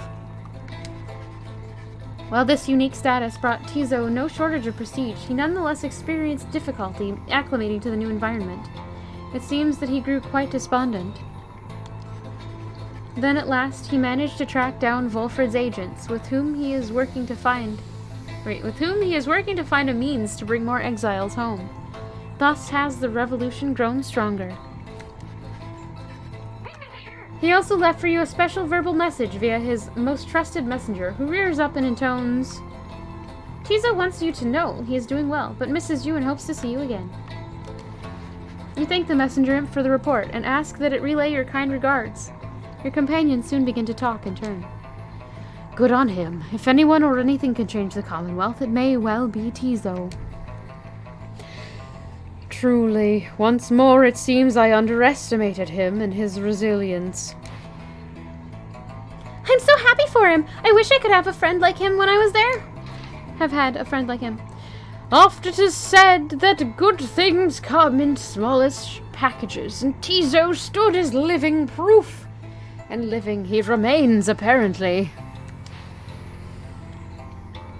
I guess this makes him an expatriate of sorts, ditching his downside home in favor of the Commonwealth. Who would have thought? Why, that look a little, okay, sure, I'm jealous of him, so... I shall look forward to our next reunion, Tizo. Perhaps when we are back among the stars. News of Tizo's adventures in the Commonwealth fills you and your fellow exiles with newfound resolve. Plus one hope for the next rite. Let's go.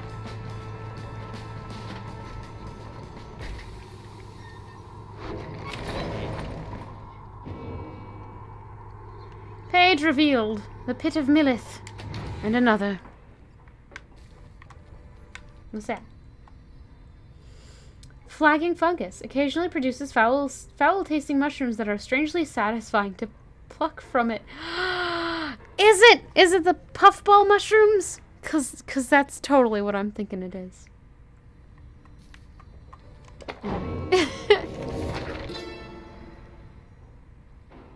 The scribe's deeds. I wish to be remembered not for boastfulness. Thus I refrain from detailing our exploits across the land, save to say that they were numerous. Know that only through our combined strength of arms and wit did we withstand this savage land. Such were the monstrous dangers that it posed. I came to see that all the terrors which I heard at bedside in my youth were based entirely in fact. So great they were, they blotted out the sky. Ha ha ha. Such was the evil that we vanquished, that the remnants of it yet shine under the stars. And in the end, it was the stars which guided us to our truest calling.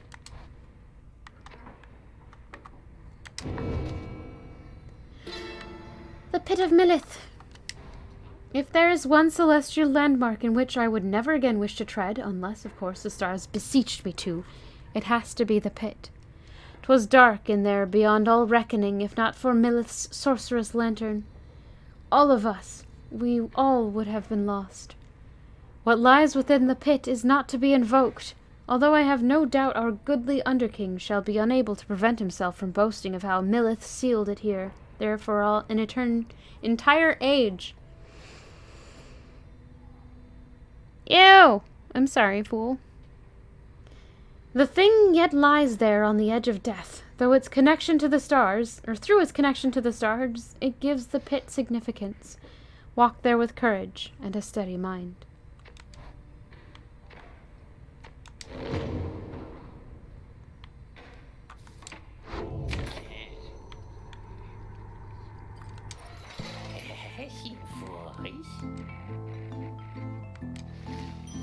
Yes. After dousing the adversary's pyre, the bearer earns a reward, up to 3 times, plus 5. Money. I don't know how much that costs. 20. But I want the thing!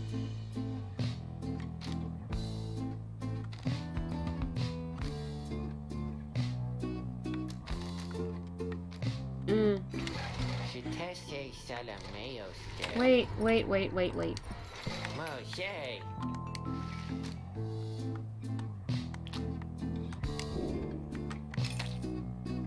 Is there despair? I think it's in all of the people.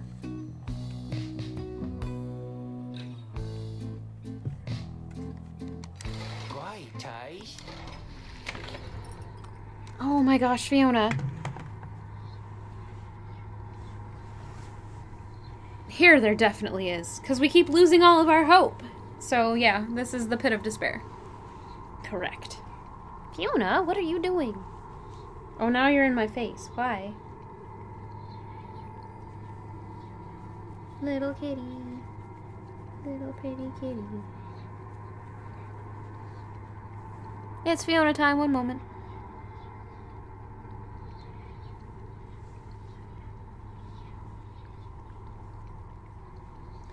Fiona! Fiona! Why are you digging your one claw into my hand? Stop! Nightbot, why are you being so slow today? Stop.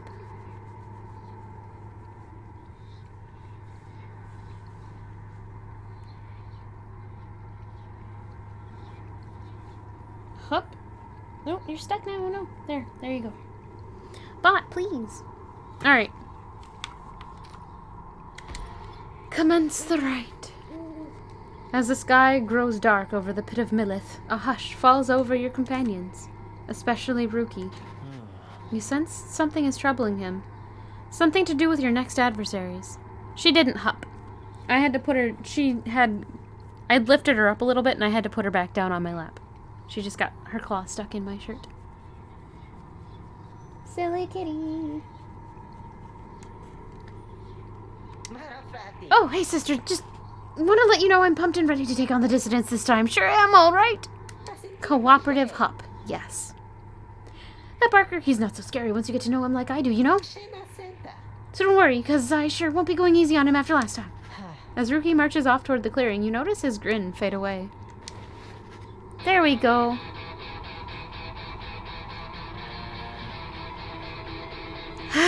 But that was instantaneous. What? In the distance, you hear the dissidents begin to howl and hoot.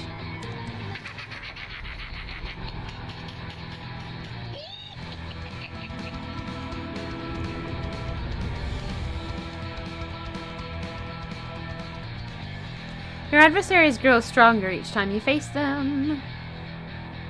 Oh no. Stand forth, you exiles of the Nightwings. The 8 scribes summon you to the pit of Melith. Your adversaries in the coming rite shall be the dissidents. Reduce their pyre to a smolder and step closer to freedom. Now prepare yourselves. I didn't say that! Oi, mates, look at what we have here. Green Tail, is that you? Yeah, Barker, it's me, alright. Well, I'll be. So tell me something then, Green Tail. You gonna go against me this time or keep on being a stinking coward like before, huh? What do I do? What do I do? What do I do? What do I do? What do I do? Wait. He says he wants to fight. If you can beat him, maybe he'll leave us alone. He'll leave the Green-Tails alone. I can make it worth this while. Barker. What is it, mate? The rite's about to start. Well, I was just thinking. I know I owe you and everything, but I've got a deal for you. You like a good deal, don't you? Ha! I like a good deal more like it. I like a good laugh's more like it. But all right, Green-Tail, what's your fancy here? I was thinking, if I can beat you here, we're squared away. You let me off the hook. Huh, I see. But But tell me something, mate. Now, why in this stinking world would I want to do something like that? What's in it for me when I beat you instead? Then I'll pay you double what I owe, I promise. But you have to promise too, Curzos. Boy, really now? Double or nothing then, is it, eh? You drive a hard bargain there, mate. But alright, it's a deal. You'll beat me and my pack right here, right now. You're debt-free as far as I'm concerned. Of course, if you don't, I'll be fleecing you for all you're worth. You and your stupid uncles and that dear old mum of yours. See you shortly then. Ruki turns to you. Hey, so this means a lot to me. You understand there, sister. Let me go against these guys. We'll make sure we show them up, okay? Alright, Ruki. Sure thing. Who shall conduct this rite? Ruki.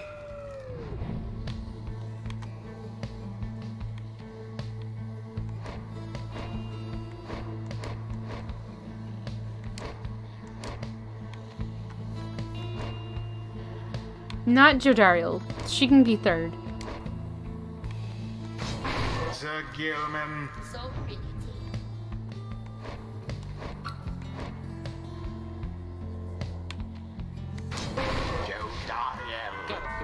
The choice is cast. You are one of us, Green-Tail. Your fight is ours. Alright then, Green-Tail, bring it on. Or it's your dear old mums who's gonna pay.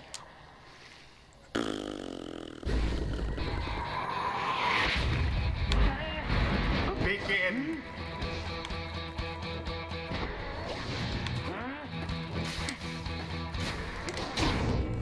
favorable start.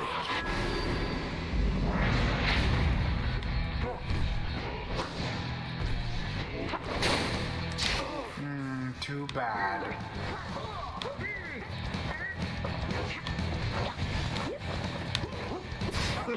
Shoot! That ball Shoot. ball sure is rather quick. There.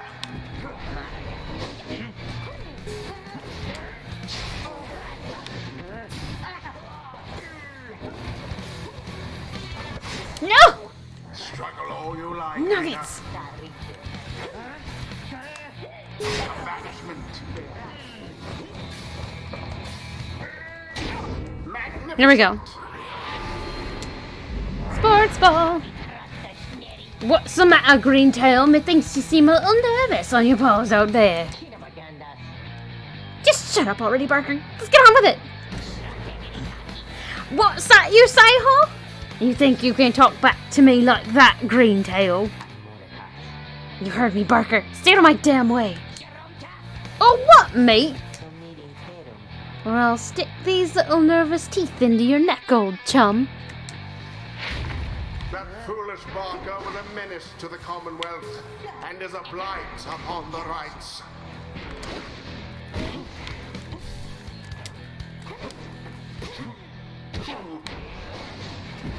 Good. No! No, no, no, no, no! No! A shameful outcome. Fudge! Your flames grow weak. Fudge! Oh, Woe you is jerk. you. Wait, what? No!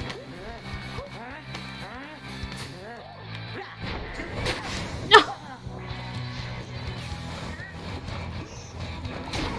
There we go. Grace. We only need one! Now go. Why did I get stuck?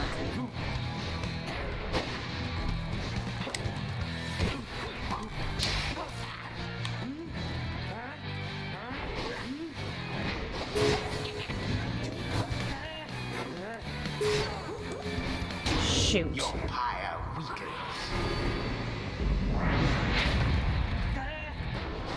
The First of all, guys, there's a delay.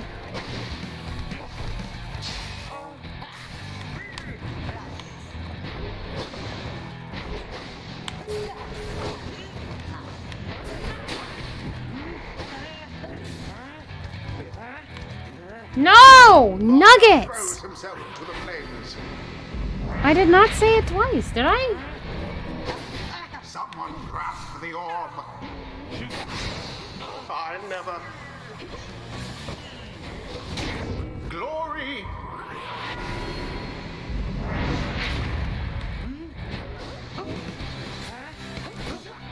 Oh, that cur of yours is banished.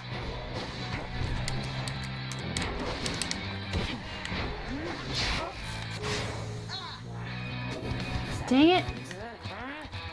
No! glory to the scribes. The orb.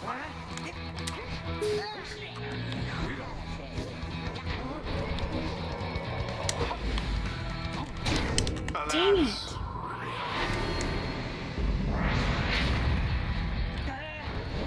That's it.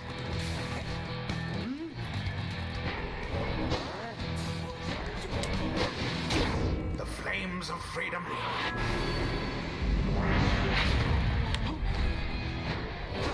Now then.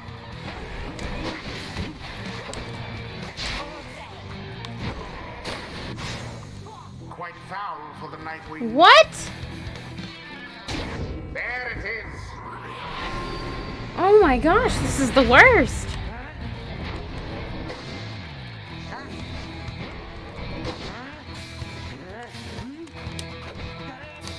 Almost.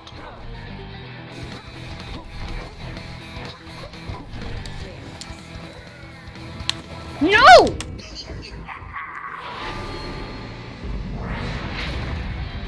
Your adversary's pyre now burns brighter than your own. Glory to the scribes. Your victory is at hand.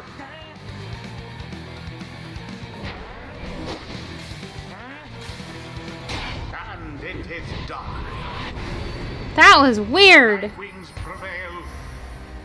They somehow managed to slip by despite their adversaries' efforts. The ceremony is complete. Woohoo! We did it! We got him! Greentail, you got us fair and square, mate. As fair and square as this stuff gets, right? So my family, you'll leave us alone? You said you'd leave them alone. Ease off here, Greentail. A deal's a deal. Now then, me and my pack had better step it up for when we see you and your mates again. I'll be looking forward. Howdy, Vikings Forge. Rookie watches him depart, then turns to you as his expression softens. I don't know what to tell you, sister, other than I really, really owe you one. There is much to learn from this experience.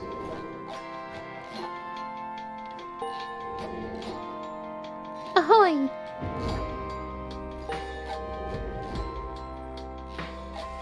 Nobody leveled up! No! Okay. Until the next rite.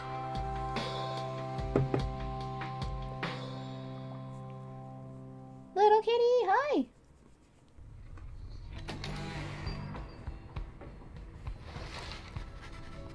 Back at the Black Wagon, the Nightwings are unwinding after they defeated the dissidents in a last-ditch effort. The deadest hour of the night is approaching, so you excuse yourself to read the stars outside and plot a course for your next confrontation. The stars yet shine for you, revealing various paths forward. I don't know, I thought I only said it once, but both Eldnina and Fool think I said it twice, so I don't know. I'll probably have to go back and listen.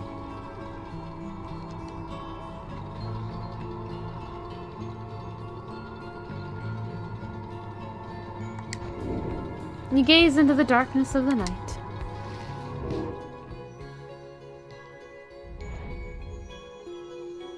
Ha'ab. Goal.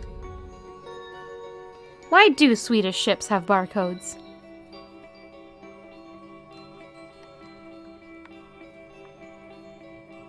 Wait, where was the other one? There it is.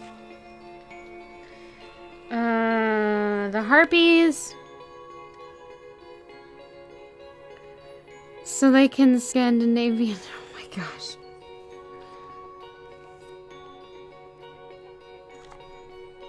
I don't recall saying them twice. I'm not saying it didn't happen, I'm just...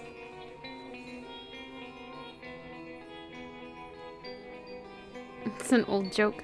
Well, I've never heard it.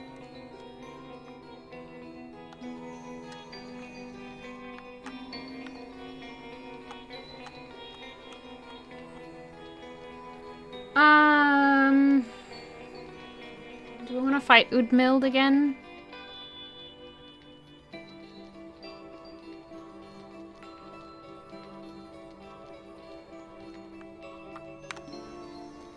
I don't want to fight. Oh, we should look at this.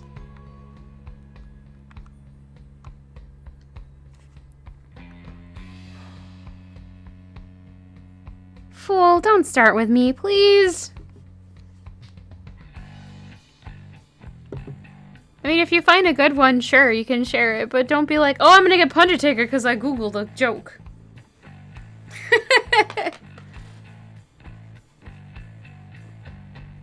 Fiona! Settle in! I think maybe we need to fight...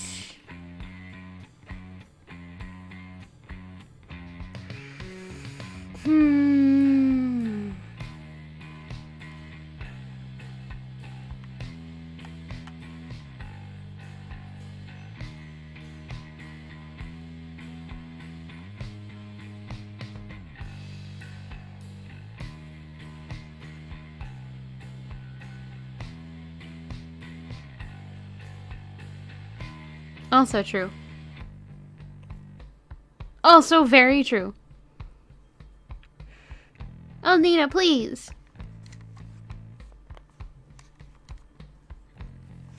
Hold up, Fiona. Why are you falling like this? Stop.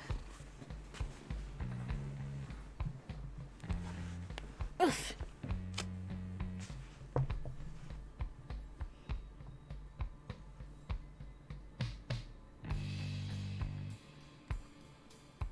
She's having trouble settling in today. Why, little kitty?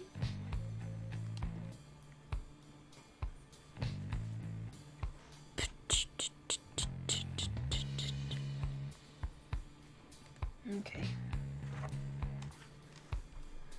All right. Let's see.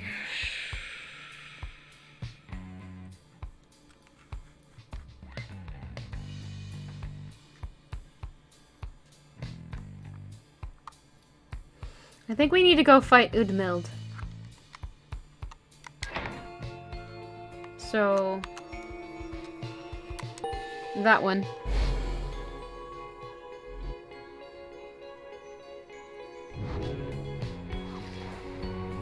You are set to re-encounter the Withdrawn, led by the witch Udmild.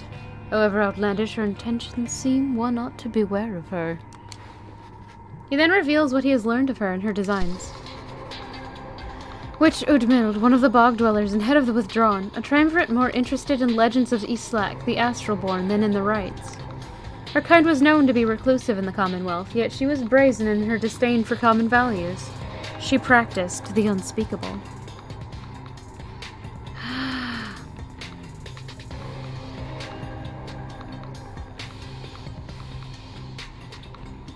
Oh no, what just happened? Oh, okay. I see.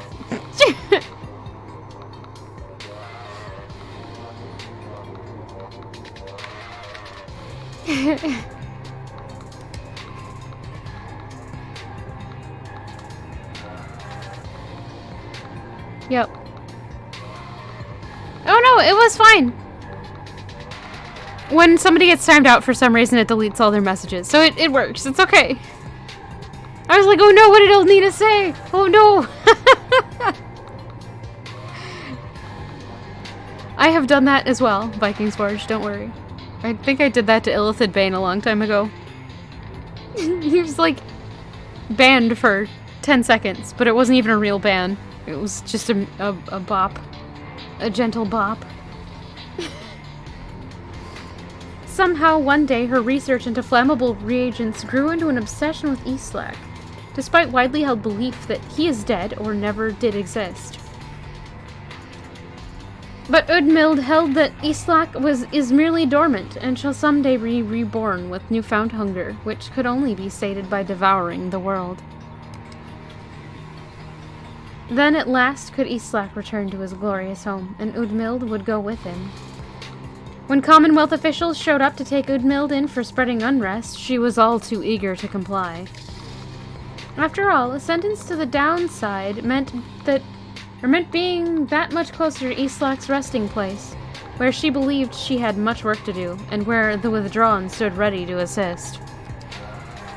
In short, the 8 scribes certainly would not approve of what she aims to do, so be careful in her presence, reader. And for now, good night. Oh, no, I think he thinks it's fine. Don't worry. You're fine. Everything's okay. You bid the lone minstrel a restful night in kind. It is too late to take flight, so you expect to press onward come daylight. Daylight.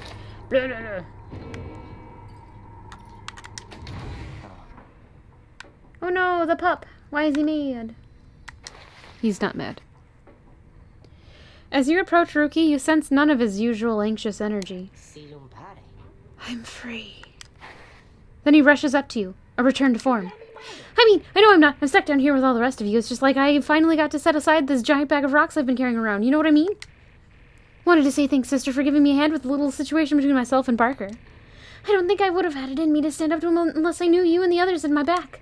Now at least old Mama Greentail won't get in trouble for him on the other side. Okay, it's just subscribed with tier 1. on a 10-month streak. Saying beep beep beep beep beep beep beep beep beep beep beep beep beep. Thank you. Enjoy your emotes. And here is a sip and thanks.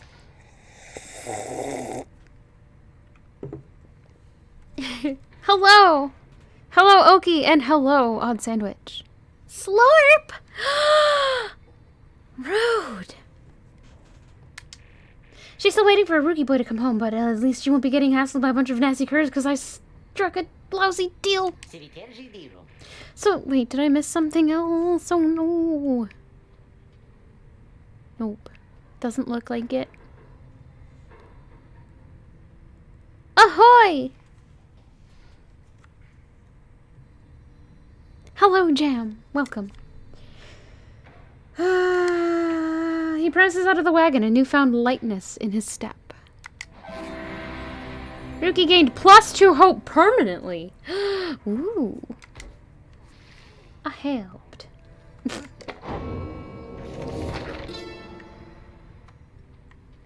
The dissidents.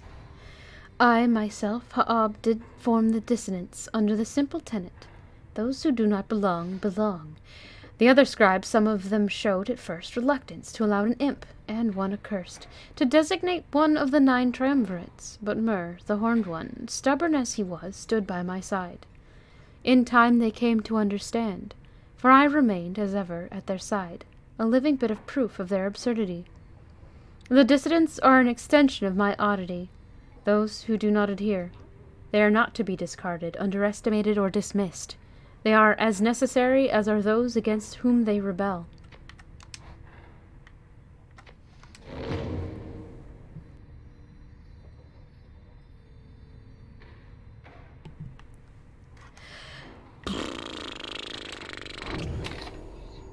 Continue on your journey. Being here in flagging hands continues to sap most everyone's spirits. Your companions lost 1 hope for the next rite. Oh no.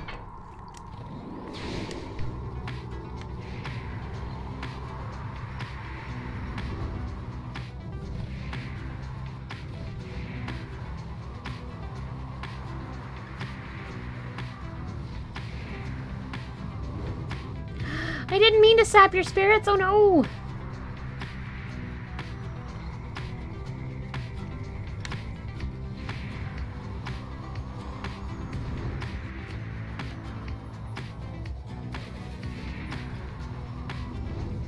Ooh, what's that?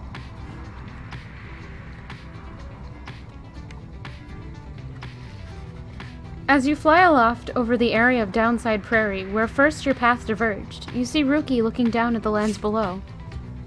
Buddy. I think he sneezed. I didn't mean to sap your spirits. Oh no. As you know, sister, I gotta say, I never did get over you taking us to the blooming pool that first time way back then. To think that someone of your character would side with Jody rather than myself. It is fortunate for our sake that the reader does not often heed your advice, Greentail. Hey, that's cool, Jody. My sister listens to me at return. I'll have you know, except for that first time. A shame. We shall never know what delights await us at Hollowroot. Oh, you missed out. You mark my words. We'd be riding in style by now rather than sputtering around in this old thing. No doubt. Despite how it appeared to you at first, they both seemed to be in good spirits, reminiscing about old times. Rookie and Jodariel gained +1 hope for the next rite.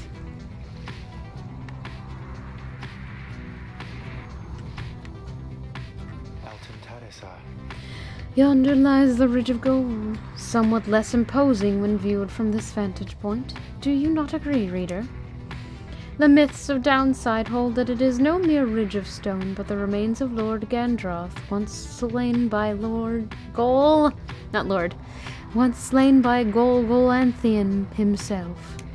Though perhaps such tales are of little import now, where you stand to confront the withdrawn here in just a short while.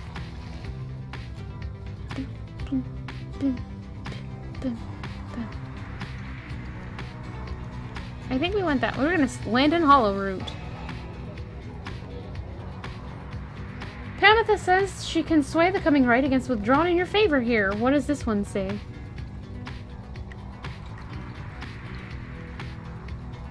Leaving you time for your vocations. That's okay. You make a successful landing in Downside Prairie, near the southern edge of the Downside. Memories of having first met Hedwyn, Jodariel, and Ruki come flooding back. You now should have some time in the vicinity, before continuing onward toward the Ridge of Gold by land. Instill fear in the withdrawn! Someone had better keep an eye on Pamitha as she flies off on one of her missions. You do your best to keep up with Pamitha as she delves into the sweeping plains of Hollowroot. She indicates that some of her winged sisters may be nearby to lend their aid. This is as far as you can follow, reader darling. Please excuse me for a little while. She swoops off, leaving you on your own. Some time passes, during which you can almost feel the downside encroaching all around you. And then... well, that was certainly interesting. I suggest we get out of here. It would appear that the withdrawn soon will have a little accident that should dampen their spirits. Pamitha ensured the withdrawn shall suffer -3 hope for the next rite. Pamitha, what did you do?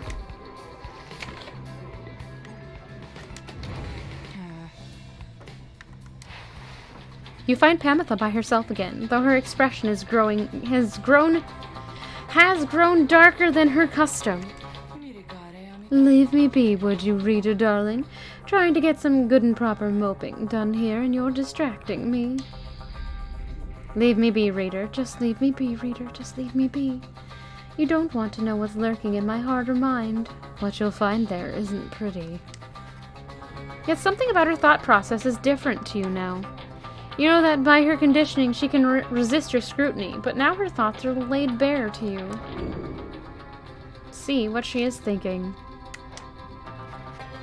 Pamitha seems to be inviting you into her thoughts. You remain there in that lonesome space with her. What is going to take, I wonder, Tamitha? Shall I just go ahead and kill them all?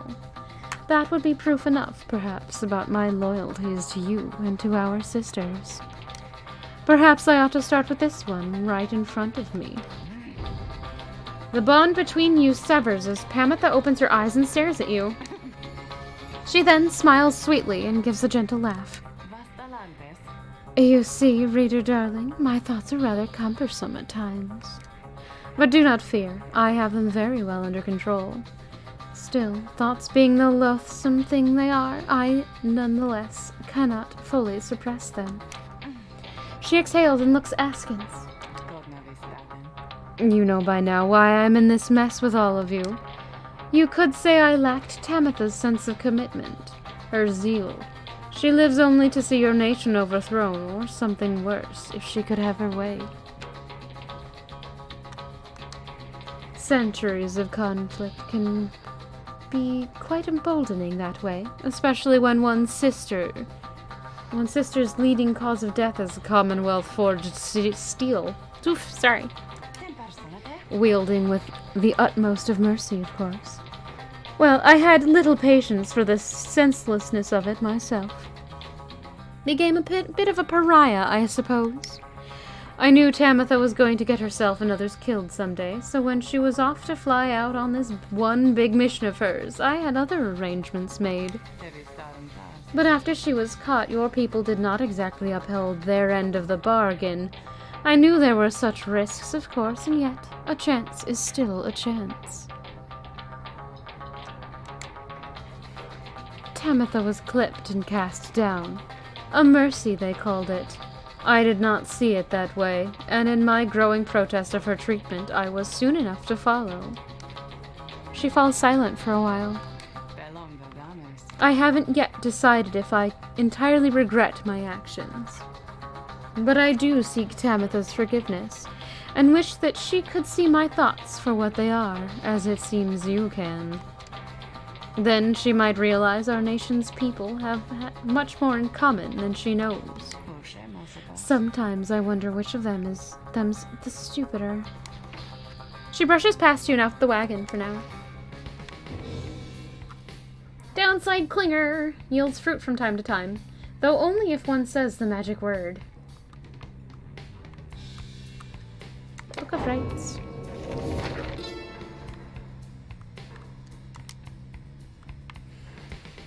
The downside is connected... Wait, I can read it this way better.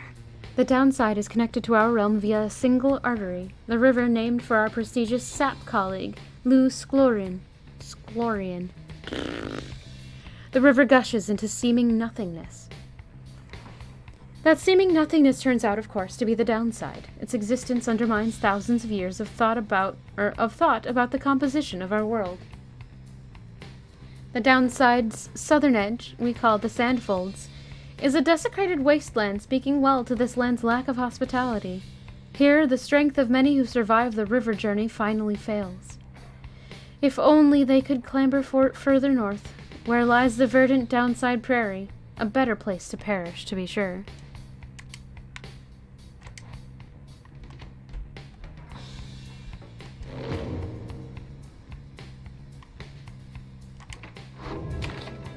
Continue on your journey.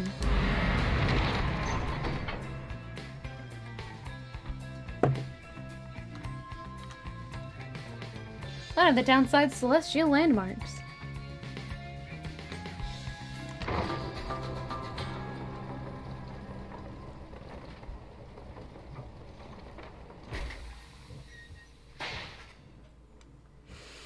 En route to the Ridge of Gold, the wagon comes to a sudden halt. That does it. I am leaving. The cause of Jordariel's outburst soon becomes apparent. Well, reader darling, at least some of us know how to take a joke, wouldn't you say? Looks like she was reminiscing once again about her soldier days, and I just happened to point out, I may have suggested the fiery destruction of the Spiral Sanctum happened on her former unit's watch. I mean, didn't it? Not that she would have made much of a difference had she been there herself. She had to thank the saint that she was spared by her exiles here. I thought she held no love for your commonwealth. I shall never understand what it is your people ever saw in that dreadful place, but I guess I hit a sore spot. I should probably apologize. She swoops off. There is no sign of either one of them. You organize a small search. It proves fruitless, but then Jordariel returns alone as if nothing happened. She is back to her calm self. Let us continue. I regret the interruption. Pamitha soon comes back as well. Oh, don't you worry, darling. I've definitely patched things up between us. Honest. At least I think perhaps I didn't make things worse. She returns to her business in the wagon. You make ready to resume your travels, but make a note to follow up with them.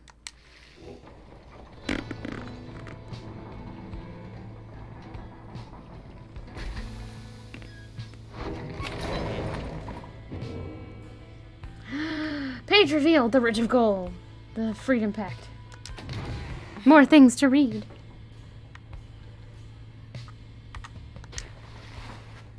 You find Pamitha in the midst of a heated conversation. All I'm saying is we're limited not only our own chances individually, but all of your friends' chances as well. Jordariel seems to be considering whatever it is Pamitha proposed.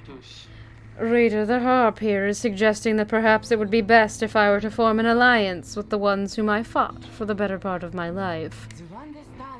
Just with me, Jordariel. I cannot vouch for anybody else. How utterly absurd. If we were in the Commonwealth, I would have stayed my hand against her, that I can say for certain. Would not have stayed my hand. However, as Hedwyn would say, what happened back there, perhaps none of that matters anymore. And what matters more is what we do from here. That is to say, I'm willing to give it a shot. You mean you would be willing to conduct the rites with me? Yes. Excellent. I knew that you would come around. Though thought she'd never come around, but I ought to give her the benefit of the doubt here. I'm grateful for your open-mindedness. Now to let old enmities between our ancestors ruin... Or not to let... No need! It's late, sorry. No need to let old enmities between our ancestors ruin things between us, or the others in our little party, for that matter. After all... Do not push it with me, Harp. We shall see if the reader here is thus inclined to pair us in the coming rites. I am willing to defer to her. No need, sourdough. Oh no. Anyway, you see, I think I managed to make amends here. Doubtless we'll get on swimmingly in no time. Hemeth and Jodariel are now willing to conduct the rites together. Hope for the best. With that. Tamitha's biography has new bits. More guilt stricken by this than she expected. Blah, blah, blah. Everybody's in exile because of this.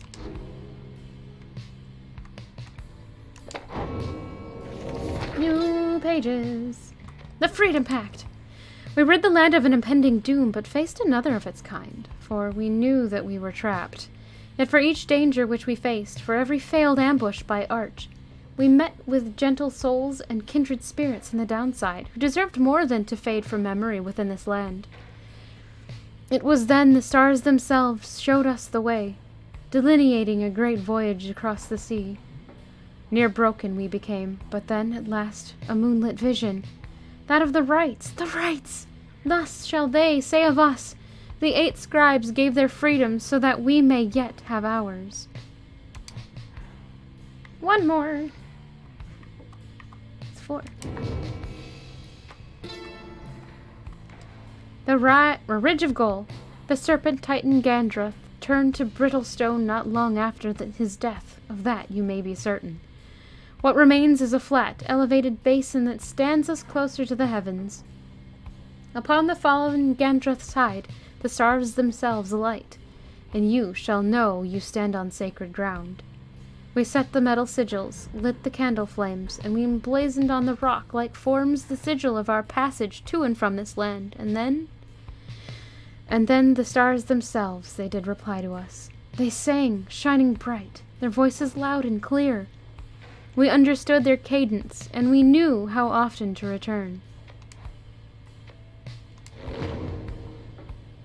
All right.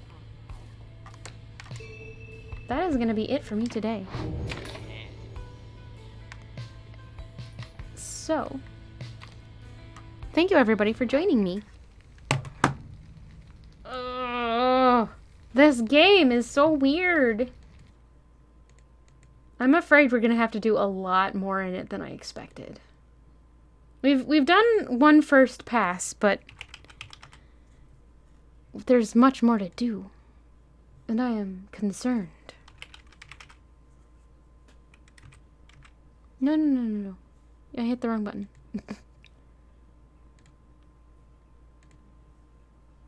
Clap. What? No. Oh no.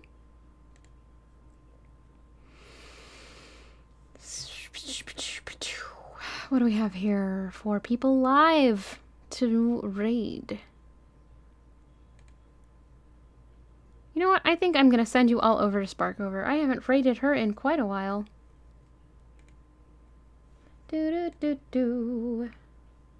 Raid.